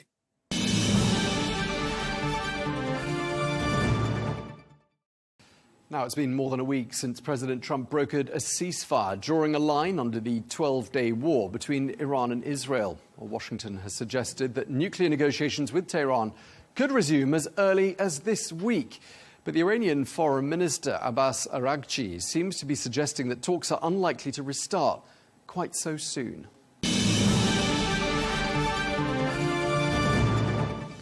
So, what's next for diplomacy? What might Iran's next moves be? And just how much damage has been inflicted on Iran's nuclear program? Well, we're joined now by General David Petraeus, who is the former director of the CIA, a position he held during a pivotal period. During his 37-year-long military career, he led key missions, including the Iraq surge, US Central Command and coalition forces in Afghanistan. He's also the co-author of the best-selling book, Conflict, The Evolution of Warfare from 1945 to Gaza. Thank you very much indeed for your time. Thank you for joining us, General Petraeus. Good to be with you, Tom. You have described the damage inflicted by the United States and Israel on Iran's nuclear program as being very, very substantial. Would you go as far as to say it's been obliterated? Well, I think there are some unknowns still that would lead me to stick with what I originally assessed as very, very substantial. That's a lot, obviously. We don't know, though, how much was done inside the mountain of Fordo. I think, again, very significant, but that'll require some time to determine. And we're not sure also whether there might be some of the highly enriched uranium, the 60% enriched uranium that may have been stored elsewhere outside of Natanz, Fordo, and possibly Esfahan, as well as some centrifuges that could enrich it further, of course, to weapons grade being over 90%. So I think that's the reason for hedging a bit on this. The bomb damage assessment process takes time. It takes all sources of intelligence, everything that you can bring together and synthesize, integrate, to reach a conclusion about how significant the damage actually has been and whether there still is some enrichment capacity and some highly enriched uranium to enrich. Okay, so we still don't have all the evidence. We haven't got the full damage reports. Doesn't sound to me like you think we've seen the last of Iran's nuclear ambitions. What are your thoughts? I think that's probably correct. In fact, what I would love to see now, the best case of all would be that Iran would agree to a nuclear accord that would essentially ban any enrichment of uranium in Iran. It would also allow the International Atomic Energy Agency to verify that, to oversee the process of the dismantling of all of their nuclear enrichment architecture, and allow them to go anywhere they want at any time in the process of so doing. I'm not sure that Iran will do that. I would suspect that that's probably not the case. But then I think Iran needs to do a little bit of reflection and recognize that it is in an exceedingly weak position, given that all of its air and ballistic missile defenses those have been obliterated, I think it's fair to say, given that not a single Israeli aircraft nor American aircraft was even hit, much less shot down during the 12 days of this campaign. Do you think there's an element of risk here that perhaps these events might have accelerated Iran towards trying to create a nuclear deterrent? I mean, they could argue they need one more than ever, given what's happened in Iran in the last 2 weeks. One can make that argument. Sure, there's risk in everything, but there's also enormous risk to them if they were to be revealed as doing that. And once again, you'd see another devastating air campaign unleashed on them. And keep in mind that when you put together Mossad, CIA, NSA, other intelligence organizations, there are quite good, as they say, insights into what's going on in Iran. After all, look at what Israel did to reportedly 14 nuclear scientists, all pinpointed and identified and taken out. The same with a number of the leaders of the military and then the Revolutionary Guards Corps and so forth. So that should give them considerable pause, I think, and probably they should conclude that it would be a very bad idea were they to try to enrich to weapons-grade uranium. Yeah, I mean, just picking up on that, I mean, I'd like to ask you, I mean, clearly very close coordination between Israel and the United States on intel, on military matters. How would you describe the overall mission and this joint force when it comes to collective intelligence? Well, the intelligence and military relationships have always been very strong between the U.S. and Israel, and they were made even stronger when Israel was included as part of the U.S. Central Command as opposed to the European Command, which was really sort of a hangover from the past. In a sense, I guess that they thought that the individual who's commanding Central Command should be focused, if you will, on the Arabs and others in the Middle East, and that European Command could look after the Israelis. That was changed a number of years ago. That relationship has improved ever since dramatically, literally operating hand in glove when it comes to this kind of endeavor.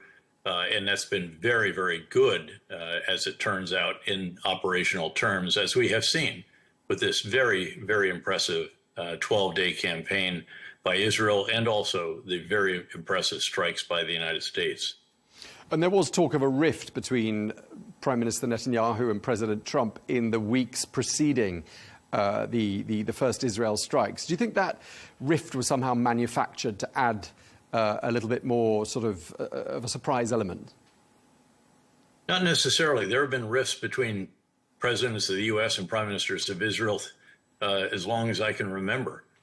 There were rifts when I was the commander of Central Command, and we still had a relationship at that time, although they were not formally part of our area of responsibility. There was a rift when I was the director of the CIA, and it didn't affect the relationship with Mossad at all, nor did the rift previous to that affect the military relationship. Those have always been very, very strong, and they have clearly stayed very strong. One other point I might make about Iran sprinting to a bomb if they have some HEU left and some centrifuges that can enrich it. I don't believe that they have the capability anymore to metallize it. Esfahan, that facility which was hit, was one of the three sites the U.S. hit. In this case, it was hit with cruise missiles launched from a submarine after Israel had already hit it very hard. That's the site where some critical parts of the enrichment process take place. They turn the uranium into something that can be actually enriched in the beginning, and then at the end of the process, if it's at weapons grade, they turn it into the kind of metal that can actually be shaped into a nuclear device. I don't think that they have that capability anymore as a result of the strikes on Esfahan, but again, that's another of the unknowns that is out there.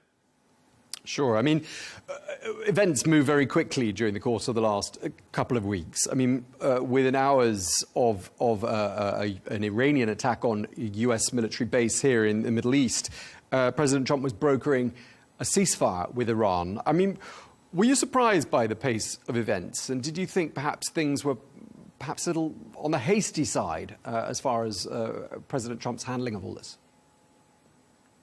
I was a bit, to be candid, although there are, as always, elements of the decision-making process and factors that led to that aren't always clearly apparent to all the rest of us.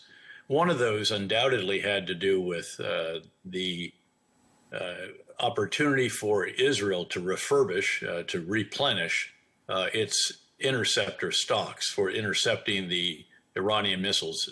Iran's missiles are dramatically reduced as a result of both their use and then a number of those that have been struck in warehouses and on launch pads, as have been their numbers of launchers.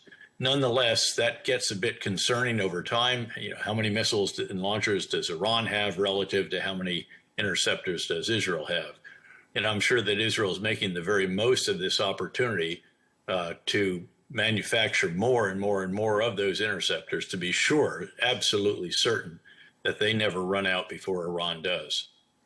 Do you ever offer any advice to the Trump administration? I mean, have you ever been asked for it? And is it at all common for a former CIA director to be asked for advice by an administration? Well, yeah, in fact, the director of the CIA called me in a month or two ago. Supposed to be 30 minutes, and I left after an hour and 20 minutes. So, sure, those who served in positions before you did often will reach out. That's customary, and it takes place. Depends, obviously, on the relationship between the incumbent and the alumnus of that position. Okay, that's interesting to know. I mean, just sort of before we move on from the 12-day war, as it's been dubbed, some people, and we spoke to John Bolton yesterday, former US National Security Advisor, seem to suggest perhaps they could have gone further. The Israelis and the Americans could have gone further and perhaps, quote, finished the job. Do you tend to agree with John Bolton? I was just with him yesterday, as a matter of fact. In fact, we were on stage together at Aspen Ideas. I have generally been a bit more cautious about that than he has, the possibilities for that. Certainly, there are elements within Iran that might want to break off. That's something different than regime change, but that's something we should keep an eye on. There are obviously Kurds, there are Turkmen, there are Azeris, there are Arabs, there are Baluchis, and at least 4 of those 5 are contiguous to countries or regions, in the case of Kurdish regional government, that with which they might feel more affinity than the government in Tehran. When it comes to overall regime change, however, I think that's pretty tough to envision other than from within the regime. Typically, when these situations occur, when a regime is weakened to the point that it might be overthrown, the individual or group that's on top at the end of it when the dust settles is the one that has the most effective and charismatic leader and the most guys with the most guns. And in this case, there's no real opposition leader who has emerged. If he had, he'd be in prison or dead. Although we should note that Israel did bomb the entrance of the prison that holds most of the political prisoners of Iran. But again, there's not that figure out there. There's not the kind of robust organization, weapons, and so forth that could materialize. So I'm a bit cautious about the prospects for outside overthrow of this regime. But you could always envision someone inside the regime at a reasonably high position who could say, you know, this 86 or 87-year-old guy is about to die anyway. Why don't we influence the succession process a bit here, or something along those lines. But I think we should be cautious about hopes that this might usher in an opportunity for a Jeffersonian Democrat to ride in on a white horse and take over, and recognize that all of this support for proxies and nuclear enrichment and so forth has been incredibly damaging to their country. Sure, and President Trump himself seemed hesitant and possibly anti-regime change, a bit like what you're saying. I mean, do you think, though, at the end of the 12-day war, Iran poses less of a threat to the region and to U.S. interests than it did before the war started? Oh, absolutely, sure. And you have to remember that over the course since 7 October, you've seen Hezbollah dramatically degraded. Its leadership not just decapitated at the very top, but decimated. Thousands of leaders had those pagers that blew up in their faces when they tried to decrypt that message that caused the explosion. And the next day, of course, their only remaining means of communication, the walkie-talkies, blew up as well. It is much, much reduced from what it was before. And because of the overthrow of the Bashar al-Assad regime, the murderous Iran ally, because he is gone to Moscow, presumably, now you have leadership in Syria, still very much an incomplete task to consolidate the control. But Syria is not an Iranian ally at this point in time and will not allow Iran, as Iran used to be able to do, to transit Syrian soil with weapons, ammunition, missiles, rockets, and the implements for making more in manufacturing facilities and bases that Iran controlled in Syria. So that's a very significant change also. Sure. Beyond that, Hamas obviously is dramatically degraded. That is by no means over. There's still a lot of work to do, and the three objectives that Prime Minister Netanyahu set out to achieve still have not been achieved, nor has a fourth one that I believe should be achieved, and that is to provide a better life for the Palestinian people in Gaza without Hamas in their lives. And the strategy they're employing will not achieve the first three, much less the final fourth one. And then the Shia militia in Iraq seem to be taking a knee to a degree, perhaps trying to avoid some kind of upset in the months leading up to the election there. And the Houthis seem to be a bit degraded as well. And I doubt that Iran has much to share with any of them at this point, having been so substantially degraded itself. And keep in mind, again, that Iran's air and ballistic missile defense, for all intents and purposes, has been obliterated. And that means that Israel, if it needs to, can fly at will once again above Iran, as long as it stays out of the range of the heavy machine gun air defense weapons, and inflict further damage on Iran as is necessary. And just mentioning Syria there, as you did, I just wonder what you thought of reports that Israel could normalize ties with Syria and Lebanon. I mean, is that something you would expect to see perhaps during the months ahead? It would be a wonderful development, I think. Lebanon clearly is still a relatively new government. The degradation of Hezbollah and reduction of its influence allowed the selection of a president after a year of wrangling, allowed the parliament to move forward, allowed the Lebanese armed forces to move into that area between the northern border of Israel and the Litani River, the area from which Hezbollah was raining down rockets on Israeli citizens, some 70 or 80,000 of whom were not able to stay in their homes for well over a year. But let's see how the political situation develops there.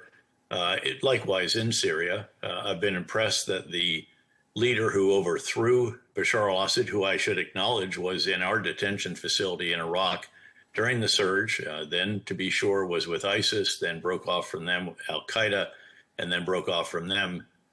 He is saying the right things, and I think we should give him every opportunity to actually implement what it is that he has been saying, which in essence is to say that this should be a government that represents all the peoples of Syria, a country through which, as you know, many of the ethnic and sectarian and tribal fault lines of the Middle East run, and that there should indeed be majority rule, but also minority rights very clearly guarded.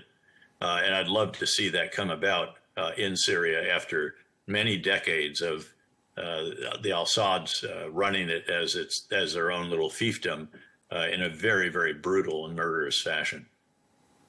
One of the things that emerged in the run-up to the US strikes on Iran's nuclear sites was a lot of debate about whether or not the United States should get involved in what was perceived as being potentially another forever war in a faraway land. I mean, this aversion in the United States amongst the public and amongst people in President Trump's own party seems to be a legacy, doesn't it, of what happened in Iraq and Afghanistan. Sure it does. Yeah. No, those are long wars. They were tough. We, by the way, didn't need to leave Afghanistan when we did. That was very sustainable. That was a big mistake. And I said so publicly at the time that we would come to regret it. And I hope that we have. We've plunged the country back into the kind of 7th or 8th century interpretation of ultra-conservative Islam, to the regret, I am sure, of at least 50% of the population, if not much more than that. But be that as it may, those are tough, long, hard wars. We did have Iraq in a very good position when our final combat forces left in late 2011. And tragically, the government of Iraq then pursued highly sectarian actions that undid a good bit of what it is that we all had fought together and sacrificed together to achieve. Regardless, those were tough. And I think you have lessons of the most visceral experiences that one has seen during one's lifetime, and this is a case where that is true. In fact, I wrote my PhD dissertation at Princeton on the American military and the lessons of Vietnam, another very tough war, which actually overshadowed some of what we did early on in Iraq, to its detriment, I would add as well. Yeah, but do you think the fact that the US public is a bit war weary and they're fed up with these forever wars is the right driver to shape US foreign policy? Isn't it the wrong way round? Well, it depends on what it is you're contemplating. I mean, Syria is not a long war for the United States. We have no boots on the ground. There's no intent to overthrow the regime, as was the explicit case in both Afghanistan, because the Taliban refused to turn over al-Qaeda. They were sheltering, and because, of course, the murderous regime of Saddam Hussein in Iraq. This is a totally different war. People should recognize that. I think President Trump has gone to some lengths to explain that, because there is a part of each party in the United States that is, again, absolutely averse to anything that would look like in Iraq or in Afghanistan again. But this is all part of understanding the domestic sources, the domestic factors that play into the determination of foreign policy, not just in the United States, but in any country. And do you think President Trump should try to engage with Iran? Do you think the Trump administration will engage with Iran? I mean, there's talk about perhaps an Iranian delegation visiting the White House. Do you see that as likely? Well, I think there should be some preliminaries before that happens, to be sure. But no, I think there should be engagement with Iran. It would be wonderful, again, if the Iranian leadership could recognize how ruinous their policies have been for the people of Iran, 80% of whom presumably oppose what the regime has done and how it has gone about it. This is a country with extraordinary potential that has repeatedly failed to live up to that potential because they're too busy trying to cause mischief and problems and mayhem in other parts of the region. We should recognize, by the way, as well, that Israel is truly changed because of 10/7 in its strategic outlook. It will never again allow a threat to materialize, not just in neighboring countries, but also in the region if it has the capabilities that Iran has demonstrated. So I think absolutely they should sit down. They should absolutely give up their nuclear effort. If they want to do civilian nuclear power, we or others can provide the uranium to fuel that. But otherwise, they should have no nuclear enrichment, and the IAEA should have full rights to go anywhere at any time to verify that that establishment has been completely dismantled. Aren't you concerned, though, that Israel has slightly overreached when you consider all of the campaigns that Israel's been involved in across the region, Yemen, Iran, Lebanon, Syria, the Palestinian territories? I mean, does that sound to you like overreach? It sounds to me like the response of a country that has experienced the most horrible day in its entire history, the worst day for Jews since the Holocaust, the worst intelligence mistake in their entire history, and there were others, of course, the Yom Kippur War among them, the worst military readiness failure, the response was wholly inadequate, and the worst political miscalculation. And that's why I mentioned they have changed their strategic outlook, and I think that that is appropriate.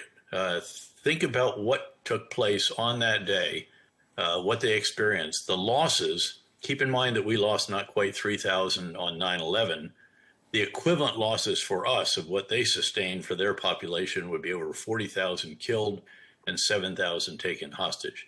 So no, I don't think that that is necessarily overreach. Iran has long been at the root of all of these problems as well, with its murderous proxies. I should note that hundreds and hundreds of American soldiers were killed in Iraq by the explosively formed penetrators that the Quds Force of the Revolutionary Guards Corps provided to Iraqi Shia militia who were funded, trained, and guided by those in Tehran.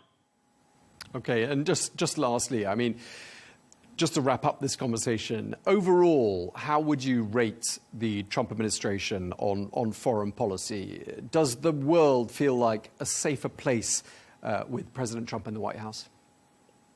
Well, I think it's still very much a work in progress. We saw an astonishing gathering of NATO leaders, for example, just last week. I don't think anyone ever could have imagined that a U.S. president could get NATO leaders to do what they did, which was to commit to not just 2% of GDP on defense, but to 3.5%. Yes, it's over a period of time, to be sure, but that is very, very encouraging. And for me in particular, having been a NATO guy, if you will, having a NATO hat position as a 1-star, 3-star, 4-star, while also having a U.S. hat, and having watched repeatedly presidents of either party in the U.S. rail at the insufficient spending on defense by Europeans, and all of a sudden you see them make that commitment. And it'll be 5% if you add in other ancillary actions and tasks that help support the movement of combat power to the Eastern Front, if you will, in Europe and so on. So I think that's very, very significant. The tariffs very much still out there waiting to be resolved. The sooner, of course, that they can be resolved, the better. The smaller that they are in general, also very much the better. That's still quite disruptive, and it creates enormous uncertainty among consumers in the United States as well as countries overseas that are dependent on trade with the United States. In the Middle East, I think, again, still very much a work in progress, but a very encouraging set of results from that particular work. Okay, well, we've covered a number of topics. We could have covered a number more, but thank you very much in the meantime to General David Petraeus, former director of the CIA. Thank you very much indeed for taking the time to speak to Arabiya English. Thank you, Tom.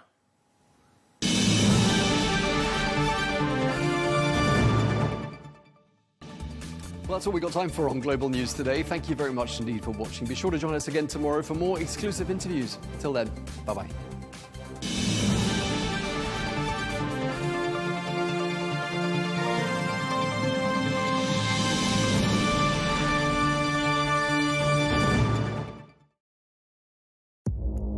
Our allies, in many cases, are worse than our enemies. Stay informed and connected with the latest international headlines.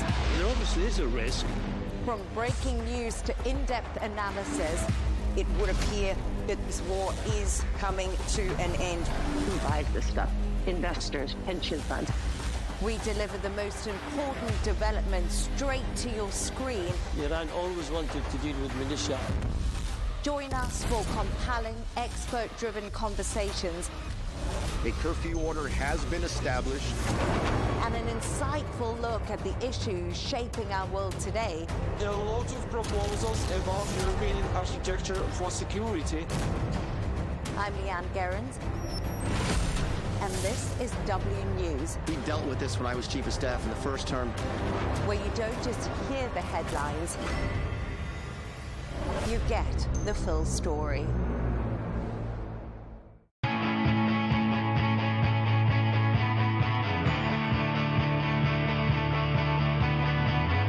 Welcome to the metropolis, the big city. This is where tech, trends, and culture meet. Meet the people. See the sights. Walk the city streets. And experience the lifestyle.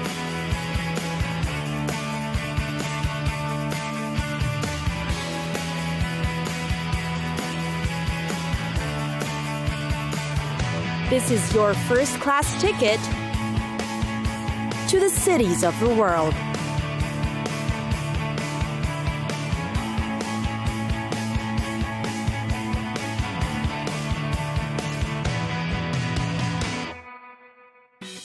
Dublin.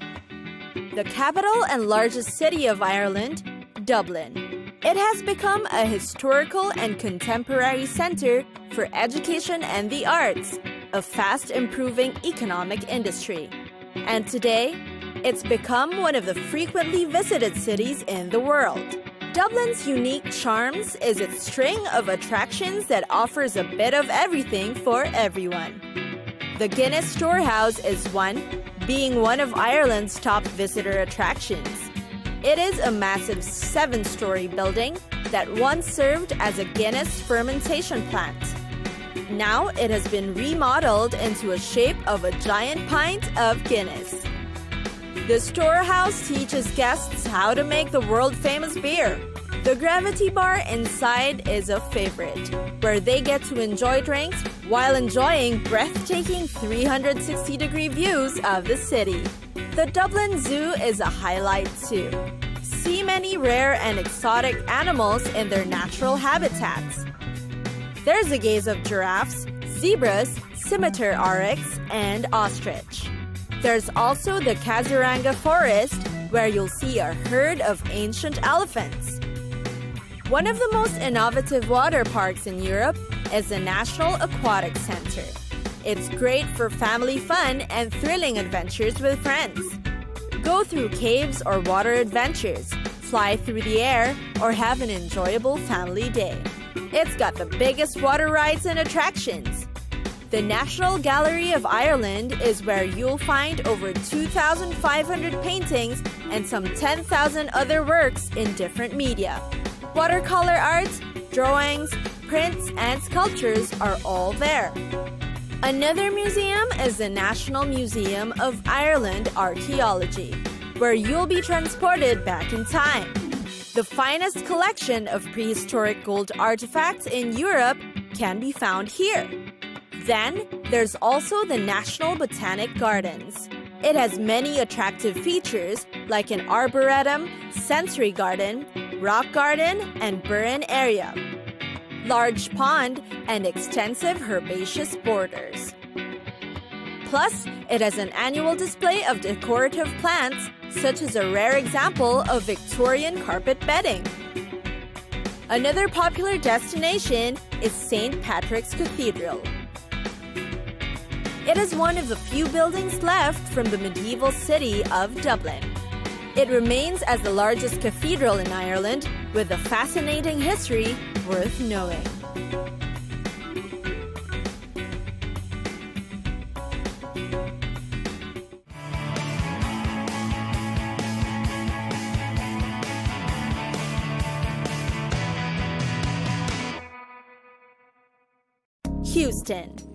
Houston, Texas counts as probably one of the most interesting, mysterious cities in the world. And this is perhaps mainly because of its space center, the place for NASA's astronaut training and flight control complex.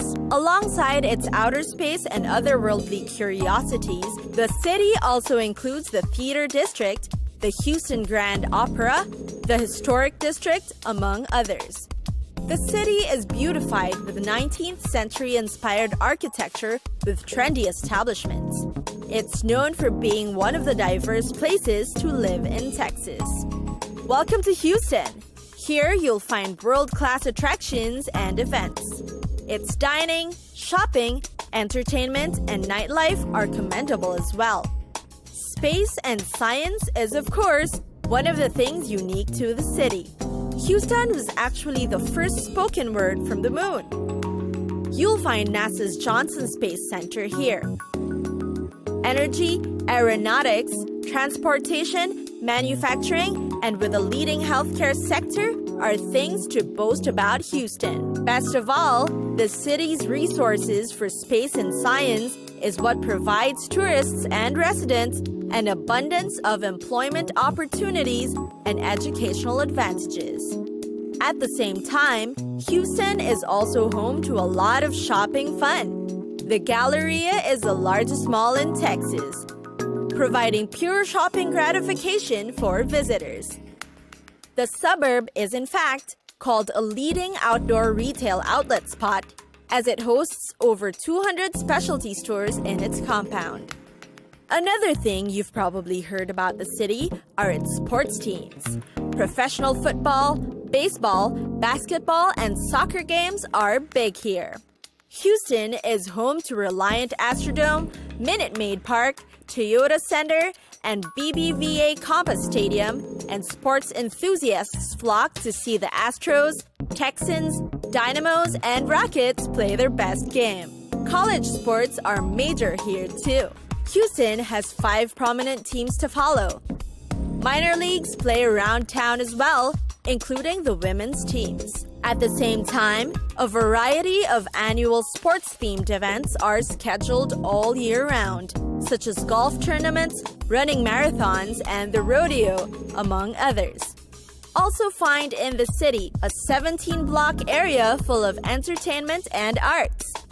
Art organizations, galleries, plazas, and movie theaters line the streets of downtown Houston. Be sure to visit one or catch a show during your visit.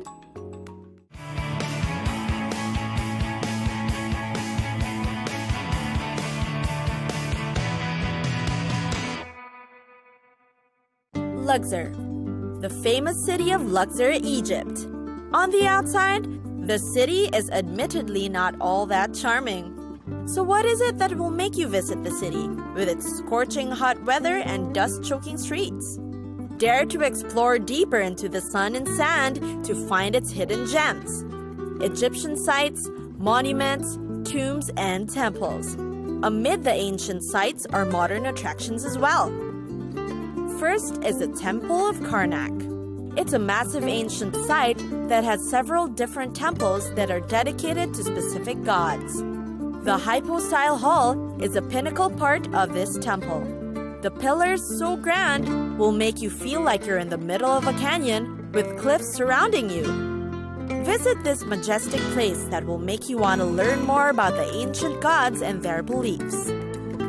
Next is the Temple of Luxor, a rather easily accessible place right at the center of town. It was founded by Amenhotep III, but altered in later years by Tutankhamun, Horemheb, and Ramses II. The secret is to pay a visit at night, as you'll see the illuminated yellow lights that paint nicely on the ruins and statues. It's a calm and curious place to sit by and hang out, or watch the people or little children playing. There's also the Luxor Museum, another breathtaking tourist spot. It houses some of the most important relics collected from temples and tombs around Luxor. The Valley of the Kings is also worth the trip. You can access it from across the Nile from Luxor. It's tucked beneath a barren mountain, and you'll see its top like a triangular pyramid. The valley is hollowed out like an anthill. Buried beneath it are some of the most legendary pharaohs of ancient Egypt. It is considered a sacred place that secures and ensures eternal life. You will surely be amazed at the relics, reliefs, hieroglyphics, and spells plastered on the walls and carved into the stones. Nearby is the Valley of the Queens. The place has been hailed as the resting place of royal family members and relatives. It is where princes, royal children, and of course, queens are represented. And then there's Deir al-Bahri. It is the mortuary temple of Queen Hatshepsut, the only female pharaoh to rule Egypt. Its interiors are quite deteriorated, but the view of its facade, with its multiple terraces and colonnades, is impressive. Indeed, a visit to Luxor gives you a dose of heavy history and a culture you won't have in any other city.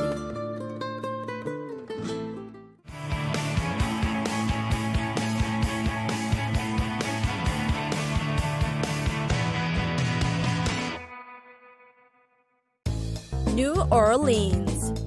New Orleans, a city of jazz, Mardi Gras, and Cajun cuisine. It's alive and buzzing with activity for adults and youngsters too. The largest city in Louisiana is located along Mississippi River and has one of the largest inland ports in the United States. It is considered a melting pot of cultures, with French-speaking Cajuns, including Creoles, Italian, Irish, and German residents. As a result, the city's cultural diversity can be experienced through many things: its music, food, and its schedule of fun festivals you should definitely be part of. To some, it's called the Big Easy. For others, it's referred to as the Queen of the South. New Orleans is foremost known for its regular festivals, the most famous being the Mardi Gras. Come Carnival season, which begins in January, flocks of people visit the city, but that's not all. A host of other events take place throughout the year. The Jazz Fest, perhaps the next most popular, happens every April. It offers visitors an event with local musicians together with other big names in the industry. And of course, there's the food. What makes up the unique New Orleans flavor? It can be described as diverse, unique, and easily recognizable. The Central Grocery is perhaps the most famous place to sample their authentic dishes. Jambalaya, red beans and rice, Creole bread pudding, po' boy sandwiches, and practically anything that includes crawfish. These are certain must-tries. Next comes music. As you know, the city is regarded as the birthplace of jazz music. The city's history of jazz music, in fact, dates back to 1835, a time when slaves used to congregate in Congo Square for some singing and dancing. Over time, the jazz and brass bands formed and expanded throughout, and have even influenced each other. Now there are Creole contributions, ragtime, Dixieland, and soon blues and rock. And then, of course, there's shopping. It's got everything from old world antiques to the latest in fashion. Food lovers should visit the popular Crescent City Farmers Market, while the art enthusiasts should head over to the Bywater Art Market for healthy inspiration. Popular streets for women's wear are the Magazine Street and Canal Street. You'll also find music stores, shops for tourists, and yes, even voodoo shops. Time to explore!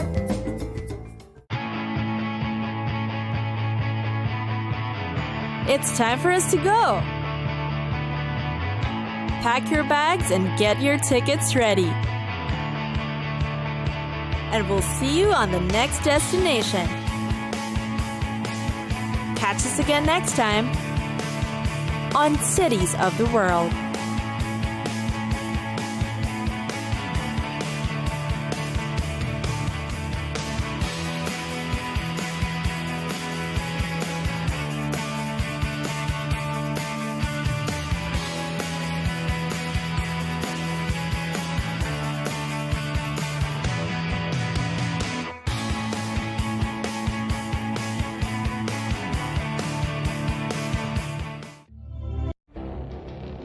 It feels like decades are passing by in a matter of weeks. Seismic shifts in the world order. Never, ever will be part of America. With so much happening and then so much noise. Whether it's political upheaval, Canada has been ripping us off for years. economic shifts, or social movements, And no one wins from tariffs. I think America can be more friendly to the rest of the world. The in-depth analysis and all the latest developments across the globe. To have an inclusive policy together. The meetings with Hamas gave me some hope. We're in another nuclear arms race. The most important development straight to your screen. Welcome to the dressing room. I'm on my own. I need backup. And an insightful look at the issues shaping our world today. It was not going to happen, that war, and it happened. Join us on Arabiya News, where the world talks.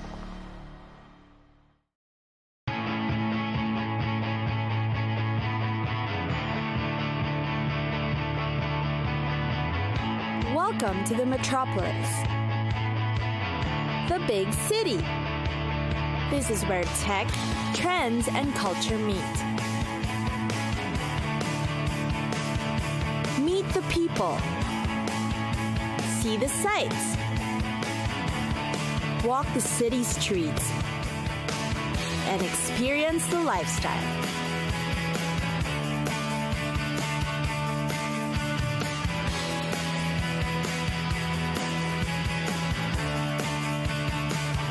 This is your first-class ticket to the cities of the world.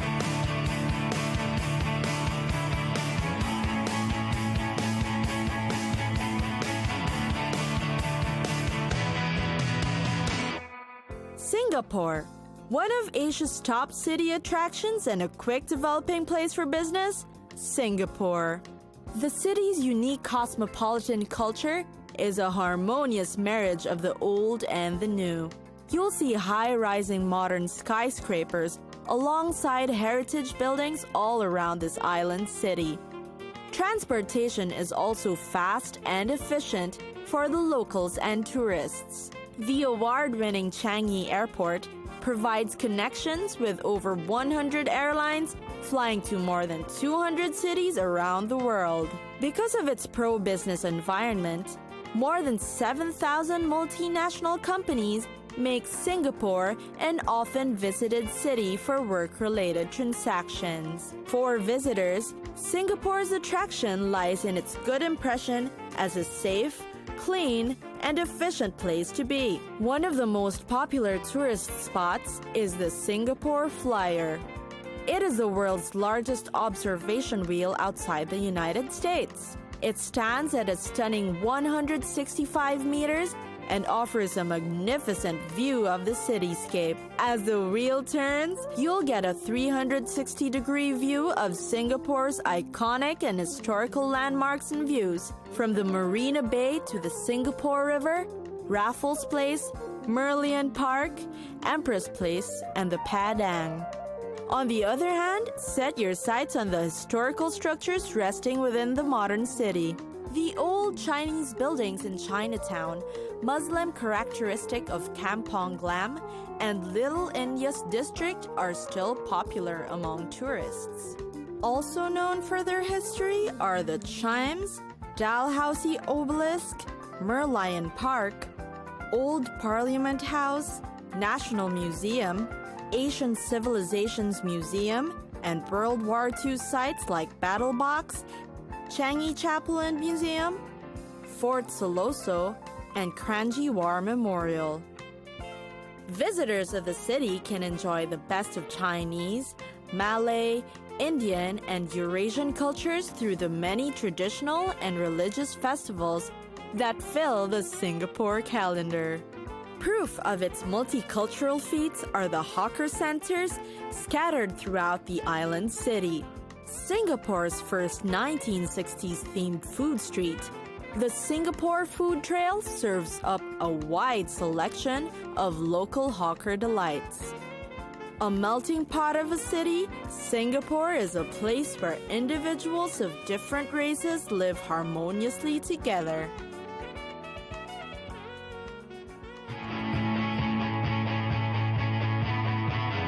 It's time for us to go. Pack your bags and get your tickets ready. And we'll see you on the next destination. Catch us again next time on Cities of the World.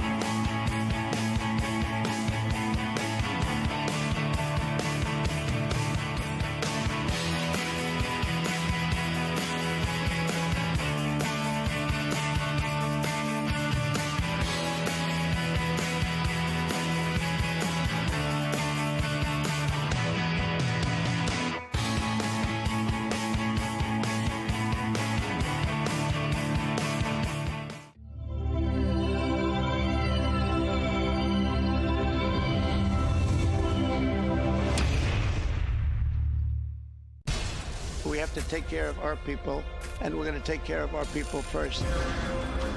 For in-depth analysis and all the latest developments across the globe, make sure you join us every weekday.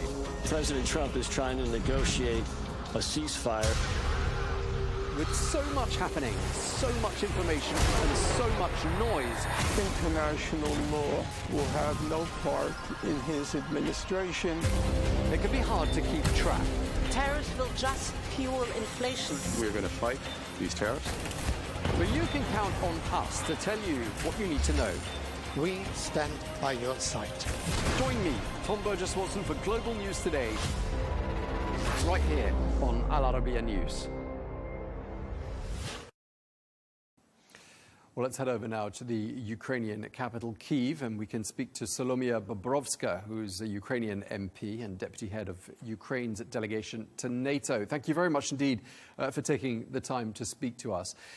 I mean, a lot's been happening in the last few days, and it seems like there's been quite a lot of changes of position from the Trump administration. We're 5 months on from the unfortunate Oval Office encounter between President Trump and President Zelensky. Does it feel now, as a Ukrainian, that America is back on side? You know, first of all, greetings from Kyiv. The second one, you know, to be honest, it's we are very careful and even cautious, I would say, with the last narratives and messages and statements from Trump.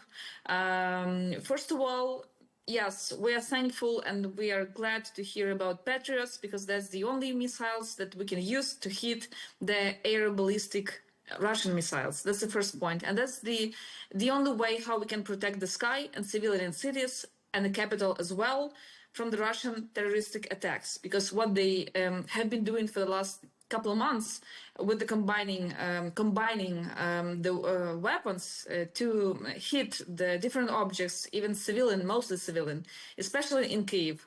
That's really made a change, I would say, in the civilian perception in Kyiv of Kyiv people. That's the first point. Second one, it looks very suspicious and strange with the 50 days of giving time to Putin to stop his aggression. Because, you know, at the beginning of July, that was July the 3rd, and they had a conversation between Putin and Trump. Putin said, like, I need, 60 days to get to the administrative borders of at least 2 regions of Ukraine. And now it seems and Trump said, no, I give you only 50 days. And it looks very strange. And that's why we are careful with the statements and with turning the position of US towards Ukraine. Okay, so this ultimatum of President Trump, peace within 50 days, or else there'll be tougher sanctions. And you're saying you find this strange. I mean, do you think this is going to have any impact, this threat? Because, 50 days is too much. Like, Putin did almost everything he could, except the tactic nuclear weapon. He didn't use this against Ukraine. He did everything. And just to give 50 days for what? To attack until the September Kyiv, or to get to the administrative borders of the regions of Ukraine, to occupy 2 more regions, 100%. Like 50 days for what? That's the big question for Ukrainians, and that's why we are not so optimistic, because these things can happen so much and so many in different, starting from the front line and finishing, and even with the negotiations, and probably US will push us to start negotiations with Russians. But the Russians now are stronger, not only on the front line, but with their position even when we, in terms of Russia-US relations, and that's why, are you serious with the putting peace and bringing peace back in between Russia and Ukraine? That's why we are so careful with that. So you're saying that those 50 days look and sound a bit like a gift to the Russians? Absolutely. They feel very strong and very aggressive on the front. They have on at least 3 directions the offensive operations, and in 50 days they can find the results. The point is whether Ukrainians, how we will stand, and when we will get the ammunition and Petraeus as well to have a possibility, to defend ourselves. Lots of telephone conversations have taken place between President Trump and President Putin. There have been visits to Russia by the US envoy Steve Witkoff. I mean, from a Ukrainian point of view, has anything been achieved? It's now hard to say. I would say so many discussions and deals were made behind the curtain. But at least we have 2 silent nights when Witkoff came to Kyiv, and at least we could sleep. That's, I would say, even an achievement for the ordinary, average Ukrainian. Russia controls about 1/5 of Ukrainian territory. Do correct me if I'm wrong. They're advancing, but very, very slowly, is what we're being told. Again, do let me know if you have more information for us. One person in the Kremlin is quoted as saying that appetite comes with eating. And I think what they're trying to say there is, why would they stop? If they're making gains, why would they stop? And what's your answer to that? From a Russian perspective, what's the incentive to stop if they're advancing? there is no sense to stop for them. That's why we are so worrying about this 50 artificial days, and that's why all the steps we now accept as the part of the imitation, but not really the willing to stop the war, Russian-Ukrainian war. In order to understand Russia on the front line, you have to understand their mentality and the historical roots between of this war between Russia and Ukraine. Russia could never be again the empire without the heart. That's the Ukrainian heart. That's the Kyiv, and that's their strategic goal to occupy capital as well. At least, and to go to the Dnipro River, which is dividing Ukraine into shores, in two parts. And I want to say that actually, to be honest, we have the combat actions on the new region, that is Dnipropetrovsk region, which is behind the Donetsk and Zaporizhia region. And now we have them, at least in two places, the combat region. That means they will push and go to get there a buffer zone, and they won't stop again. That's why we are worrying, and that shows that Russia, it seems to us from both terms and sides, frontline and diplomatic, this war seems endless, because on the one hand, on the front, yes, they are slow, but they have success. They don't feel the lack of people. That's the problem with which we are facing, actually, to be honest, and what we have. And from the other way, they are now back with their diplomatic success, starting from the negotiations with the US, and they are quite, I would say, successful in the psyops, in the media, in all this propaganda which is going through Europe, starting from the Hungary, Slovakia, and so on and so on. That's quite strange position they got for the last 4 years. How does that affect morale in Ukraine to think that the propaganda war, as you call it, is being as successful as it is in the countries that you mentioned? Yes, we are exhausted. Yes, there is the feeling of being very desperate in a very desperate situation from the one side. But from the other one, we don't have the other Ukraine, and we don't want to be refugees. So there is no other way than except to stay, than to stay and to fight. That's the point of people who are staying here and continue to somehow to live, to fight, to build business, to feel more or less normal life somewhere in the regions where they can get this normal life. But yes, we are exhausted. But at the same time, we understand that's the last chance, to hold the position and Ukraine on political map. Just lastly, do you think President Trump has any leverage over President Putin? I think he has real empathy, and this moment that when you're charming by this Russian soul of being very strong, ambitious, and building empire, when you are one of the strongest states, but understanding that it's the part of Chinese policy, but this looks like that this connection and these links, unfortunately, are stronger than we can imagine and we are talking about. Okay, well, we're going to have to leave it there. We're out of time, but thank you very much indeed for speaking to us. Solomia Bobrovska. Thank you. Thank you for your time.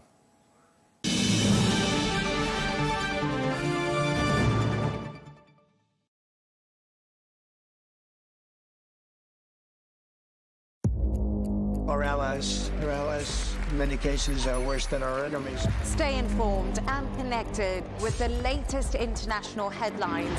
There obviously is a risk. From breaking news to in-depth analysis, it would appear that this war is coming to an end. Who buys this stuff? Investors, pension funds. We deliver the most important developments straight to your screen. Iran always wanted to deal with militia. Join us for compelling, expert-driven conversations A curfew order has been established.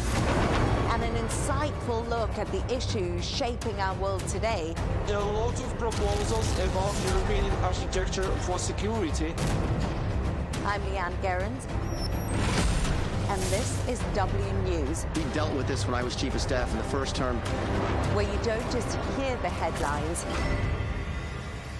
you get the full story.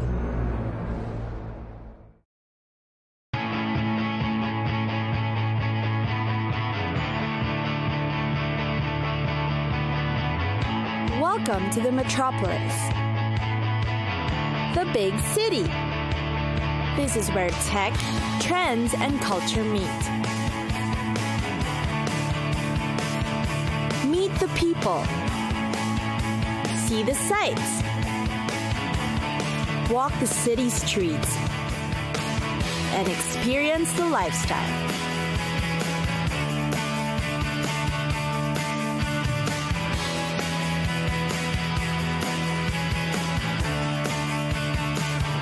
This is your first-class ticket to the cities of the world.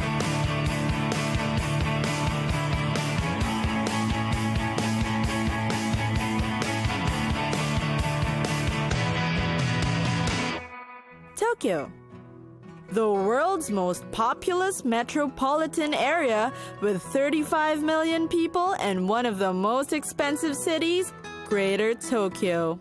For its crowded places and high cost of living, what makes Tokyo worth a visit? The city is teeming with history, culture, and sights. One of the most popular is the Hachiko statue, a tribute to the dog loyal to his master. Hachiko, who died of a heart infection in 1935, is regarded a national celebrity and has a bronze statue of him outside Shibuya Station in his honor. A lesser-known Disneyland also lies in Tokyo. It first opened in 1983 and would see over 13 million visitors per year, making it the third most popular theme park in the world. Also find the animation studio of Studio Ghibli Inc., often referred to as the Japanese Disney. The studio's Oscar-winning feature Spirited Away is the highest-grossing film in Japanese history. Another frequently visited site is the Imperial Palace.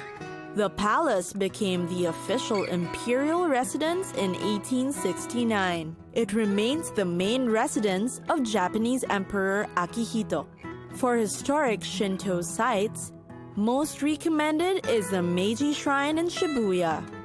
Shinto is Japan's dominant religion. It means the worship of the deities of heaven and earth. The Meiji Shrine is the most highly regarded of all and is an immaculate example of Japan's impressive architecture. Sporting events are also popular in Japan. The Tokyo Dome is a 55,000-seater all-weather multi-purpose home of Japan's most famous team, the Tokyo Tomiuri Giants. All over the world, Japanese food is very popular. Japanese fare is favored by many because of their incredible cooking and attention to precision and preparation. The place keeps their menu simple and delicious and is visited again and again because of its classic tonkatsu, cutlets of tender breaded pork slow-cooked to perfection.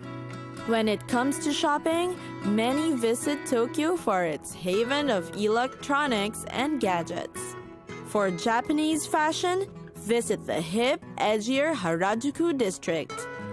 Here, you'll bump into younger individuals cosplaying or adults dressed in very clean minimalist styles.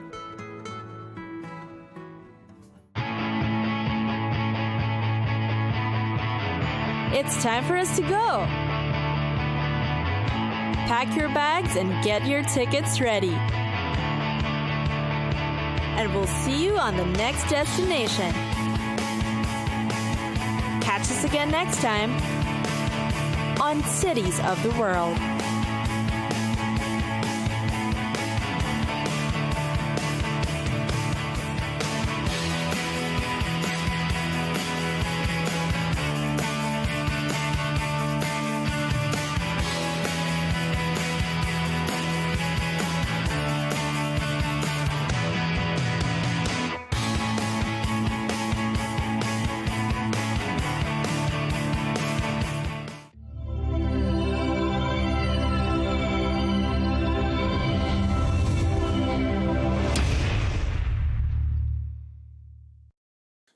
Obama, he read the daily briefings. Obama was never interested in politics. It was just pure narcissism. That's why Obama and Trump don't get along. It's what Freud called the narcissism of small differences. They're mirror images of each other. They're both just stupendous narcissists, Obama and Trump. But Obama read the daily briefing. Trump, nothing. But there is a question. Do you prefer in that Oval Office somebody who's hyper competent or hyper incompetent? I'm not sure which I prefer. I'm sure Tony Blinken was very efficient, very competent, very knowledgeable. And you know what? He was a moral monster. He was a moral monster. So do I prefer a Trump to a Blinken?